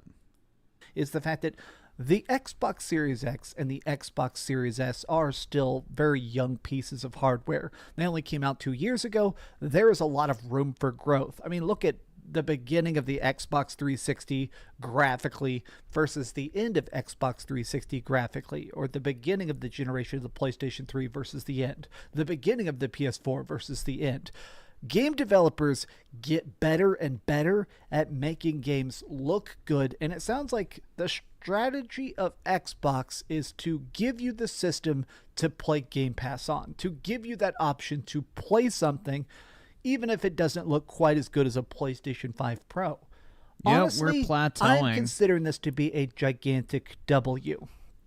Microsoft was able to read the room. They listened to developer feedback. Multiple people now have come forward and said straight up, the Xbox Series S is holding us. No, that's not the reason why. It's because basically Microsoft deployed their advanced technology team to Larian to try and get split screen running on the Series S, my guess is the Microsoft developers came to the exact same conclusion as the studio and found that, split screen does not work on the Series S, which is the reason why Halo Infinite didn't get split screen, because of the Xbox One and Series S version of the game. And that's why Forza Motorsport doesn't have fucking split screen, because it's a Series S and X game. So this seems to be a trend with the Series S not being able to handle split screen. So I think they realized, we shouldn't die on this fucking hill. Us back. But now it won't. This is spectacular. I hope this isn't just a one-time thing. Huge credit to Phil Spencer. Yeah, I think know this is I've harped smart. badly on Phil Spencer. Like, why would you, basically not allow games to release on your platform because of one feature not being available on the console that's literally half the price of your other one? That shit makes no sense. I don't know, man. I think this is definitely the right decision. In the past and said that I feel like he wasn't as focused on getting games out. This is amazing. This is a chance for them to say, hey, good games are coming. Even if they don't look as great, they are still there, day and date, playable, enjoyable, with an Xbox controller in hand. But what do you guys think about this? Is this as much of a W to you as it is to me? I have an Xbox Series X. I got a supercomputer that I've been playing the most this year. I've got a Steam Deck. I've got a PlayStation 5. I've got a Nintendo Switch. I'm just saying that as an objective observer, this feels like it is going to give a lot of extra momentum and sales to the Xbox if they keep allowing a little bit of wiggle room. But tell me your thoughts in the comments down below. If you enjoyed this video, give it a big old thumbs up, share with your friends, and subscribe if you haven't already. And please keep dreaming.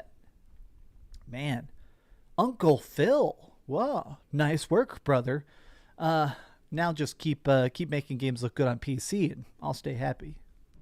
Thanks so much for watching that video. If you want to see something else, you can always click this link to see what I put up last, or, subscribe and see what's coming up next. Also, I promise that whatever I do, it'll try not to suck. Where is it? Mission failed. We'll get them next time. No, I'm kidding. This was actually a decent Dreamcast guy video. We'll see if the next one is.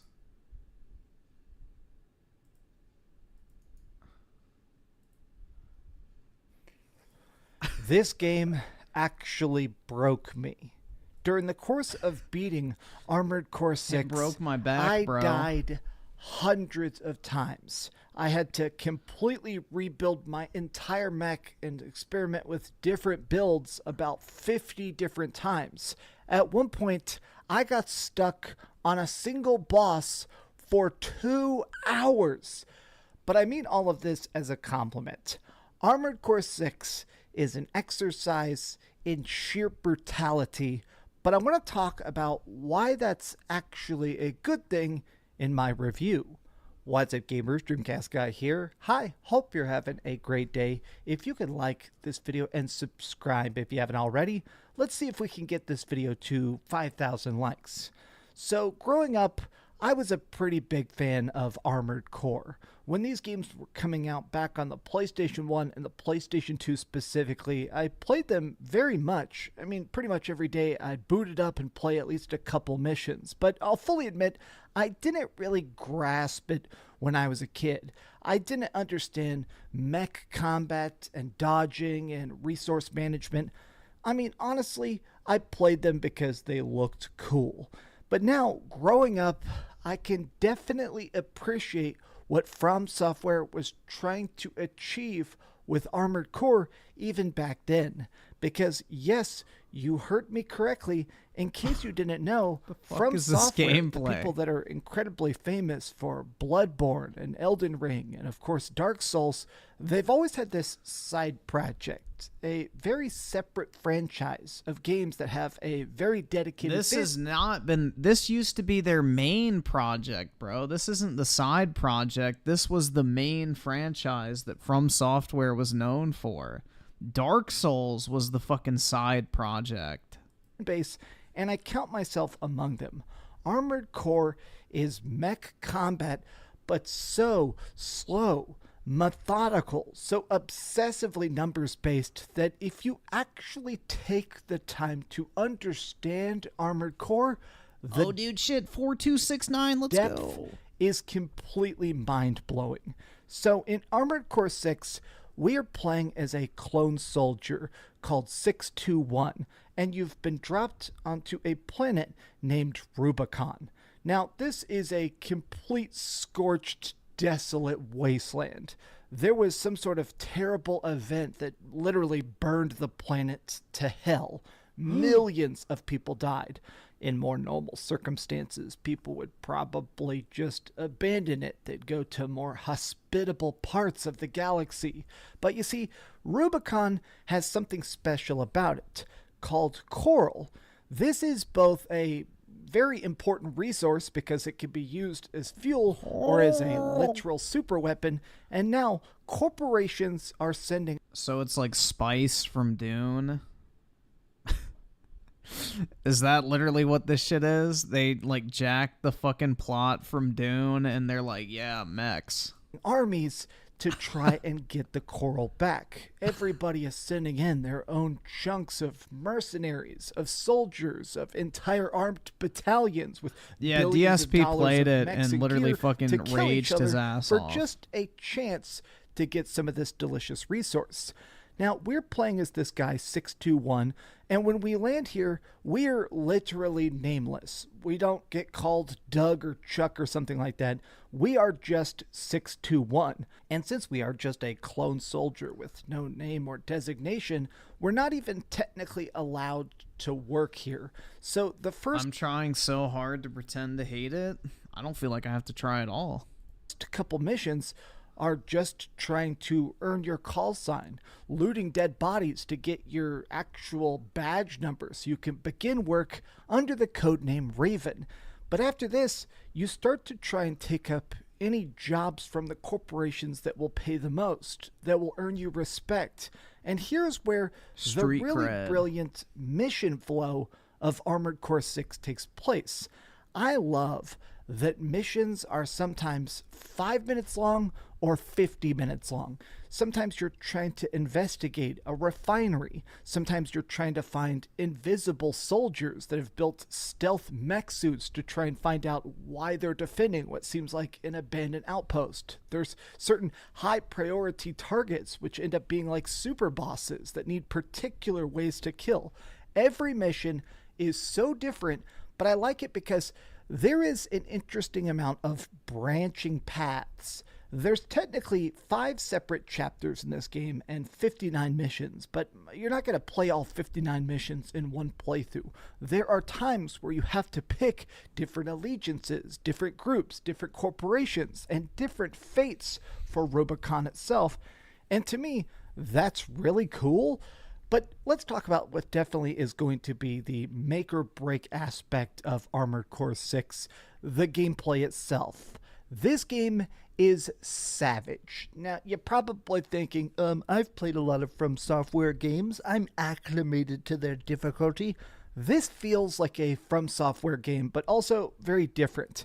In From Software games, a lot of times you can cheese it. If you're playing, Elden Ring or...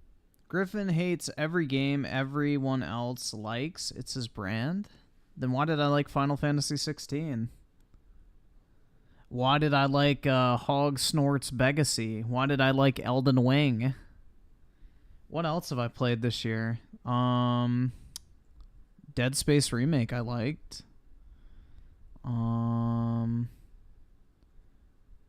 What other game? I feel like that's all the games, probably. Yeah, Exoprimal I liked. That game was cool. That's about it so far this year, though. RE4 Remake? Oh, no, I don't make it any secret. I don't like Resident Evil. Resident Evil is not for me. Saints Row? That didn't come out this year, bro. But, yeah, I like a lot of popular games. I mean, dude... Call of Duty is literally one of the most liked video games on planet Earth, and I like that, so I don't know. You hated Hi-Fi Rush, which wasn't that bad. Yeah, it wasn't that bad. It was fucking horrible, dude. It was terrible. I absolutely hated Hi-Fi Rush. It was trash. Same with Psychonauts too, but Hi-Fi Rush was worse. Or Demon Souls or something like that, there's usually a way where you can kind of fudge the numbers and beat a boss, you know, even if it just comes down to power leveling. But in Armored Core 6, that isn't really an option. You have to legitimately outplay your opponent, and sometimes that can be much easier said than done. This game is tough with a capital T. I have actually... COD is mostly liked by casuals, though, so normal people. Got it. Spent a lot of time in this game, and even after practicing it, I feel like a very skilled, very experienced player can probably finish Armored Core 6 in about 18 hours. But if you're not really prepared for this, if you're not acclimated to the play style of Armored Core, it's easily going to take you 40 or 50 hours to even get to the last boss. And I don't think most people are even going to be able to beat this game. I mean, I'll say it straight up, 95% of the people that pick this game up are probably not going to be able to beat it. And that's because when it comes to combat, it is very three-dimensional. In this game, there's 3 different styles of primary damage. There's long range, there's short range, I guarantee you Dreamcast guy didn't beat this shit as a either. mech with a laser sword, you're pretty dang deadly. But when you're going against the opponents, their AI, their speed, their intensity Don't knock is it till you try incredibly it. I've tried Armored Core before, just not this specific game, but I've played Armored Core before. I didn't like it. Icyler with the 5. I posted the next tattoos on IG. Seemed to be an issue on IG. It's the Final Fantasy VII logo and Decepticon logo. I suck at social media. Yeah, I can pull it up, man. And Icyler with the 5 again. You like what you like. My buddy poops on me over movies. I only like The Flash. Don't care what anyone thinks. Exactly, man. You like what you like. At the end of the day, it's all entertainment. So as long as you're entertained by it and enjoying it, that's all that fucking matters. Real talk. Tough, because a lot of times in these fights, the game is very vertical. You got to use your jump jets to get above people. You got to try and get a very punishing strike and get a couple quick melee hits in before you dash away. This game constantly requires a mind-blowing amount of situational awareness. You need to be able to watch for their mistakes and really dig in the second they screw up. And simultaneously, you need to understand when it's time to duck back, or maybe even try and like hide behind a pole for a second and use This a is not my repair type of kit game, to boost your guys. health a bit. This game is tough. Now, it is technically possible to run out of ammunition in this game. It's very rare. It's basically if you just haven't died, sometimes you'll run out of ammo between checkpoints. But what I like about this game is that it feels realistically... Dude, how long before somebody does a successful no fucking hit run on this game? Which is going to be damn near impossible, but I guarantee you somebody will fucking do it. Tough. When you're encountering an enemy mech or trying to take down a bunch of like little minions and stuff, while you are exploring these very beautiful environments from frozen tundras to empty... Dude, this game is not Souls-like at all. There is nothing Souls-like about Armored Core. It's a completely different genre. Fail Pip with the 2, imagine being aware in-game you play. I don't want to do that, bro. I just want to sit back, get high, and have a good time, bro. Fineries to windswept deserts. I like the mix of big, huge enemy mechs, but also random tiny stuff. You know, tiny sniper rigs, or times where you're going to see like a helicopter that's shooting laser beams. And I like the fact that while you're playing through this, you need to consider your own resources. How many long-range missiles do I have left? How many repair kits? How much fuel is in my jump jets while I'm already in midair trying to dodge an intergalactic space laser beam and stuff like that? I like that Armored Core 6's mission flows are just so perfectly tuned. Now, I'm going to say this, and some Armored Core fans and Dark Souls fans and From Software fans aren't going to like this. Don't be afraid to Google stuff. If you get stuck on a mission for an entire hour, Don't. That's cheating, man. Like DSP would say. You're not allowed to look stuff up. Google how to beat it. I mean, you still have to do it yourself, but this is the kind of game where I feel like try it, try and learn it, try and actually bounce off it a bit before you actually get frustrated and give up. But I think that part of the reward... Oh, dude, I Google shit when I play video games all the time as well. I don't give a fuck. Who cares? Fail Pip with the 2. I'm not a mech dude either. I'm a filthy casual. That's based, man. I approve. But yeah, I Google stuff for video games all the time, man. Why the fuck am I gonna, like, beat my head against a fucking wall trying to figure something out when I could literally just look it up and then progress? Aspect of this game is getting deeper, is figuring things out. And going back to the topic of death, one of the things that's great about this game is that it really encourages experimentation. Every time you die, you get a chance to switch around stuff on your AC, your armored core, your mech. Dude, if you haven't played Elden Ring, you should pick that up. It goes on sale all the time now. So everything you buy in between missions, you get a very big paycheck. So you can buy Gatling guns, better shields, different styles of armor that may give you more defense, more health, more fuel. But here's the thing that actually makes this extra interesting to me is that it really encourages you to buy stuff and stockpile it a bit so that while you are dying, especially against a boss, you constantly need to be swapping out pieces. Let's try and be more long range. Let's try and be more short range. At one point I got stuck on a boss, which I won't show you because it is a big spoiler, and I found out that he was very weak to the plasma gun. And once I figured that out, it completely changed my tactics, my playstyle, in a way that was just so freaking rewarding. I like that this game really gives you a chance to test out different stuff, and whether it works or not comes down to your style of play. Now, this is one of my favorite parts of this. It's going to sound goofy. You can sell guns for the price you bought them at. Now, here's why that's great. There is no actual downside to just spending all of your money every single mission to try out stuff like a laser shotgun or a big huge booster and trying it out, because if it doesn't work, you can sell it off and just buy back the gear that was more of your playstyle. I like the fact that this game really encourages you to experiment, and I think some of my favorite times is when I was outside my comfort zone. Yeah, I heard the story for this game is basically non-existent. Doing some random arena fights to earn some extra chips to upgrade my character, and while sitting there, I realized there was this whole extra tactical advantage that I hadn't even... Nah, I would say that Demon Souls and... Yeah, I would say Demon Souls is probably the easiest Souls game. Because every single boss in Demon Souls has a huge fucking exploit that just makes them easy. As, like literally fucking easy as shit. Like, there is no challenge in Demon Souls whatsoever once you know what to do. Even considered up until that point. I really gotta say that even as a classic fan of Armored Core who grew up playing these games, I'm kind of blown away by the amount of times where you just managed to test something out. Well, the remake is literally the same as the original, so you can do it in both.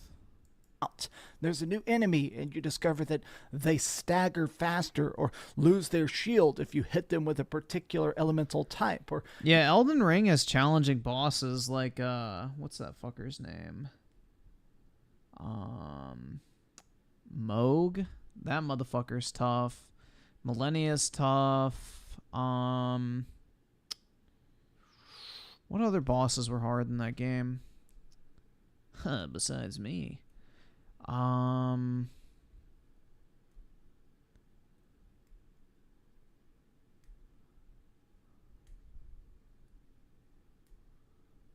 Radon? They nerfed the fuck out of Radon. They made him really easy. They nerfed the shit out of Radon after launch. He was really hard at first, and then they fucking nerfed him like literally a day or two after I fucking struggled beating him. So that was great, but yeah.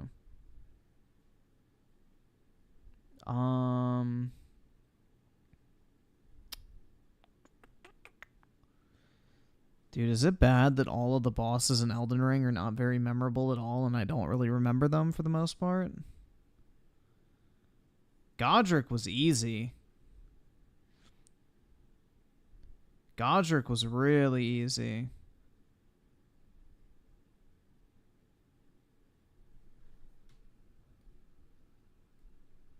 I beat Godric on my, like, second attempt. It was pretty simple. 04 Alphatron with the 2, you nerds. Elden Ring was easy. Beat it in 5 hours. Oh yeah, dude. Well, I beat my meat in 4. Beat that. You're going against a boss fight that's 2 separate mechs that are hitting you from separate... Oh, and Failpip with the 2. I'm not a mech dude either. I'm a filthy casual. Nothing wrong with being a casual, man. Casual master race. Directions, and you realize that It's better than being a actually gamer. one is much weaker. There is this interesting realism to Armored Core 6 that, I mean, as a fan, I am just so impressed by. I will say the only tiny bit of this game that I don't love, so I am going to knock it a half of a point. Some of the missions try and be overly scripted. I don't want to give too many examples because they would be big spoilers for the game itself, but some stuff like the stealth missions and stuff, forcing me to sneak through a city in a mech. Stealth? Are you fucking shitting me? Bro. Yeah, I ain't touching this fucking game with a 10-foot pole.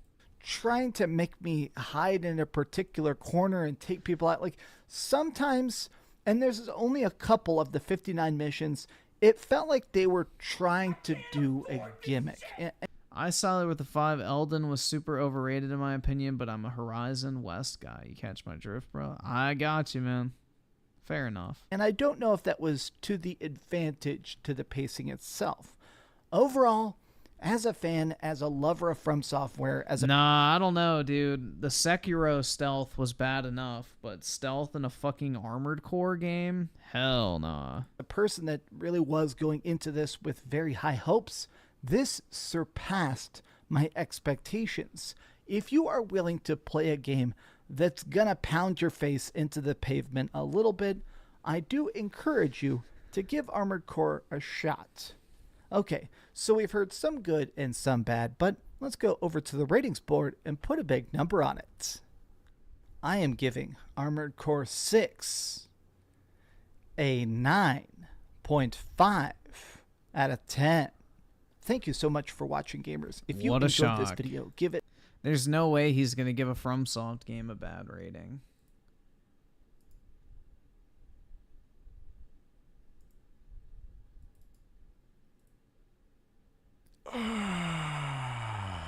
What I hoped wouldn't happen with the Series S, even though I kind of thought it would, but every time I talked about it, everyone would complain and say I didn't know what I was talking about because I'm not a game developer, is happening. And it sucks, but I saw this coming from a mile away. And it's not that I'm like some kind of clairvoyant tech YouTuber. It's just the reality of the Xbox Series S. You don't need to be Bill Gates to understand this. Let's get into the news. Skip it up and that up. So Baldur's Gate 3 has been out since early August, and it has not been on the Xbox Series consoles. And why? It hasn't been on the PlayStation 5 either. Because the Xbox Series S is holding back development of Baldur's Gate on the Series consoles because they can't get split screen. You blew it. Because they can't get split screen co-op to run on the Series S because, oh my goodness, it's not powerful enough. 505 Games were talking about the limitations of the Xbox Series S when they were bringing Control Ultimate Edition over to the console, which ran at 900p, outputted at 1080p, 60 FPS. Keep in mind, that was an 8th gen game they brought over to 9th gen consoles with some extra visual niceties. 900p on a 9th gen console. Who cares? Dude, I really don't give a fuck about resolution. Like, Final Fantasy 16 dropped to like 720p apparently. I didn't even fucking notice. I don't give a shit. At the end of the day, man, the only thing I give a fuck is if the art style and graphics look good and if the game's fun. Resolution can literally kick rocks. I don't fucking care. Like, that is so insignificant.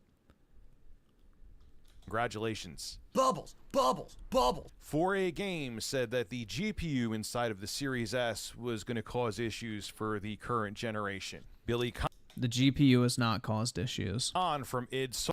Dude, if Baldur's Gate can run on the fucking Steam Deck, the Series S GPU is not causing problems. Software talking about the Xbox Series S back in the day said this: the memory situation is a big issue on the S. The much lower amount of memory and the split memory banks with drastically slower speeds will be a major issue.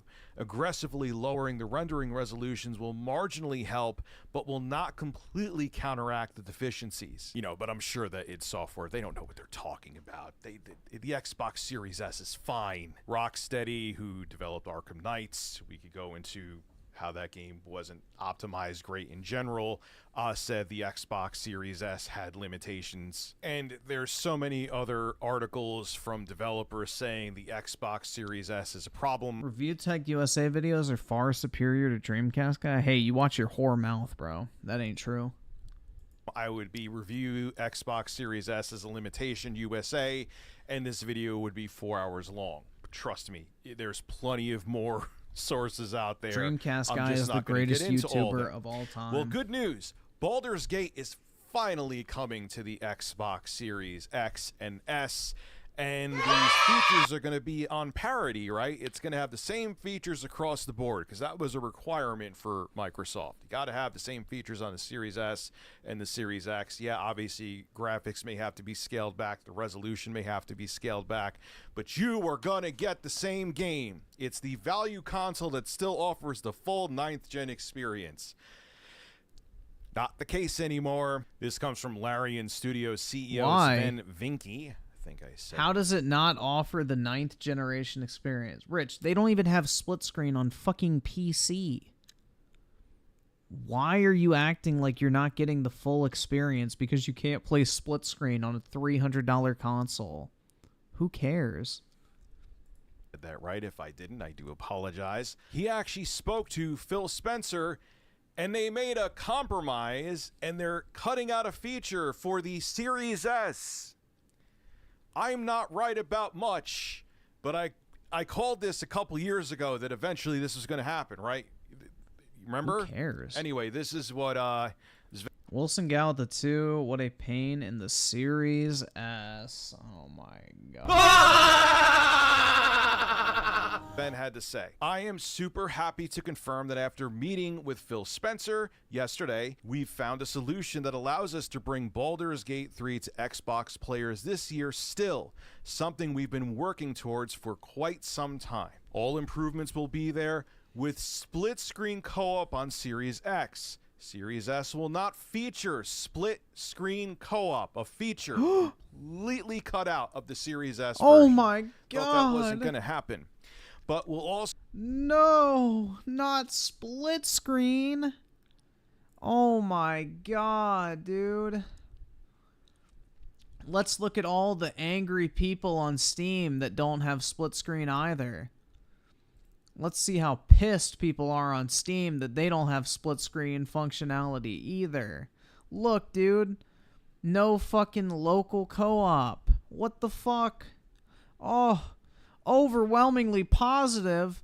95% of reviews for this game are positive. But dude, they don't have split screen. Oh my god, the game's fucking unplayable. Also include cross-save progression between Steam and Xbox Series. How do people not see this coming? You blew it. Now, for everyone thinking, dude, who the hell even plays split screen at this point anyway? Who fucking cares? Microsoft wasn't going to cave to this. Come on. Do you think they're going to miss out on other AAA games like Baldur's Gate 3 because the games won't work to the full extent, at least, on the Series S? Of course not. Of course not. But then there's other things to think about here. Microsoft, from day one, Krillix with a 5, dude, it's either we get no split screen or we don't get the game at all. How the fuck do people not see We got the best. Exactly. It's fucking nonsensical. It's like, why would you expect a $300 console to offer you the same exact thing as a $500 one? Makes no sense. There is no fucking logic behind that. Like, I don't know. This whole feature parity thing, I think, is ignorant. Like, I think it's smart Microsoft backed off of it, personally. I don't think it's a good thing because the Series S, they can't even get their own games to run co-op on.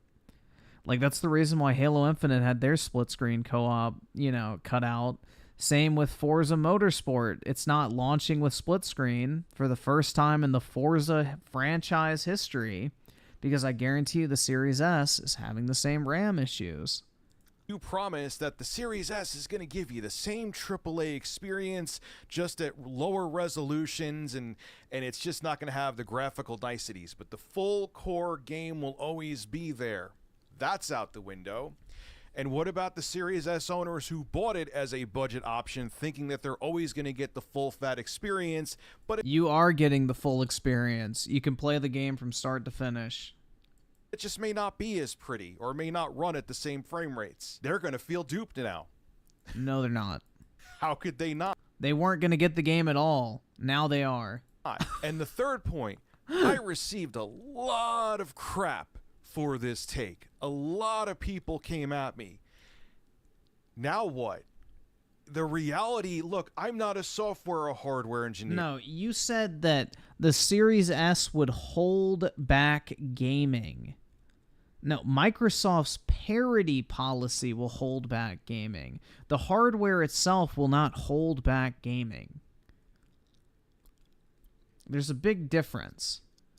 Microsoft expecting a $300 console to have the similar experience to a $500 console is what's going to hurt and hold back gaming. If they would just allow developers to release whatever version of the game they wanted to on the Series S and X separately, then yeah, it's fine. But yeah, good point, man. All consoles hold back gaming. Here, I get it, and that's why all low-end GPUs hold back gaming too. People get on me when I make predictions like this. Now what? It's just, there's no... Now what? Now Baldur's Gate's coming to both consoles. Who cares? Way they can do it. You got to think about it. You have these portable Windows-based PCs, even the Steam Deck, that are nipping at the heels of the performance of the Series S. Not necessarily. No, it's not necessarily the Steam Deck as much, but the newer like 680M and 780M integrated graphics, yes, the Series S is still significantly more capable, but they're not that far behind, which is awesome for the portable consoles, but shows... Yeah, but those portable consoles are like $800 that you're talking about. You could buy 3 Series S's at that point. That's not even in the same price point. How limited the Series S is. I don't know how if I was a consumer right now that bought a Series S and solely a Series S based on the promises that Microsoft made that throughout this generation, yes, the games may not look as good, but you'll always get the full fat experience on the Series S. You are. Now that's changed. You don't think other developers in the future, when the Series S's limitations come into play, that they're not going to go to Microsoft and be like... Dude, this is such a big fat nothing. Who cares?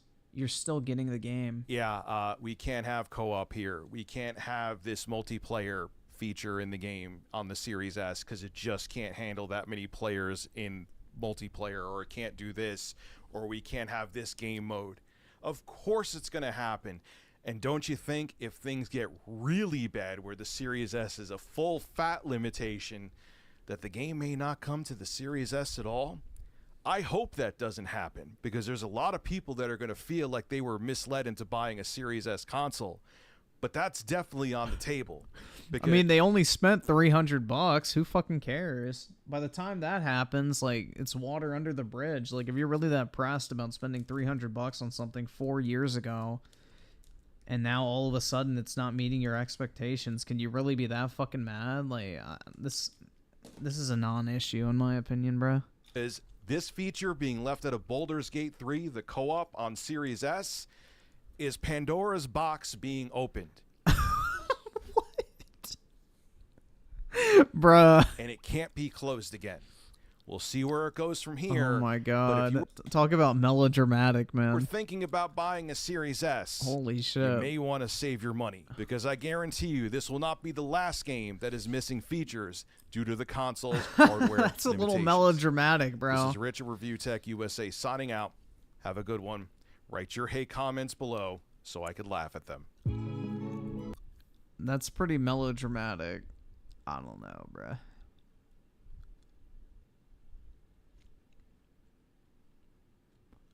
Amen, dude. I'm not mad at all, exactly.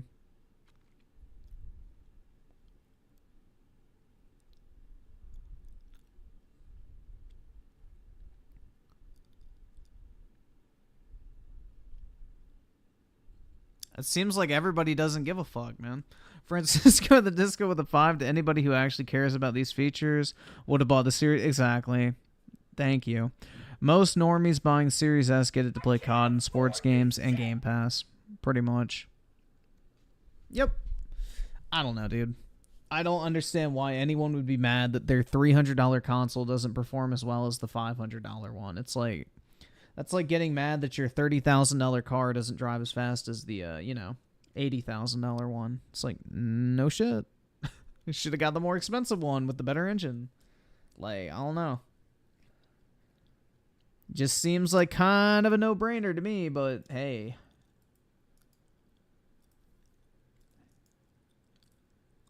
What's up, everybody? This is the React Man here, Alright. and today I want to discuss reaction content on YouTube and Twitch. What year is it? I thought this issue was solved and done with back in 2016 and 17. when Intro. The entire YouTube Skip. license. However, before talking about the bad type of reaction content, let's talk about the best. Old H3H3 videos are still top tier in this regard. H3 was never entertaining. I'll fucking die on that hill. I have never fucking liked H3H3. His content was never good. Ethan's most popular videos are just reactions, but they're way more than that, because he would incorporate skits, he would only play segments of the videos, not the entire things. Are you a game assassin, dude? You probably fucking sick! And in most cases, his reactions made the content he was reacting to bearable. Guys, I'm Bradbury. I'm Ethan Bradbury. I cannot get over his gaze. I can't even focus on what he's saying. I'm Ethan Bradbury. I think these are the best kinds of react videos, where the reaction... Dude, Ethan's wife fell off. She actually looks healthy in this, like, image right here. She's lost way too much fucking weight, bro. His gaze. I can't even focus on what he's saying. I'm Ethan Bradbury. I think these are the best kinds of... She actually looks alive in that video. React videos, where the reaction or the response... Now she is just the main looks like a focus or the skeleton. main source of entertainment. This is what all reaction content should strive to do. Be equally or more entertaining than the thing they're reacting to. And even when Ethan would play clips without him talking for extended periods, he'd add his own little edits in. Make it transformative. Be connected!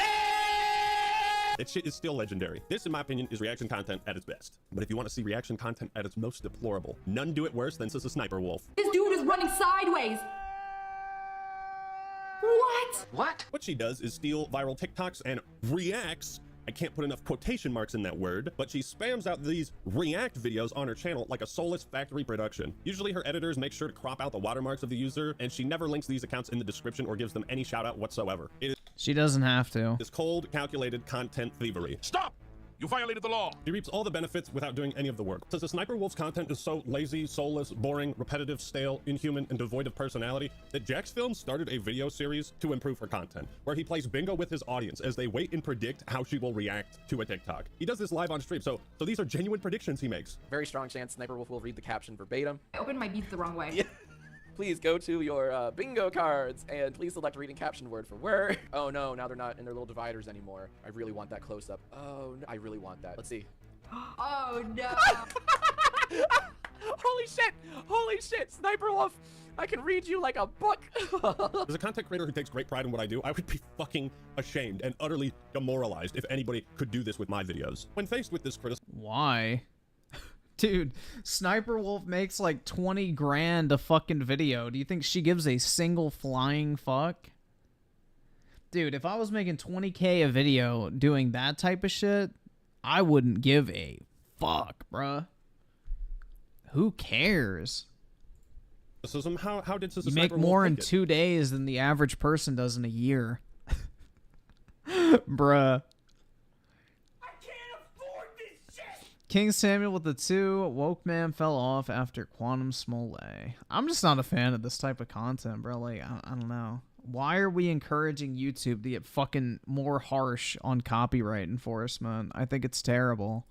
You guessed it, by blaming sexism. I hate bringing gender into this, but no one ever attacks the male React channels. Are you sure about that? No, no, no, no, and no. No, you're bringing gender into this because it's your only defense. Because you know as well as we do that what you do is morally wrong and you produce shit tier content. Side note, you should also subscribe to... Well, dude, Mr. Beast does the exact same shit that she does, and nobody goes after her. I don't agree with the whole fucking sexism argument, but whatever. There's a ton of dudes who do the exact same thing that she does, and she in particular is getting all the flack in this case. It's more of just Sniper Wolf is an easy target, not because she's a fucking woman. Jack's films and watches live streams on Twitch. He goes out of his way to point out each TikTok user that says a Sniper Wolf refuses to credit and steals content from, and he links their profile in the description of his videos. So, U Generation with the 2, if she didn't care, she wouldn't respond. I think we're talking about two different things that she cares about. Like, he said he would be ashamed of, like, the content that he put out. What I'm saying is, yeah, I don't think Sniper Wolf is ashamed of the content she puts out because she's making a shit ton of money. I'm not saying she doesn't care about being called out. I'm talking about just, like, the content itself. Jack's Films is doing your job for you. He's making your content interesting and crediting the people you are stealing from. But it gets worse. See, if you watch any of Sissa Sniper Wolf's content for more than a few minutes, not that you'd be able to, as a few days later the police would find your brain splattered against the wall, but if you even just watch one video of hers, you'll notice Sniper Wolf has this odd pattern of narrating what we can all see with our own eyeballs. Some chalky milk. Oh, that's not milk. Oh, it's become a slime. I can't watch anymore. So much so that her comment section has turned against her. Honestly, props to Leah, because I was not expecting the comment section to be on. Can't wait to play bingo with this one. I love how much insight she puts into these reaction vids, because damn, that's crazy. I love the part where she turned into a wolf and sniped everyone. I love the way she just explains what happens in the TikTok. She gets so much inspiration from her fans. This is, of course, in reference to YouTube putting out a tweet saying, where does Sniper Wolf get her ideas from? And she said, I get them from my fans, and these are the ideas. Re-uploaded TikTok. She's about to sniper explain what we're watching. Who cares? Bro's got a big old bag of liquid. She's gonna say something like that. Bro has a bag of... Sniper Wolf, you continue Bro, she's getting the bag. Who gives a fuck? to amaze me. So she narrates everything that we can see with our own eyeballs. Now, you could chalk this up to just being a boring person with nothing valuable to say and make... Griffin, you gotta pick one, Sniper Wolf or Amaranth. Hold up.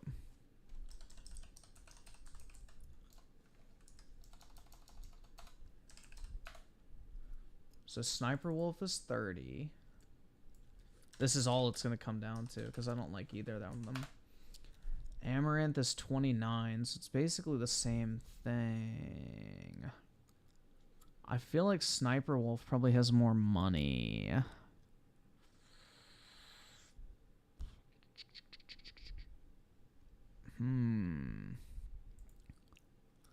Damn. I mean, it's like a battle of the fucking plastics.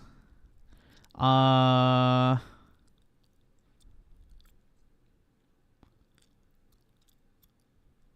don't think Sniper Wolf does OnlyFans, so yeah, I'm gonna go Sniper Wolf. That's pretty easy, actually. Yeah, Amaranth is a fucking whore, so Sniper Wolf may be cringe, but at least she's not a fucking whore. So, yeah.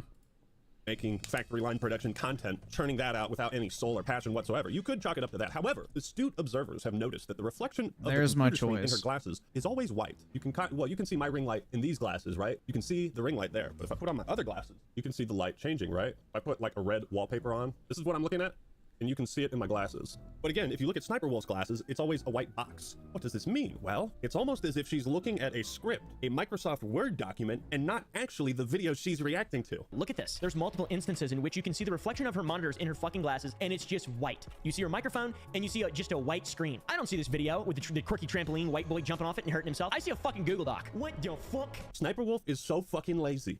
She's not even reacting to what's on screen. She's faking it. Just like she fakes her gameplay, she fakes her Instagram. Alright, there's two ways that doesn't fucking work. How would she get the timing correct? That makes no fucking sense. No, that makes no sense, bro. Photos. This is the fakest bitch on YouTube, dude. You would have to have the video playing in order to get the timing right. She probably just has a phone propped up or some bullshit. Faking the laziest type of content on the platform. Oh, but we're not done. It gets so much worse, ladies and gentlemen. One thing that always pisses me off with lazy content creators like this is when they reuse the same 4 faces. Yeah, I don't know, dude. This type of autistic analysis is just a little unnecessary, in my opinion. Like, she does generic TikTok reaction content. Who fucking cares? Like, isn't there, like, a whole fucking subgenre on TikTok where, like, you fucking react to someone else's video and you, like, put your face next to the video that's playing and you just, like, literally react to it? Like, isn't that a whole fucking subgenre on TikTok anyway? So why the fuck would it be a problem on YouTube for people to do it? This is such a fucking nothing, dude. Thumbnail. Now, sometimes I reuse poses or faces, but it's generally spread out so that it's not noticeable at first glance. I've done this just a handful of times. You look at Sniper Wolf shit. Look at this garbage. Look at this. Just take one glance and look. 1, 2, 3, 4, 5, 6, 7. 7 videos with the same face. These two are just back to back. Oh my god, look at this unique thumbnail. Wow, it really stands. Dude, are you upset you don't get a unique photo of Sniper Wolf each day? Like, what the fuck? Damn it, bro. I wanted to see her open her mouth in a different angle today. Like, who cares? Stands out when you change. Let's go back a year and see how many times she made this face. A few moments later. 22, 23, 24, 25, 26. You get the picture. Like, so this is the most disposable. Yeah, she has generic fucking PNG images she drops in her fucking thumbnails. Who cares? Like, oh my god, bruh. If this is what YouTube drama is becoming now, guys, like, I don't know. This is just so boring. Dog shit, lazy copy and pasted content one can possibly make. You are so lazy, you can't even just take, like... I don't think he cares. Well, he took the time to fucking count each individual thumbnail, so... 30 minutes or an hour out of your day to set up a green screen and take various poses for thumbnails. Like, it's so fucking easy. It's a wonder this woman isn't starring in my 600-pound life, given how lazy she is. Sniper Wolf is also such a talentless hack that she thinks... I mean, wasn't Actman's old... I mean, if we want to dig through people's fucking channel... Like, isn't his old thumbnail style literally just dropping a PNG image on top of, like, game art? Like, yeah, Call of Duty... Secret to Success, like, it's literally just taking video game art and putting, like, a generic fucking PNG image on top of it. Like, I don't know, bro. Like, is your stuff really that different? You're just reusing the same PNG images over and over again. Like, who cares? This is such a nothing, man. Reacting to other people's content makes it hers and therefore makes it her original idea because she, like, called out Mr. Beast for reacting to similar... Like, there's only so many things you need to do for a thumbnail. And if anything, having uniformity of thumbnails helps you in the algorithm. Because, you know, YouTube goes and finds that image that looks similar and recommends it next. So, there's probably some SEO aspect to it as well. Osky with the 5, maybe, and just hear me out on this. I know it's going to sound a little insane, but maybe she has it pulled up on her. That's what I'm saying, bro. Like, how would you react to something off of a Google Doc? Like, you'd have to have the timing perfectly. And if she's faking it, good time. Exactly, yeah. No, I think that's a little fucking schizo. Like, who cares? Even if it was, like, is reading from a script for a YouTube video bad now? Timothy Marco with the 5, she probably reads the script and her editor puts the moments of the TikTok sync with the reaction. That's kind of tough to do. Unless you're doing a lot of cutting. Because then they were just... I don't know. I don't watch her videos because I'm not a fucking autistic child. So I don't really know what they look like. But I just would find that really fucking unlikely. Because her face is on screen the entire time. I think she probably just has it pulled up on a different screen or phone or something. Fluffle Nugget with the 2. It's her YouTube channel. She can do as she please. Exactly. This is just blech. This is bottom of the barrel, boring YouTube drama, in my personal opinion. Like, she did. Like, imagine this how isn't detached even from reality you interesting. have to be to think that you own content if you're the first person to react to it. Jesus Christ. But it gets worse because I was watching one of her clips and she does this thing. Dude, where Sniper she Wolf repeats is the exact ugly. same clips and reactions in a I don't video like Sniper in order to Wolf. stretch it out to 8 minutes so that she can put mid-roll ads. What? I don't know how people jump this high. Oh, he jumped on like a little trampoline thing. I was like, there is no way. Bro just flew into the hoop. Dunked himself too. Does that count for extra inside? Mwah. Does he really think she edits these videos herself? It was probably just an editing mistake. Chicken when I see one. Whoa. I don't know how people jump this high. Oh, he jumped on like a little trampoline thing. I was like, there is no way. This shit was spaced out like 40. Dude, Sniper Wolf does not edit her own shit. Her editor or whatever that she probably pays like nothing. Probably just crank that shit out real quick. Seconds, dude. There's no end to the depths of depravity she will go. She will react to TikToks. Like, who cares? Oh my god. The depths of depravity she won't go. Like, talk about melodrama. And then cut out the joke from the TikTok and pretend the joke is hers. She hit it with a Hadouken, and she keyed in cheater on his car. The guy in the video said she hit me with a Hadouken? No, hold on. We have a very serious accusation from someone in the Twitch chat. The f she do? This bitch hit my shit with Thor's hammer. This bitch hit my shit with a Hadouken. Oh, hell nah. Okay, in all of my months of Jax films, this is probably the single most egregious thing you've ever done. One of the most extreme examples of like content thievery is she stole a video from a guy whose original video had 1.6 thousand views at the time, and her video that included that re-uploaded video had 13.6 million views. There was no trickle down, no effort, no fucking care in the world. Sister Sniper Wolf, you are a thief, you are a scumbag. Everyone in the content creator hemisphere should unify and call you out on your bullshit. Now, the main topic of Jax. I don't care. I do not want YouTube getting harsher on fucking copyright enforcement. Video seems to be SS Sniper Wolf, aka Miss, sits there and watches other people's content for money and makes millions, including mine apparently, which I had no idea about. And yeah, it's extremely lazy and I hate it. I don't have any sympathy for thieves. Thieves being re-uploaders and people who just sit in the corner of a video making money off of other people's content. Jax Films is 100% right in that YouTube themselves should not be promoting your kind of content, your kind of strategy, especially at VidCon, as it sends the message to creators that stealing someone else's hard work is a better approach than making your own. There's a lot of nuances to making reaction content, and clearly Sniper Wolf gets all of it wrong. It's entirely possible to make react videos ethically. And recently a YouTuber named The Act Man made a great journey through time looking at some of mainstream media's finest pieces on gaming. So just wanted to share some of their highlight montage here with their best takes in gaming. I'll put a link to Act Man's video in the description so that way you can see all of the stories, because wow, they're really something special. But it's also very easy to screw this up. It's easy for a large creator to keep an eye on trending videos to quickly upload a reaction in order to steal, siphon, or cannibalize the viewership of that smaller creator. The biggest detriment of reaction content is that someone who watches the reaction is much— Nah, Sniper Wolf is a horrible person, but yeah, not for reacting to fucking TikToks. Like fucking false sexual assault allegations and a bunch of that crap, but you know, that has nothing to do with her reacting to fucking TikToks. Less likely to watch the original. This problem is a lot less relevant for small creators reacting to bigger ones. For example, a channel with like 3,000 subs watches a video of mine in its entirety and gets 10k views. That doesn't really affect me at all. You know, I'm happy they're watching it and sharing their enjoyment with their audience. But it becomes more significant when big creators react to each other or big to small. There was a recent case with my Diablo 4. Wait. So it's okay if small creators react to the entirety of your video, but when big creators do it, it's not? You can't have rules like that, dude. That is so fucking dumb. That is a horrible fucking take. No fucking chance. That's a terrible fucking stance to have. Or Fanboy's video. It started off really well, getting pretty good views the first day. Then Asmongold uploaded a reaction to it, got good views the second day, but then the video fell off harder than Quebblecop on the third day. What I realized is that if you're a big creator who's going to react to someone's video, you should wait at least 4 days for it to be pushed in the algorithm naturally. And that's what Asmon and I talked about and agreed on after this happened. In this way, it creates build-up for his audience. They'll ask him to watch the video and they just have to wait patiently. So when he finally does, his audience is going to be excited. It means that my video will do better in turn, and so will his. You can see the difference in views on these two videos despite them being on the same game. I like Asmongold. He's a big-ass nerd like me who loves talking about video games, and he's reacted to a bunch of my videos. As someone who takes passion in what I do, I enjoy watching those reactions. They always do really well on his channel, and some might say, but Act Man, he's stealing views from you. Those views belong to you.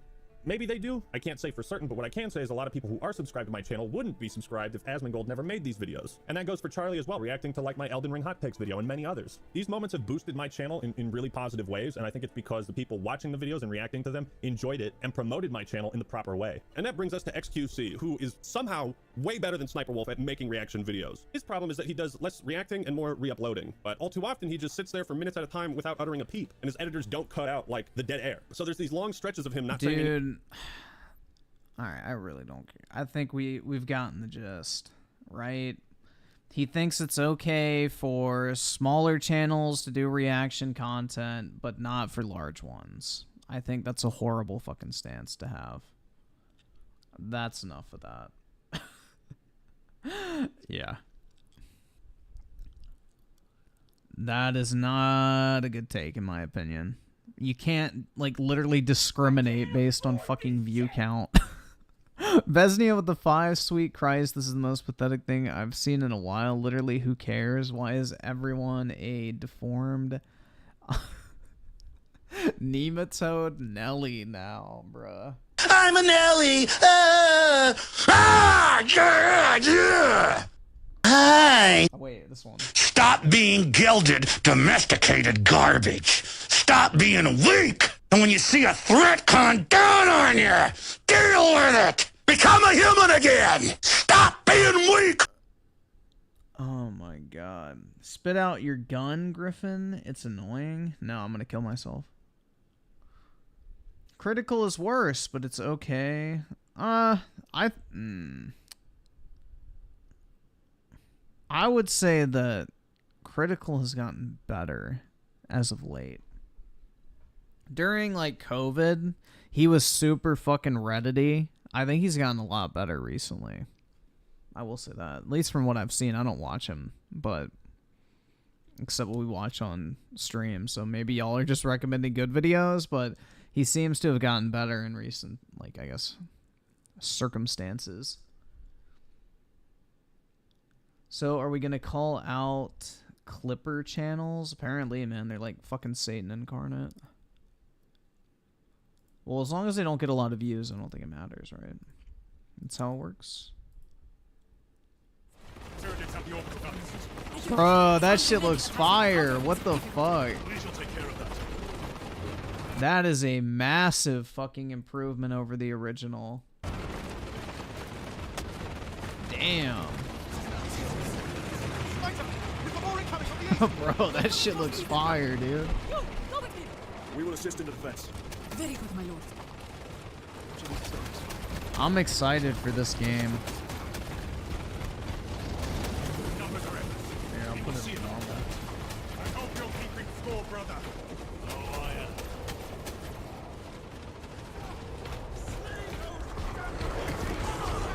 Here they come.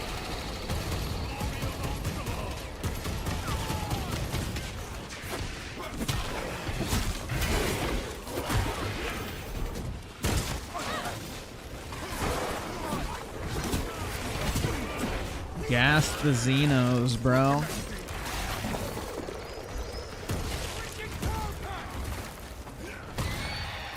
Reload. Intelligence reports multiple swarms closing in. Direct us to them. Sending coordinates to your Auspex display.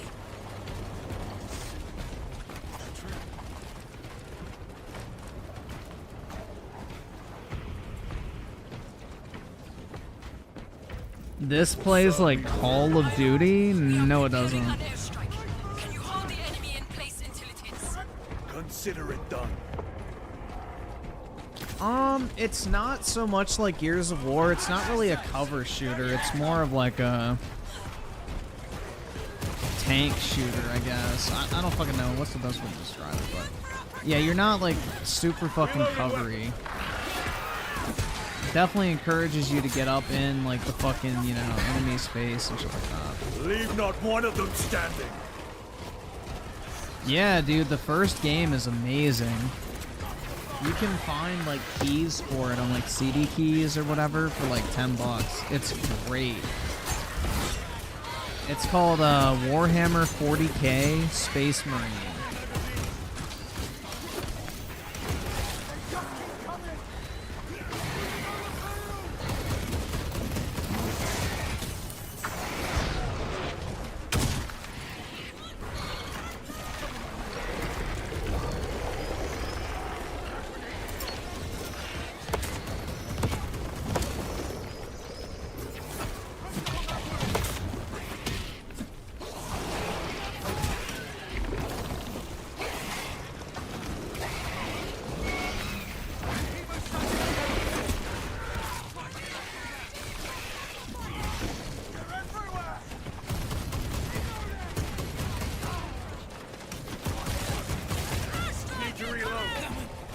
Either subscribe, donate, or get the fuck out.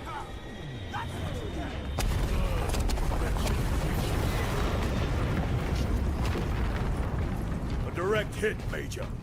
The eights never miss. Tread carefully.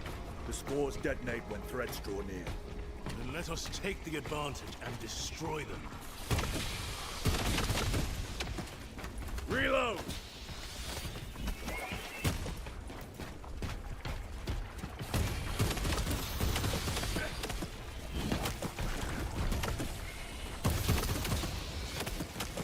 Changing magazine.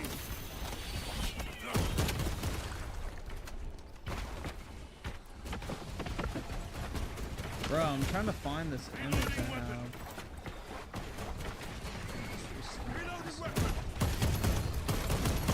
Need to reload. Either subscribe, donate, or get the fuck out.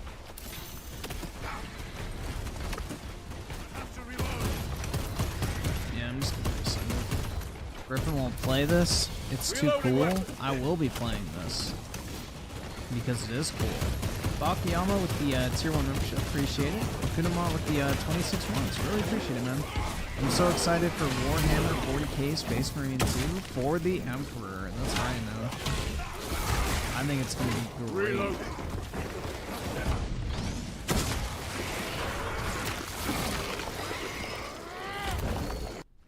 There they are, the orbital guns.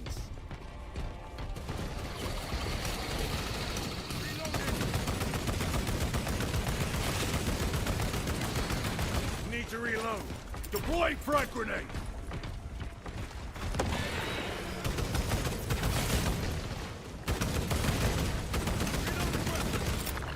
Reloading weapon. This shit just looks fucking fun, bro.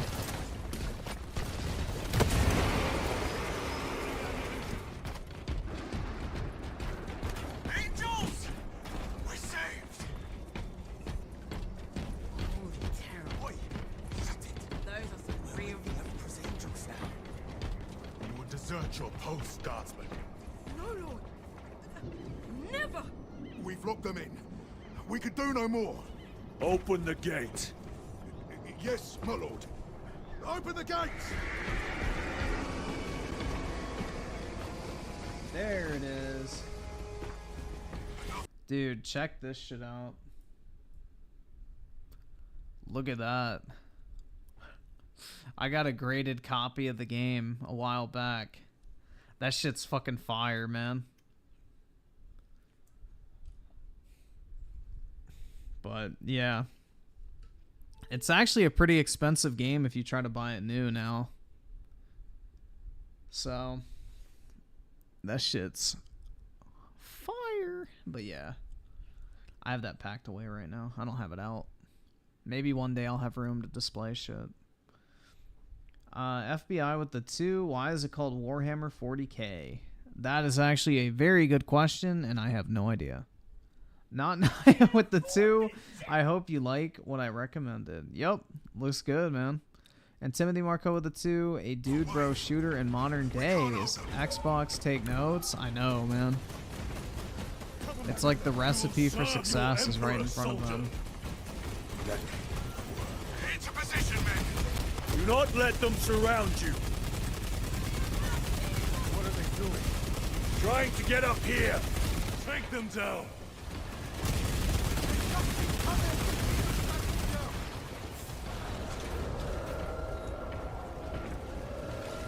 Everybody inside, now!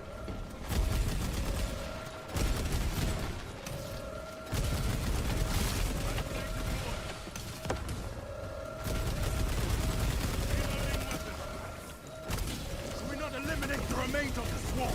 Osman, they will all get these gates closed. We must focus on taking down the heights. Do not relent in your attacks. We are wasting time. Bro, this shit looks so fucking good.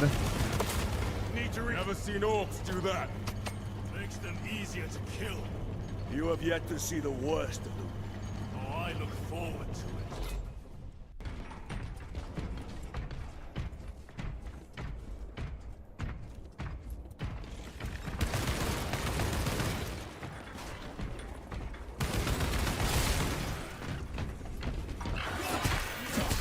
This is just a pure action game, man. We don't get enough of these. This is like a classic 360 era shooter. Changing magazine.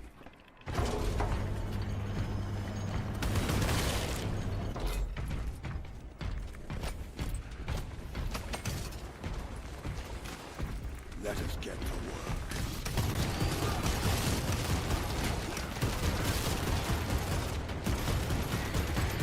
Dude, if you think this armor looks cool, look up the God Emperor from Warhammer 40k. That shit looks so fucking badass. Reload.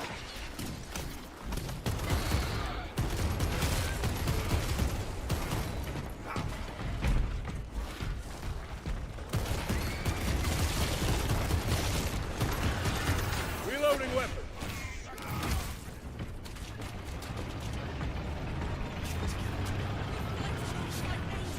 Victory is ours!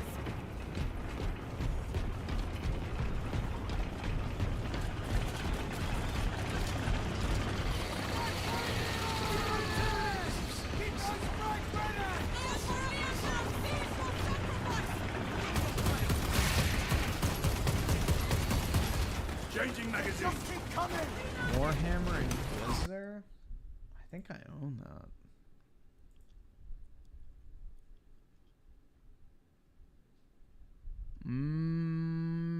No, I don't. So no, I have not played that.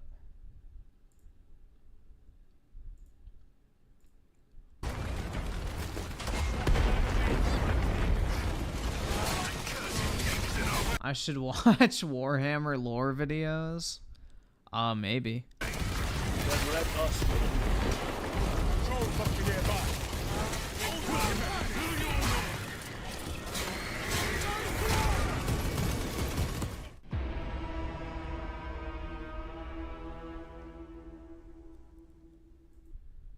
But yeah, if you guys have never played the original one, definitely go pick it up.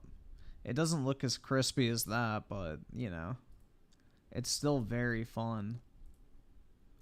It's like a faster-paced Gears of War game without the emphasis on cover, so if you like Gears, you'll probably love Space Marine.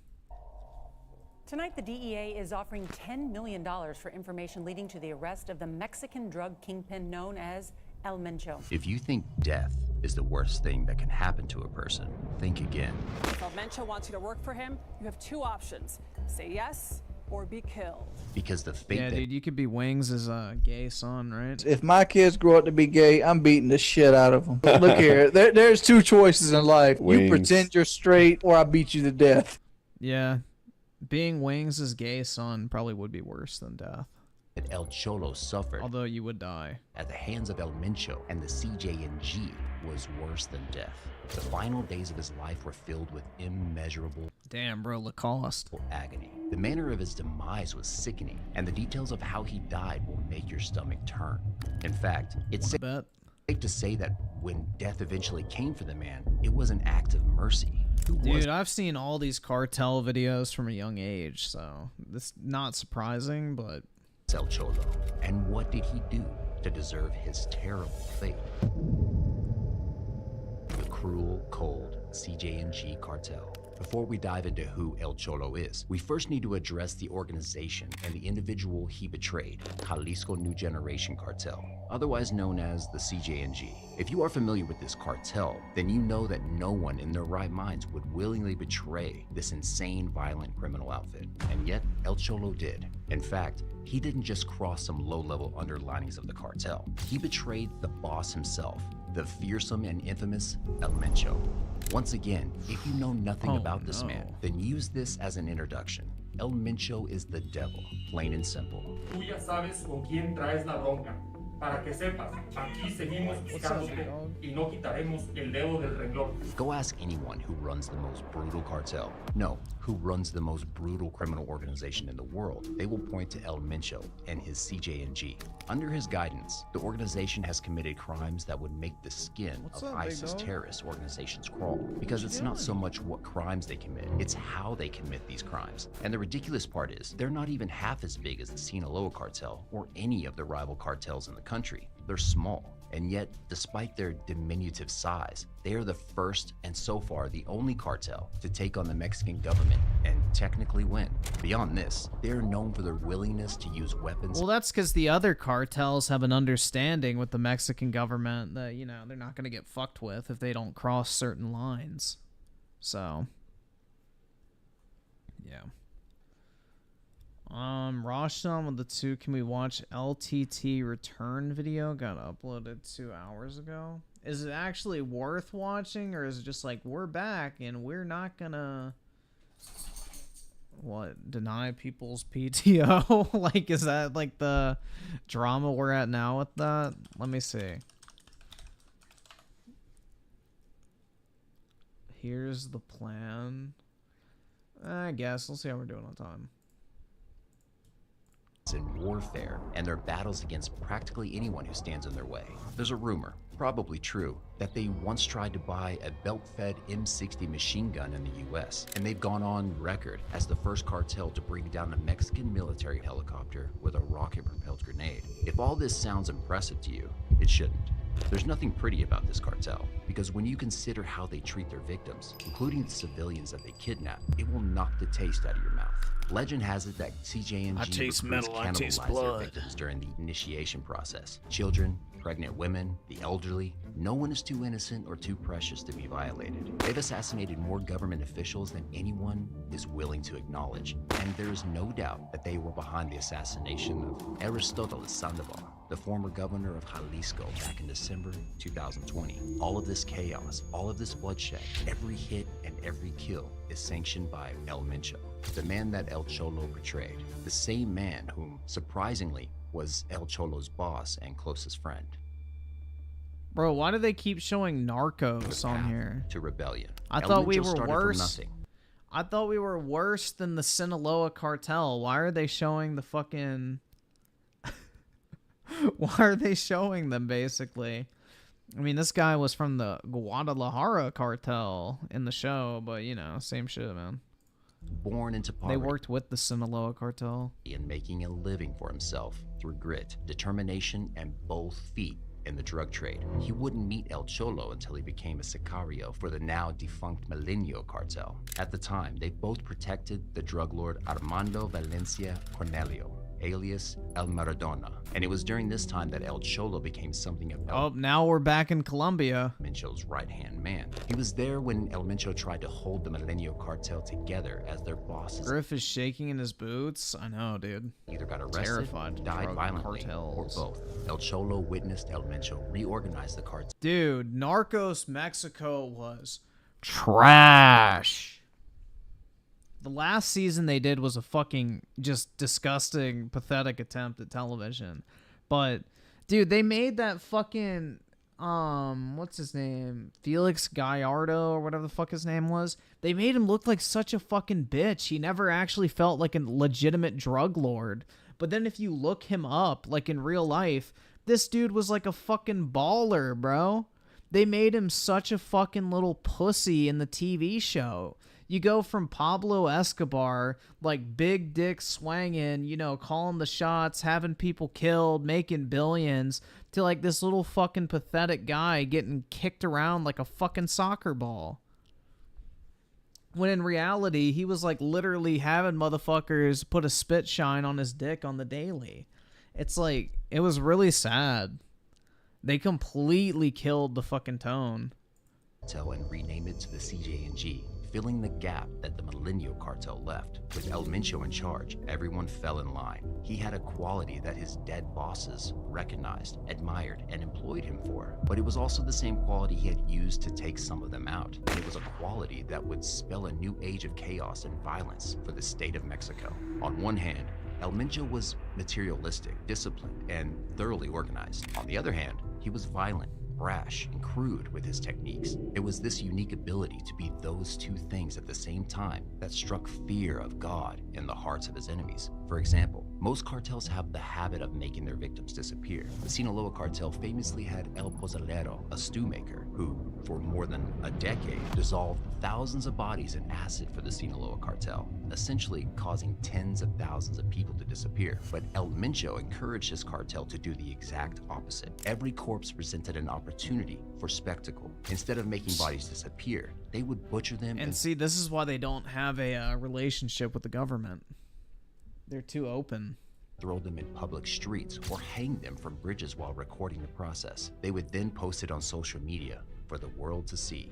El Cholo was at the center of these activities. He knew firsthand what El Mincho was capable of because he was the one who carried out most of his hits for him. In fact, when El Mincho seized power of the CJNG in 2011, he became the boss's personal sicario. And maybe this is why he Dude, Pablo Escobar had the right idea. Win over the love of the people, then you can win over the government, and then you can get away with whatever the fuck you want.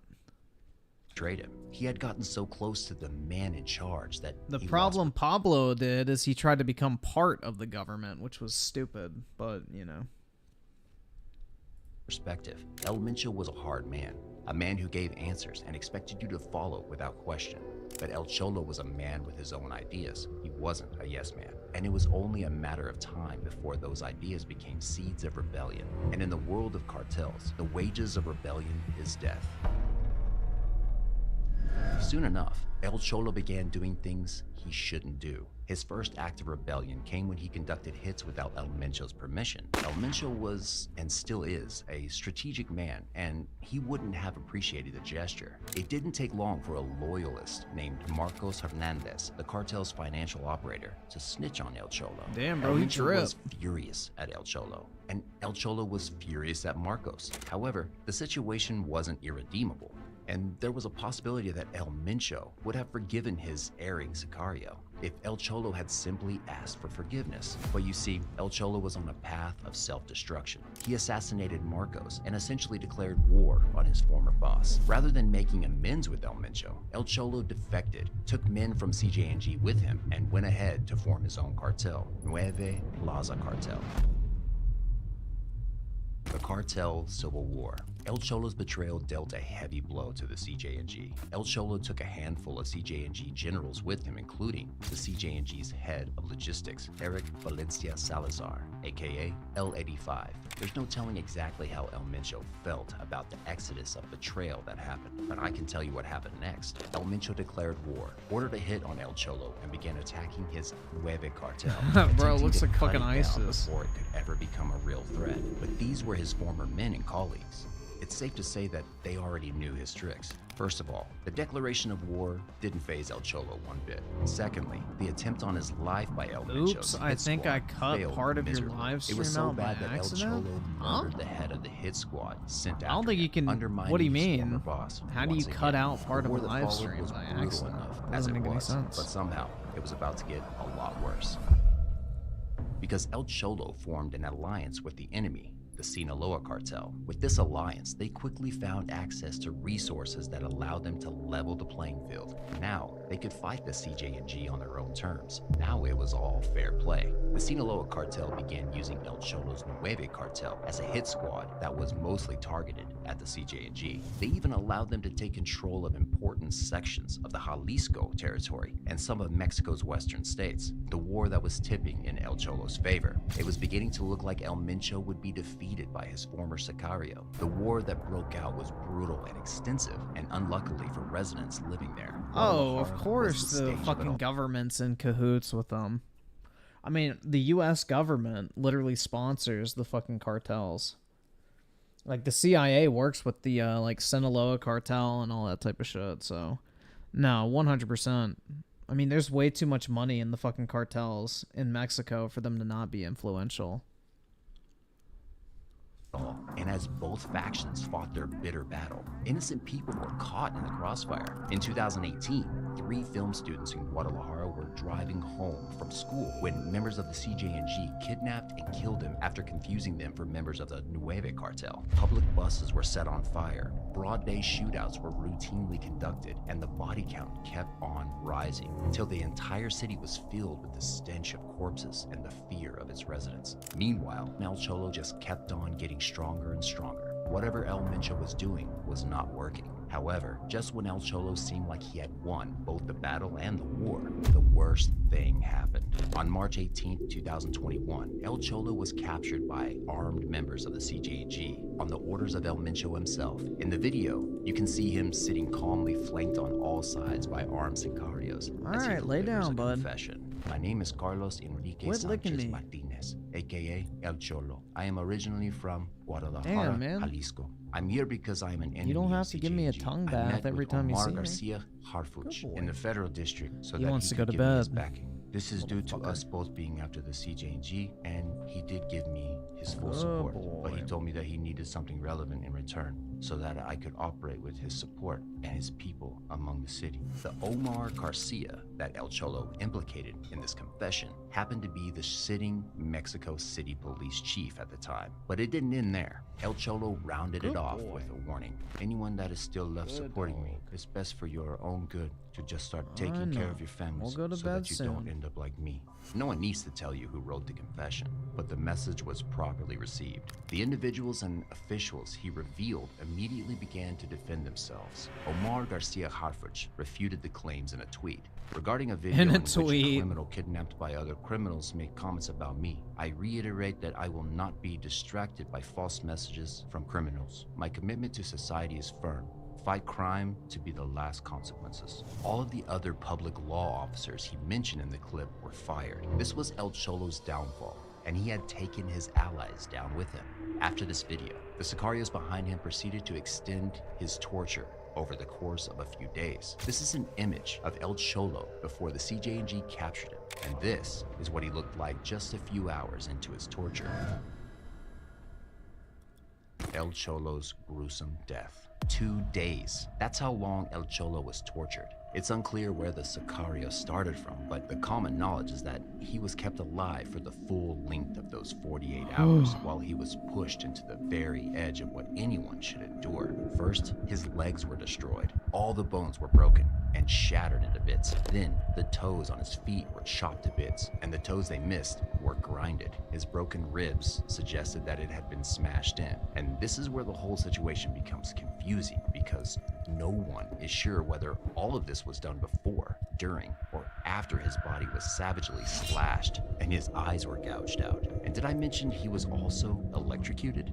But while everything I just mentioned is incredibly horrifying, none of it comes close to what happened next. Still alive, while still breathing, El Cholo's tongue was clamped in a vice and pulled viciously out of his mouth. It was only after this that killed him. He was shot twice in the head. His body, or at least what was left of it, was wrapped in a plastic bag and dropped on a public bench in true CJ&G fashion. So how did the Sinaloa cartel respond? They said nothing, did nothing. What about his cartel, the Nueve cartel, and his buddy Salazar? Same, said nothing, did nothing. El Mincho had promised everyone who betrayed him that he would send a message. El Cholo's death was received by everyone, hand-delivered, unmistakable, clear as day. Since then, no one has dared to cross El Mincho like El Cholo did, and from the looks of it, it seems like no one will anytime soon.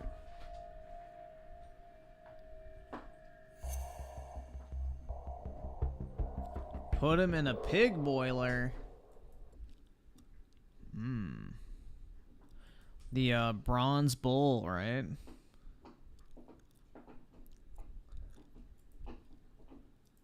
Alright. Oh, God.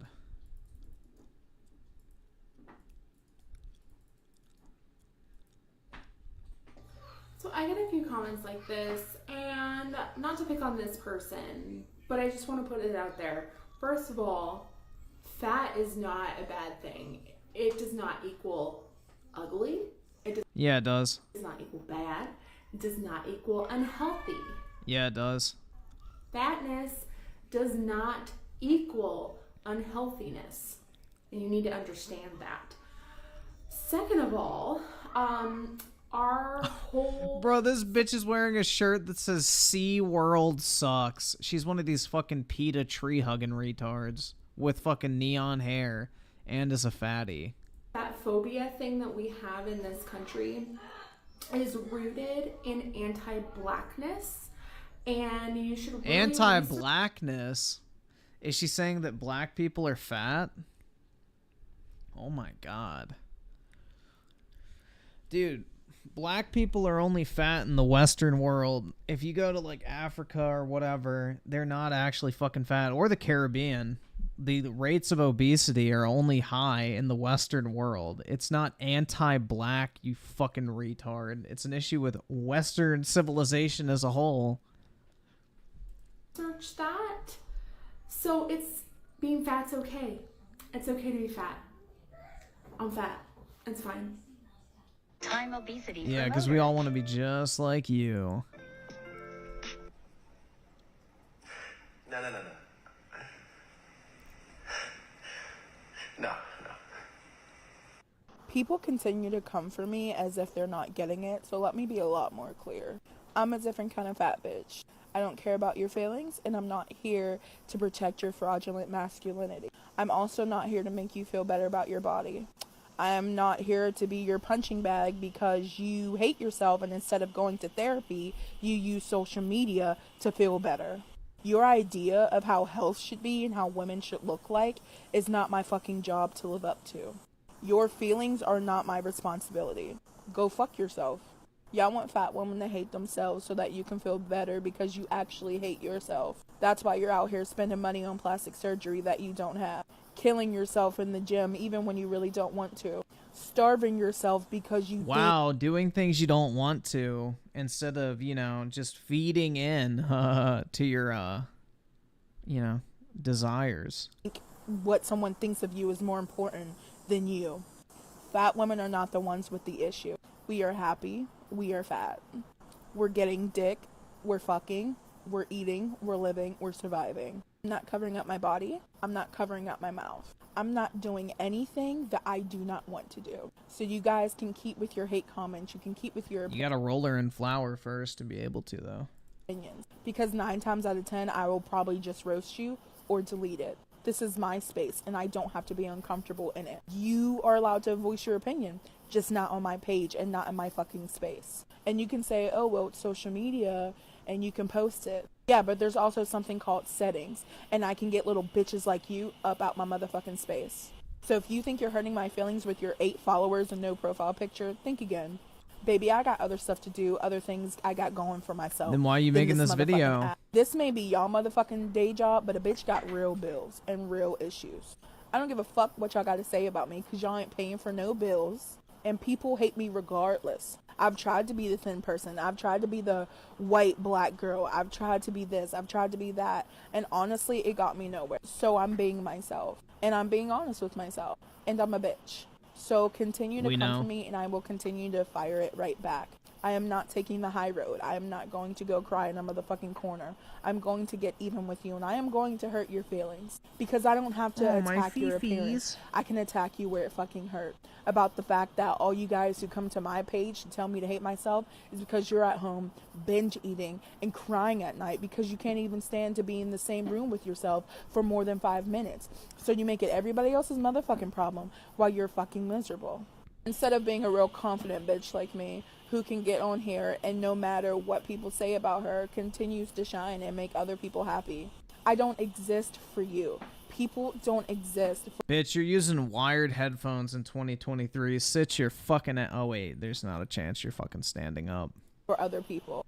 I exist because I have to. And if I have to be here, You I'm don't gonna do have it to my exist. way. For people to continuously come and try to diminish my shine, it's hilarious because you're just showing that you wish you were me and that I'm better than you. When I say that there's nothing you can say to me about like my weight and my size that affect me or upset me, I'm being very genuine because I've been fat my entire life and I know that I am hot. Like it's just, like, you can't argue that. But what You're probably hot when you go up a flight of stairs, walk outside, and it's slightly above 60 degrees, you know. You have to carry something heavy. Yeah, you probably get hot pretty easily. What does upset me is when thin people come in my comments and saying the things that I am saying about being a fat person are not valid. I've been fat my entire life since like 2nd grade, and I come and talk on here about things that make fat people uncomfortable, things that would make your fat friends more comfortable, and just living as a fat person so then people can listen. And in the comments, it's very obvious that a lot of them do not want to listen. Just because you have not experienced something firsthand does not mean it is something that doesn't happen, especially if you are a thin person. Most importantly, my account is for other fat people to feel valid and know that they are not alone. But if thin people want to listen, that would also be great and very much appreciated. Anyone who grew up in the early thousands and have body image issues because of it, do you remember how we were made to believe that she was fat? That she was the Duff, the fat funny friend? I saw this picture and it like immediately came flooding back to me that like when I thought of Ugly Betty or any of the movies or shows that America Ferrera was in, that she was sold as like the fat friend. Take another look. Take another.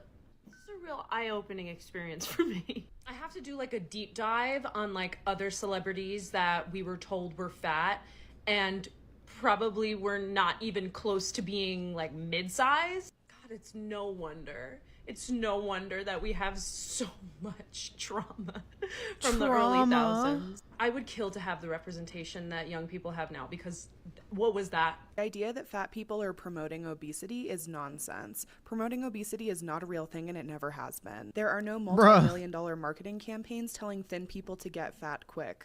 Or a 72... Yes, there is. Welcome to fucking food advertiser, you dumb... Does she really think that fucking food companies don't want people fat? $0.7 billion weight gain industry in the United States alone, or government-funded initiatives aimed at eliminating the existence of thin people, or messages to thin people that if they could never be fat, then their life isn't worth living. But all of those things... That is literally what advertising does on a daily basis, you dumb bitch. What the fuck is she talking about? Things do exist in reverse for fat people. The entire concept of promoting obesity is a myth that's used to silence fat people when we advocate for the basic human rights we're so often denied. Like, what are you denied? Like equal access to health insurance, life insurance, medical care, employment, education, travel, clothing. You have access to all of that, but your fucking fat ass has to pay more for it because you choose to be fucking fat. Or just basic happiness and freedom from living in shame and abuse. The only things we are promoting are kindness, respect, and equality. Fat people have always deserved equal rights and ethical treatment. The only difference is that now we're saying that out loud. Just a reminder that I am very fat and very sexy. And I Lies. am 100% glorifying obesity. Why do they always have these fucking nose rings, man? It's like literally the fatty fucking fingerprint. And there's nothing you can do about it. I want to talk about fat phobia and veganism because, unfortunately, as a community... What the fuck is this thing? I've been vegan for 11 years now, and during Trans that time, vegan survivor? every weight you can imagine. Bruh. From far too skinny to the weight that I am now. I also had a severe eating disorder that I'm now in recovery from. The fact is, some vegans are fat just like any other population. Some people are fat. I am fat. That's okay. We need to stop touting veganism as a cure to fatness because it's not, first of all, and second of all, that's fat phobic. It is possible to talk about the health benefits of veganism without being fat phobic, I promise. Hey guys, wanted to show you this new shirt I got. Stop trying to normalize obesity. I'm just trying to show off. Dude, what the fuck is that Greta, haircut? you're gonna regret this Ugh. one. Tell me why men get aroused by your body. Because they're attracted to me, Greta. If someone is booking me, it's because they're attracted to me. That's why they're aroused by my body. Because fat people are attractive. Fat people are hot. Just because you personally don't find my body or fat bodies attractive doesn't mean that they're not. Right? Right? Right, It's nearly 2022. I don't know why you're still out here trying to like body shame on people's videos because it's fucking gross. But like, let me just have like a bit of a hot take for a second. Like it's a really, really hot take. FBI, what the fuck is this shit, bro? Come get your girl, dude. You've probably never heard it before, but maybe the reason that people are attracted to me is because I'm not just a body. and I'm a whole ass person. You know, like I've got a personality. Dude, you could fucking bounce on her fat rolls like a trampoline as you're hitting that shit. I've got a sense of humor. I care about people. I'm nice to people. I'm not nice to you because, like, you know, sometimes people don't deserve my kindness. But I'm not the one out here fucking leaving body shaming comments on somebody's post that's literally like, hey, look, my body in clothes. I don't want to feel subconscious about it. I'm finding things that I feel cute in, and you're like, tell me why men get aroused by your body. Maybe because it's not your body, because your body is attached to your shitty personality. I'm fat. No, you're not fat. You're beautiful. Yes, I'm both very beautiful and fat. No, you are a thick, curvy, fluffy orb of light. Please stop doing this. Bro, I know you mean no harm, what? but fat is an inoffensive term. And fatness and beauty can actually exist in the same person, whether you believe it or not. The implication that it can't is actually deeply rooted in fat phobia, which is even further rooted in white supremacy. And you probably need to educate yourself, check yourself, and maybe heal your fatness wound if you're a fat person yourself. See that toxic person? We're walking the other way. See that toxic person? And we're walking the other way. Toxic person, walk the other way. Toxic person, walk the other way. Toxic person, walk the other way. Walk the other way. If this is what you call a honeymoon, pacing around our separate rooms, running from our elaborate rules, we're doomed. Please forgive me, your grace. Can't even look me in the face. Oh my god, dude.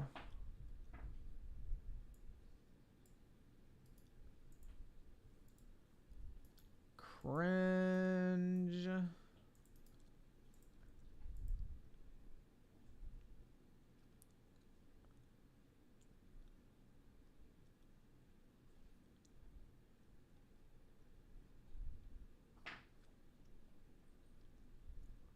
Let's see.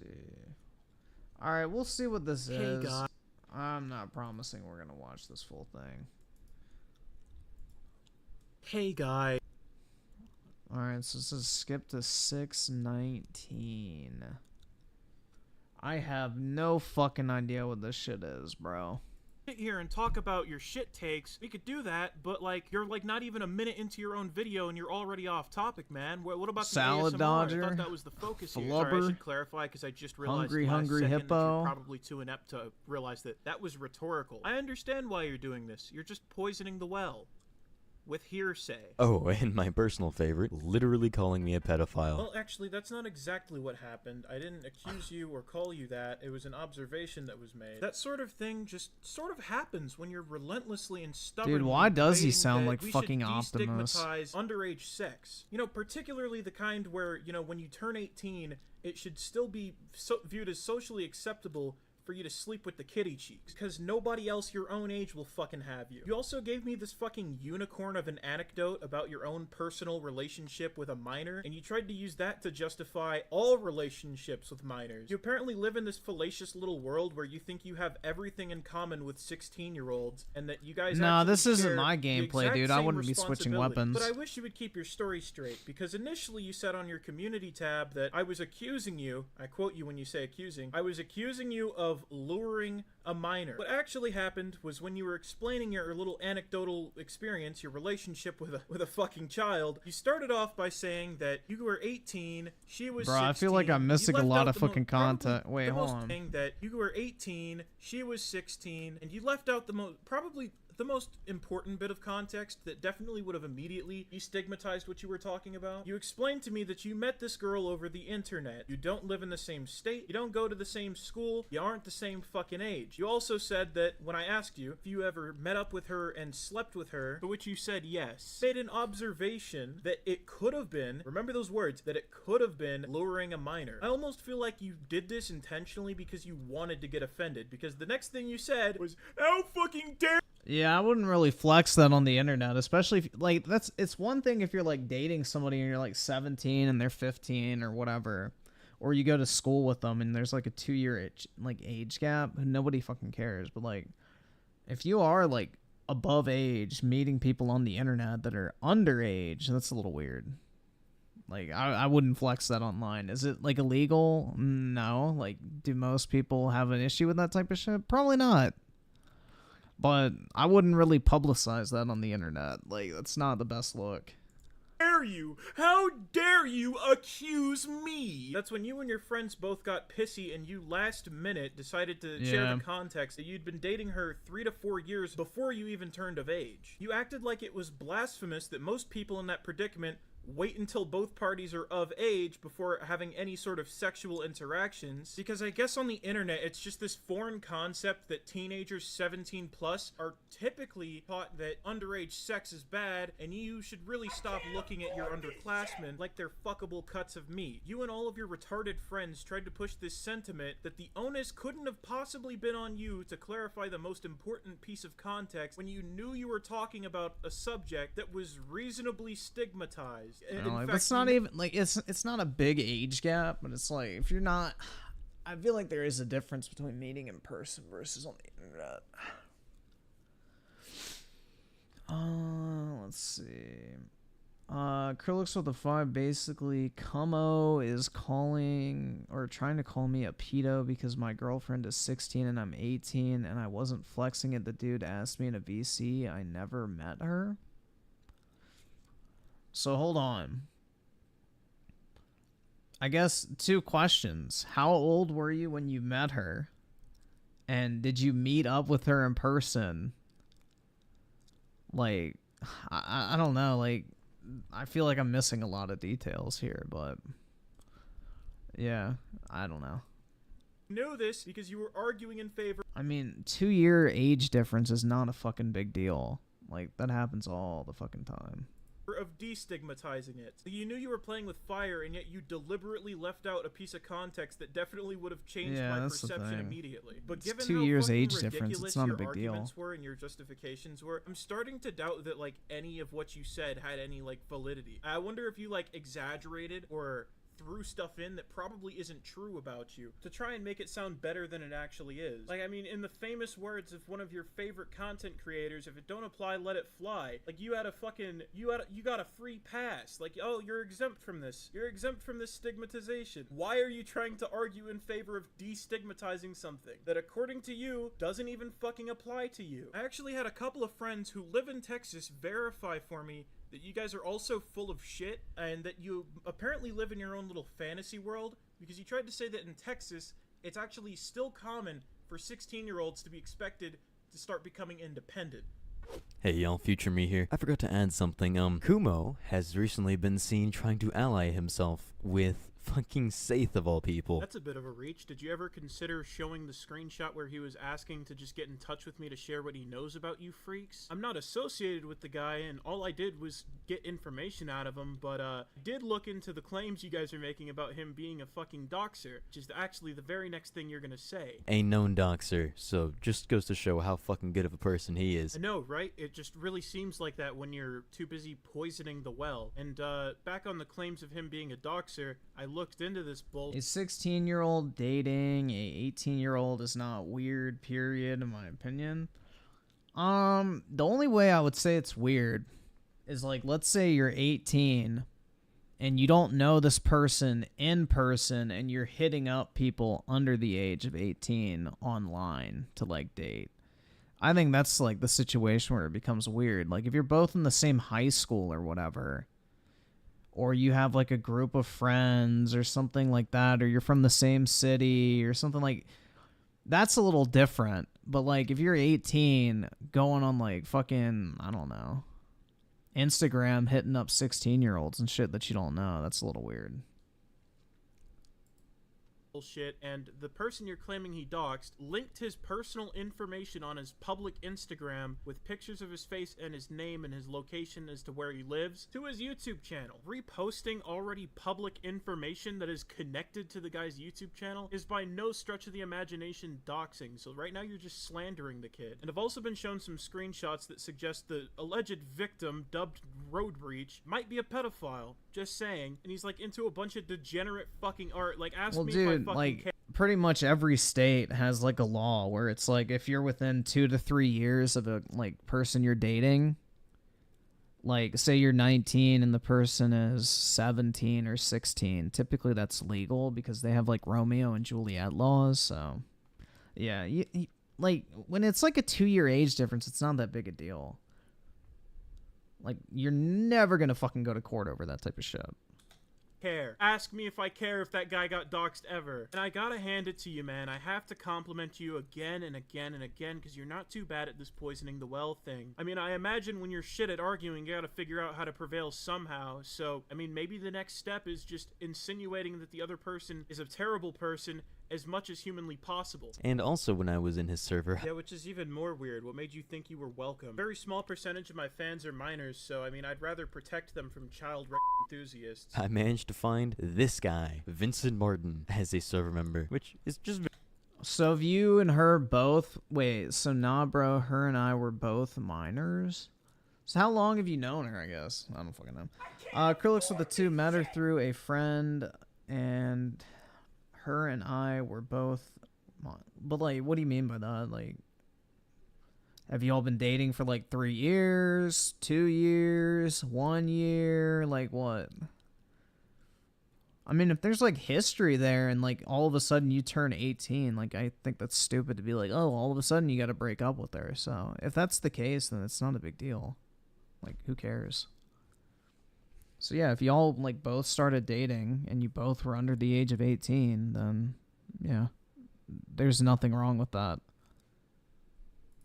Very interesting to see, that's all I'm saying. What's so interesting about it? It's like literally a fucking, you know, junior dating a freshman, or a senior dating a junior, or something like that. Everybody is, but the guy came to me as a neutral party, and he wanted to verify and see if there was any validity to the shit you guys were saying to try and smear me after we disagreed on video game takes, and then it escalated to fucking high school context, I suppose. Imagine his disbelief when he gets allowed in to see the chat logs and he finds out that me and my community aren't fucking terrible people. Imagine the shock when people have to discover that 9 times out of 10 when I get villainized by bum-ass bad faith clout goblins, everything they say is usually just a crock of shit. There's only one type of people who can actually like come into my server, see everything, interact with everyone, and leave with the same stupid fucking headcanon they came in with. And those people aren't anything more than just oblivious. Is ASMR YouTubers need to be stopped. Now the best way I can sum up this video is him literally spurting the fuck out over the fact he shares a name with an ASMR YouTuber. And that's one of the many things that I talked about, but no, if anything, it was more of a rant about how fucking degenerate shit has become more mainstreamed. If anything, I was being dramatic for comedic relief. I imagine you're either on the spectrum or you're just a troglodyte who's never heard. I'm a senior and wouldn't date any juniors at my school, but that's probably just my school. Why are they all ugly? The concept of well, yeah, if they're all fucking ugly, then it makes sense. Satire, because you take everything painfully fucking literally. With all that said, I highly encourage you guys after you're done with today's video to go take a look at the previous 4. Today, as you could tell by the title and thumbnail, we are killing ASMR with chainsaw. Bro, I'm like confused of like what the fuck is the progression of clips at this point. Decibels in this section. Dude, I'm gonna keep it a fucking buck with you. If I am blasting your eardrums, you are a fucking weirdo and your volume is too high. You probably have terrible hearing at that. Brother Near with the 10. Krillix and his girlfriend dated ever since he was 15 and she was 14. Krillix is currently 18 and his girlfriend is 16. Krillix was going to tell Kumo this, but he was cut off and accused of luring minors in VC we had. Yeah, and then there's nothing wrong with that. Especially if it's only 1 year, too. Like, yeah. Bro, I wouldn't even waste your time arguing this shit. Like, in all honesty, I would just, like, completely ignore it and all. Like, there's nothing really to even defend. It's just like, okay. Like, I don't know. I wouldn't even, like, justify it with a response, personally. You have no girlfriend, and you have to understand how much of a loner you are if you're listening to commentary videos at maximum fucking volume. I bet this retard couldn't guess that I actually did lower the audio in the project file. My mic was peaking because I was yelling. The audio wasn't blasting you. When you lower the audio of someone yelling, it sounds a lot like this. If you do ASMR, I am coming to your house. I am outside your window. Don't ask how. Bro, he really does sound like Optimus, though. Through a blowjob. You know, it really is sad when the funniest part of your video is that 1 3-second clip from Dipster. You spend the entire fucking video just calling me unfunny. Awesome take, by the way, bro. Very original, and I appreciate that you recognize that your humor is objective. So the first order of business is probably the biggest elephant in the room. Nah, dude, you should definitely not wait until you graduate high school and college to start dating. You should start dating as soon as you want.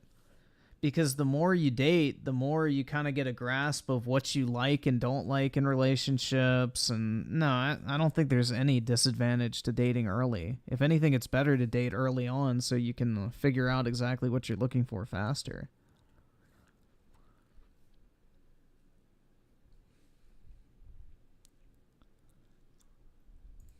Truly, because you want to watch some amazing fucking content on the goddamn I'm recording.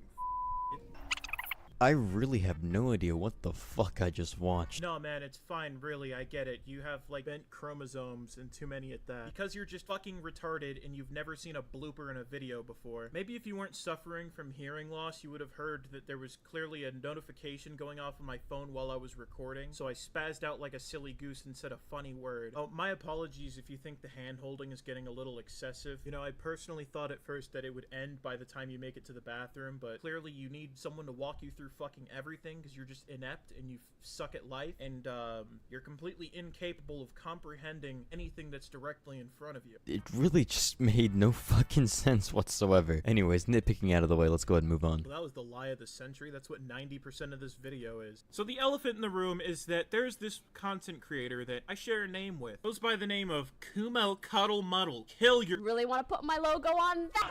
It is even funnier the second time. First of all, you just reused the same exact kill yourself joke within the span of like 2 minutes. Sorry to steal your thunder and correct you on the spot like this, man, but when I say KYS, you're assuming I'm just joking. Fucking kill your— Really want to put my logo on that one? Secondly, if the clip was intentionally made to be that loud, loud does not equal funny unless you're a fucking sped that rides the short bus every day. Or you're just a stupid fucking crayon eater that wants to fuck little kids, can't grasp the concept of subjectivity, irony, satire. The list goes on, really. But I mean, since you're the golden standard for what comedy is, I guess we just need to start talking in dry, flat tones and become severely, chronically, terminally even fucking autistic. Nah, he shouldn't even respond. Dude.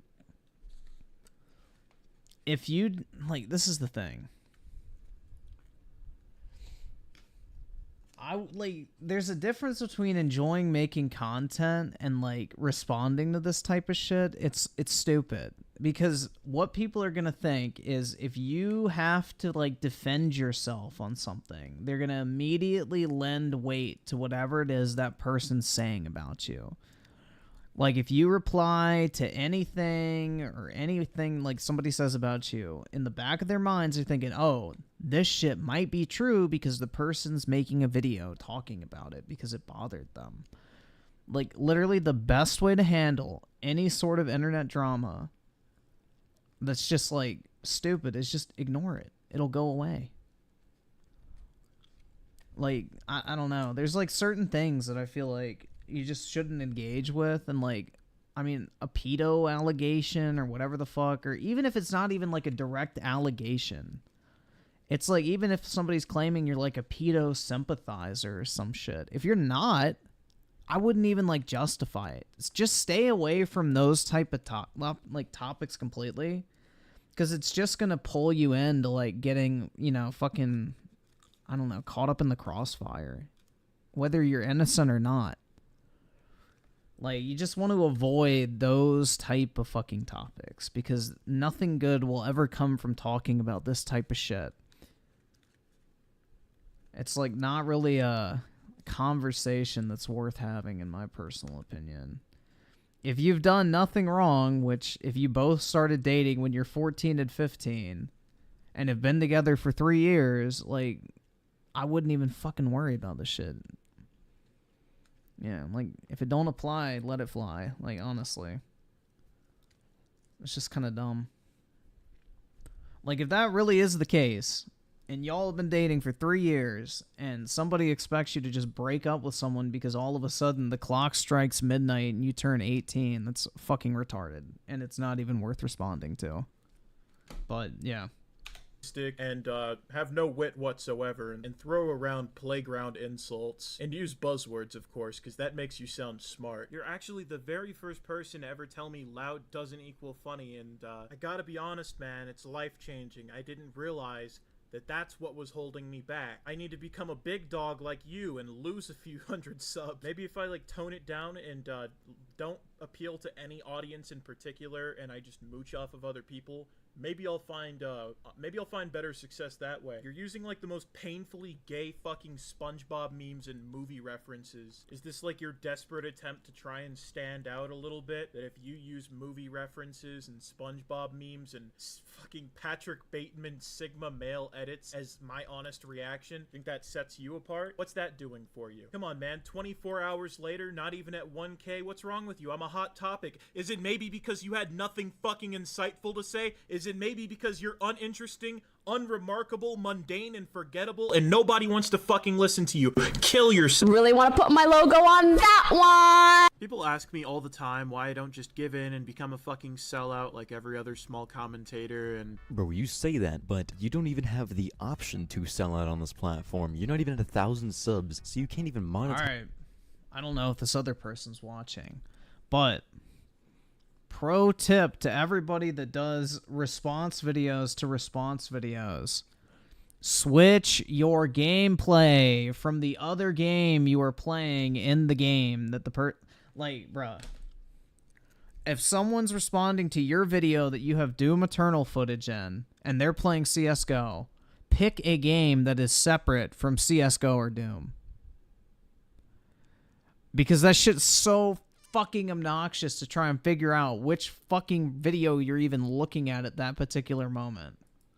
Your channel, the most you could probably do is apply for memberships and donations to be available on your channel. Did you seriously spend this entire fucking video nitpicking? You went back and probably edited this shit for hours, probably spent the entirety of your night editing this trash fucking video, and you didn't even have enough brain cells to rub together to realize that you contradicted yourself in the same fucking breath. Are you kidding me right now? Come on, are we even trying, dude? Not even at 1,000 subs. Dude, he really does sound like Optimus, though. Bro, I agree. It's like uncanny. It's very similar. Your channel, the most you could probably do is apply for memberships and donations to be available on your channel. Wow, you know, that kind of sounds like I can monetize my channel. Actually, I already am fucking monetized. Shows what you know. And FYI, I can also run ads. I have more than enough watch. Yeah, I think they lowered the monetization standard down to like 500 subs now, which is nice. Time. The best way I can describe this man is the biggest pseudo-intellectual I have ever fucking come across on the internet. Yeah, you know, it really seems like it became self-applicable. Optimus but psychotic and tells women to cut themselves? Are they emo?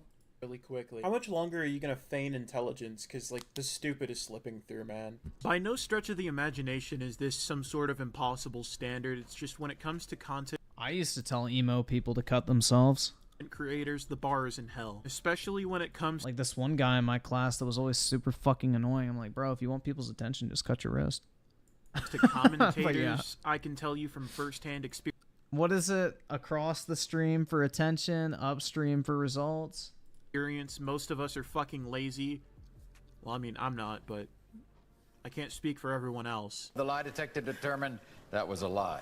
Dude, don't fucking lie to yourself. This is one of the easiest and laziest genres in fucking YouTube. Almost every single person, with the exception of someone like a British potato, is a fucking lazy content creator. I mean, dude, come on. It's commentary videos on YouTube. The amount of effort that goes into it is putting gameplay in the background, talking over the gameplay, and including the original video. That does not require a lot of effort by any means. After taking a quick look at your YouTube channel, it's no surprise that you think that way, because, I mean, clearly you're just incapable of innovating and trying to improve. So those must be the only things you know how to fucking do. That's a real shocker. You know, there's keyframing, there's adding in all kinds of visual effects and audio effects to make the video more engaging. I guess to you, that would be like, you would see that as jingling keys because you're fucking retarded. I guess I also have to set my expectations lower for you because you believe that loud equals funny is bad is still like popular opinion. Like, dude, nobody fucking cares. Nowadays, people shitpost freely all the fucking time. Like, you know what, to quote you, Why do you care so much? Why do you care so much? I bet the only reason anyone ever sat through your video on me was because there was someone who was actually... Yeah, there is nothing innovative about YouTube content in general.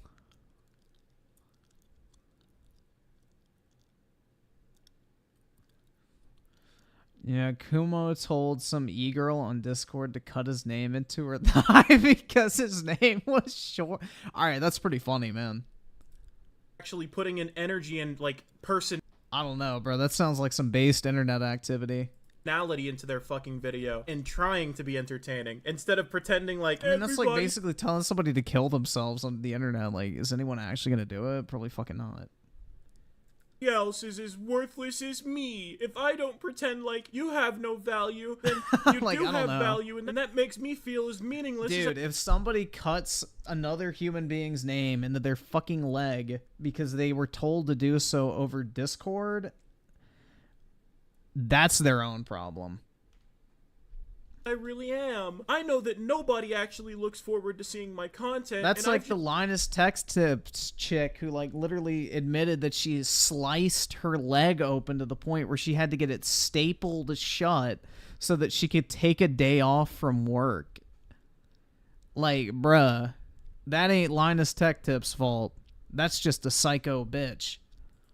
Just been grifting and talking about popular subjects, so people come to me to hear what they want to hear, rather than hear my opinions or be entertained. They just want to hear what they want to hear. I developed an echo chamber, and now I circle jerk with a bunch of other losers who did the exact same thing, because they didn't have the mind enough to innovate like the people they're dick riding, like the people they're trying to, fucking cannibalize now. I'm sorry. Dude, low key though, Apollo has like fucking gouged my fucking skin. Like when he was a puppy and he had like really sharp claws, like I think it's called the dew claw or dew paw or dew claw, I don't fucking know, but it's like the little claw on like the side of their front paws that they use for climbing and gripping. They used to be super fucking sharp, and he literally like sliced my fucking like arm, my right arm, pretty much open between my bicep and my tricep.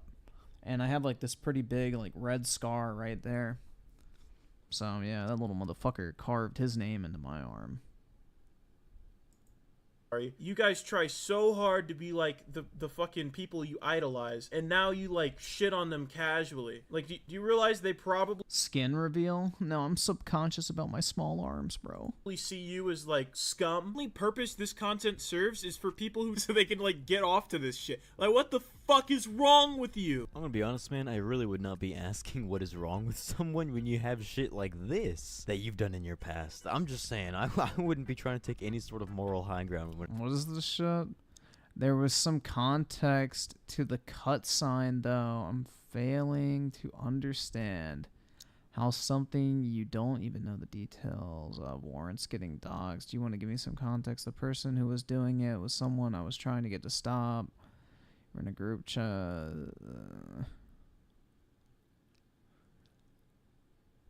I don't really care. A situation like that is on your record. I ain't reading all that, bro. First of all, you broke TOS 6 ways to fucking Sunday. I hope you realize you are at my mercy right now. Second of all, I was obviously asking what the fuck was wrong with you in a satirical sense, because I totally care what you people are jerking off to on your free time. I care what goes on behind your bedroom door. Totally, dude. How the fuck? How do you twist that into I was grandstanding? I was very obviously referencing the clip that I played just moments before. That is not an own. You're using someone's self-harm as a gotcha point in a fucking YouTube drama video. The last thing I'm gonna say, and this is where I end the video. So why is he virtue? Alright. So if he got her to do it, own that shit. Don't virtue signal like, oh, don't use self-harm. Like, who cares, bro? Go off, because these people are... Dude, I don't like virtue signal. Fucking pedophiles, dude, I swear. Griffin's a professional YouTube commentator. I ain't reading all that. That's right, man. People want to fuck kids. You gotta pick your battles. battles. Debate them on like the Zero Needs Coffee situation. Debate them on high school context. Debate them on like on fucking age of consent. You're gonna find out the hard way. But anyway, the last thing about this guy is he's just trying to use this as a gotcha point. I'm done giving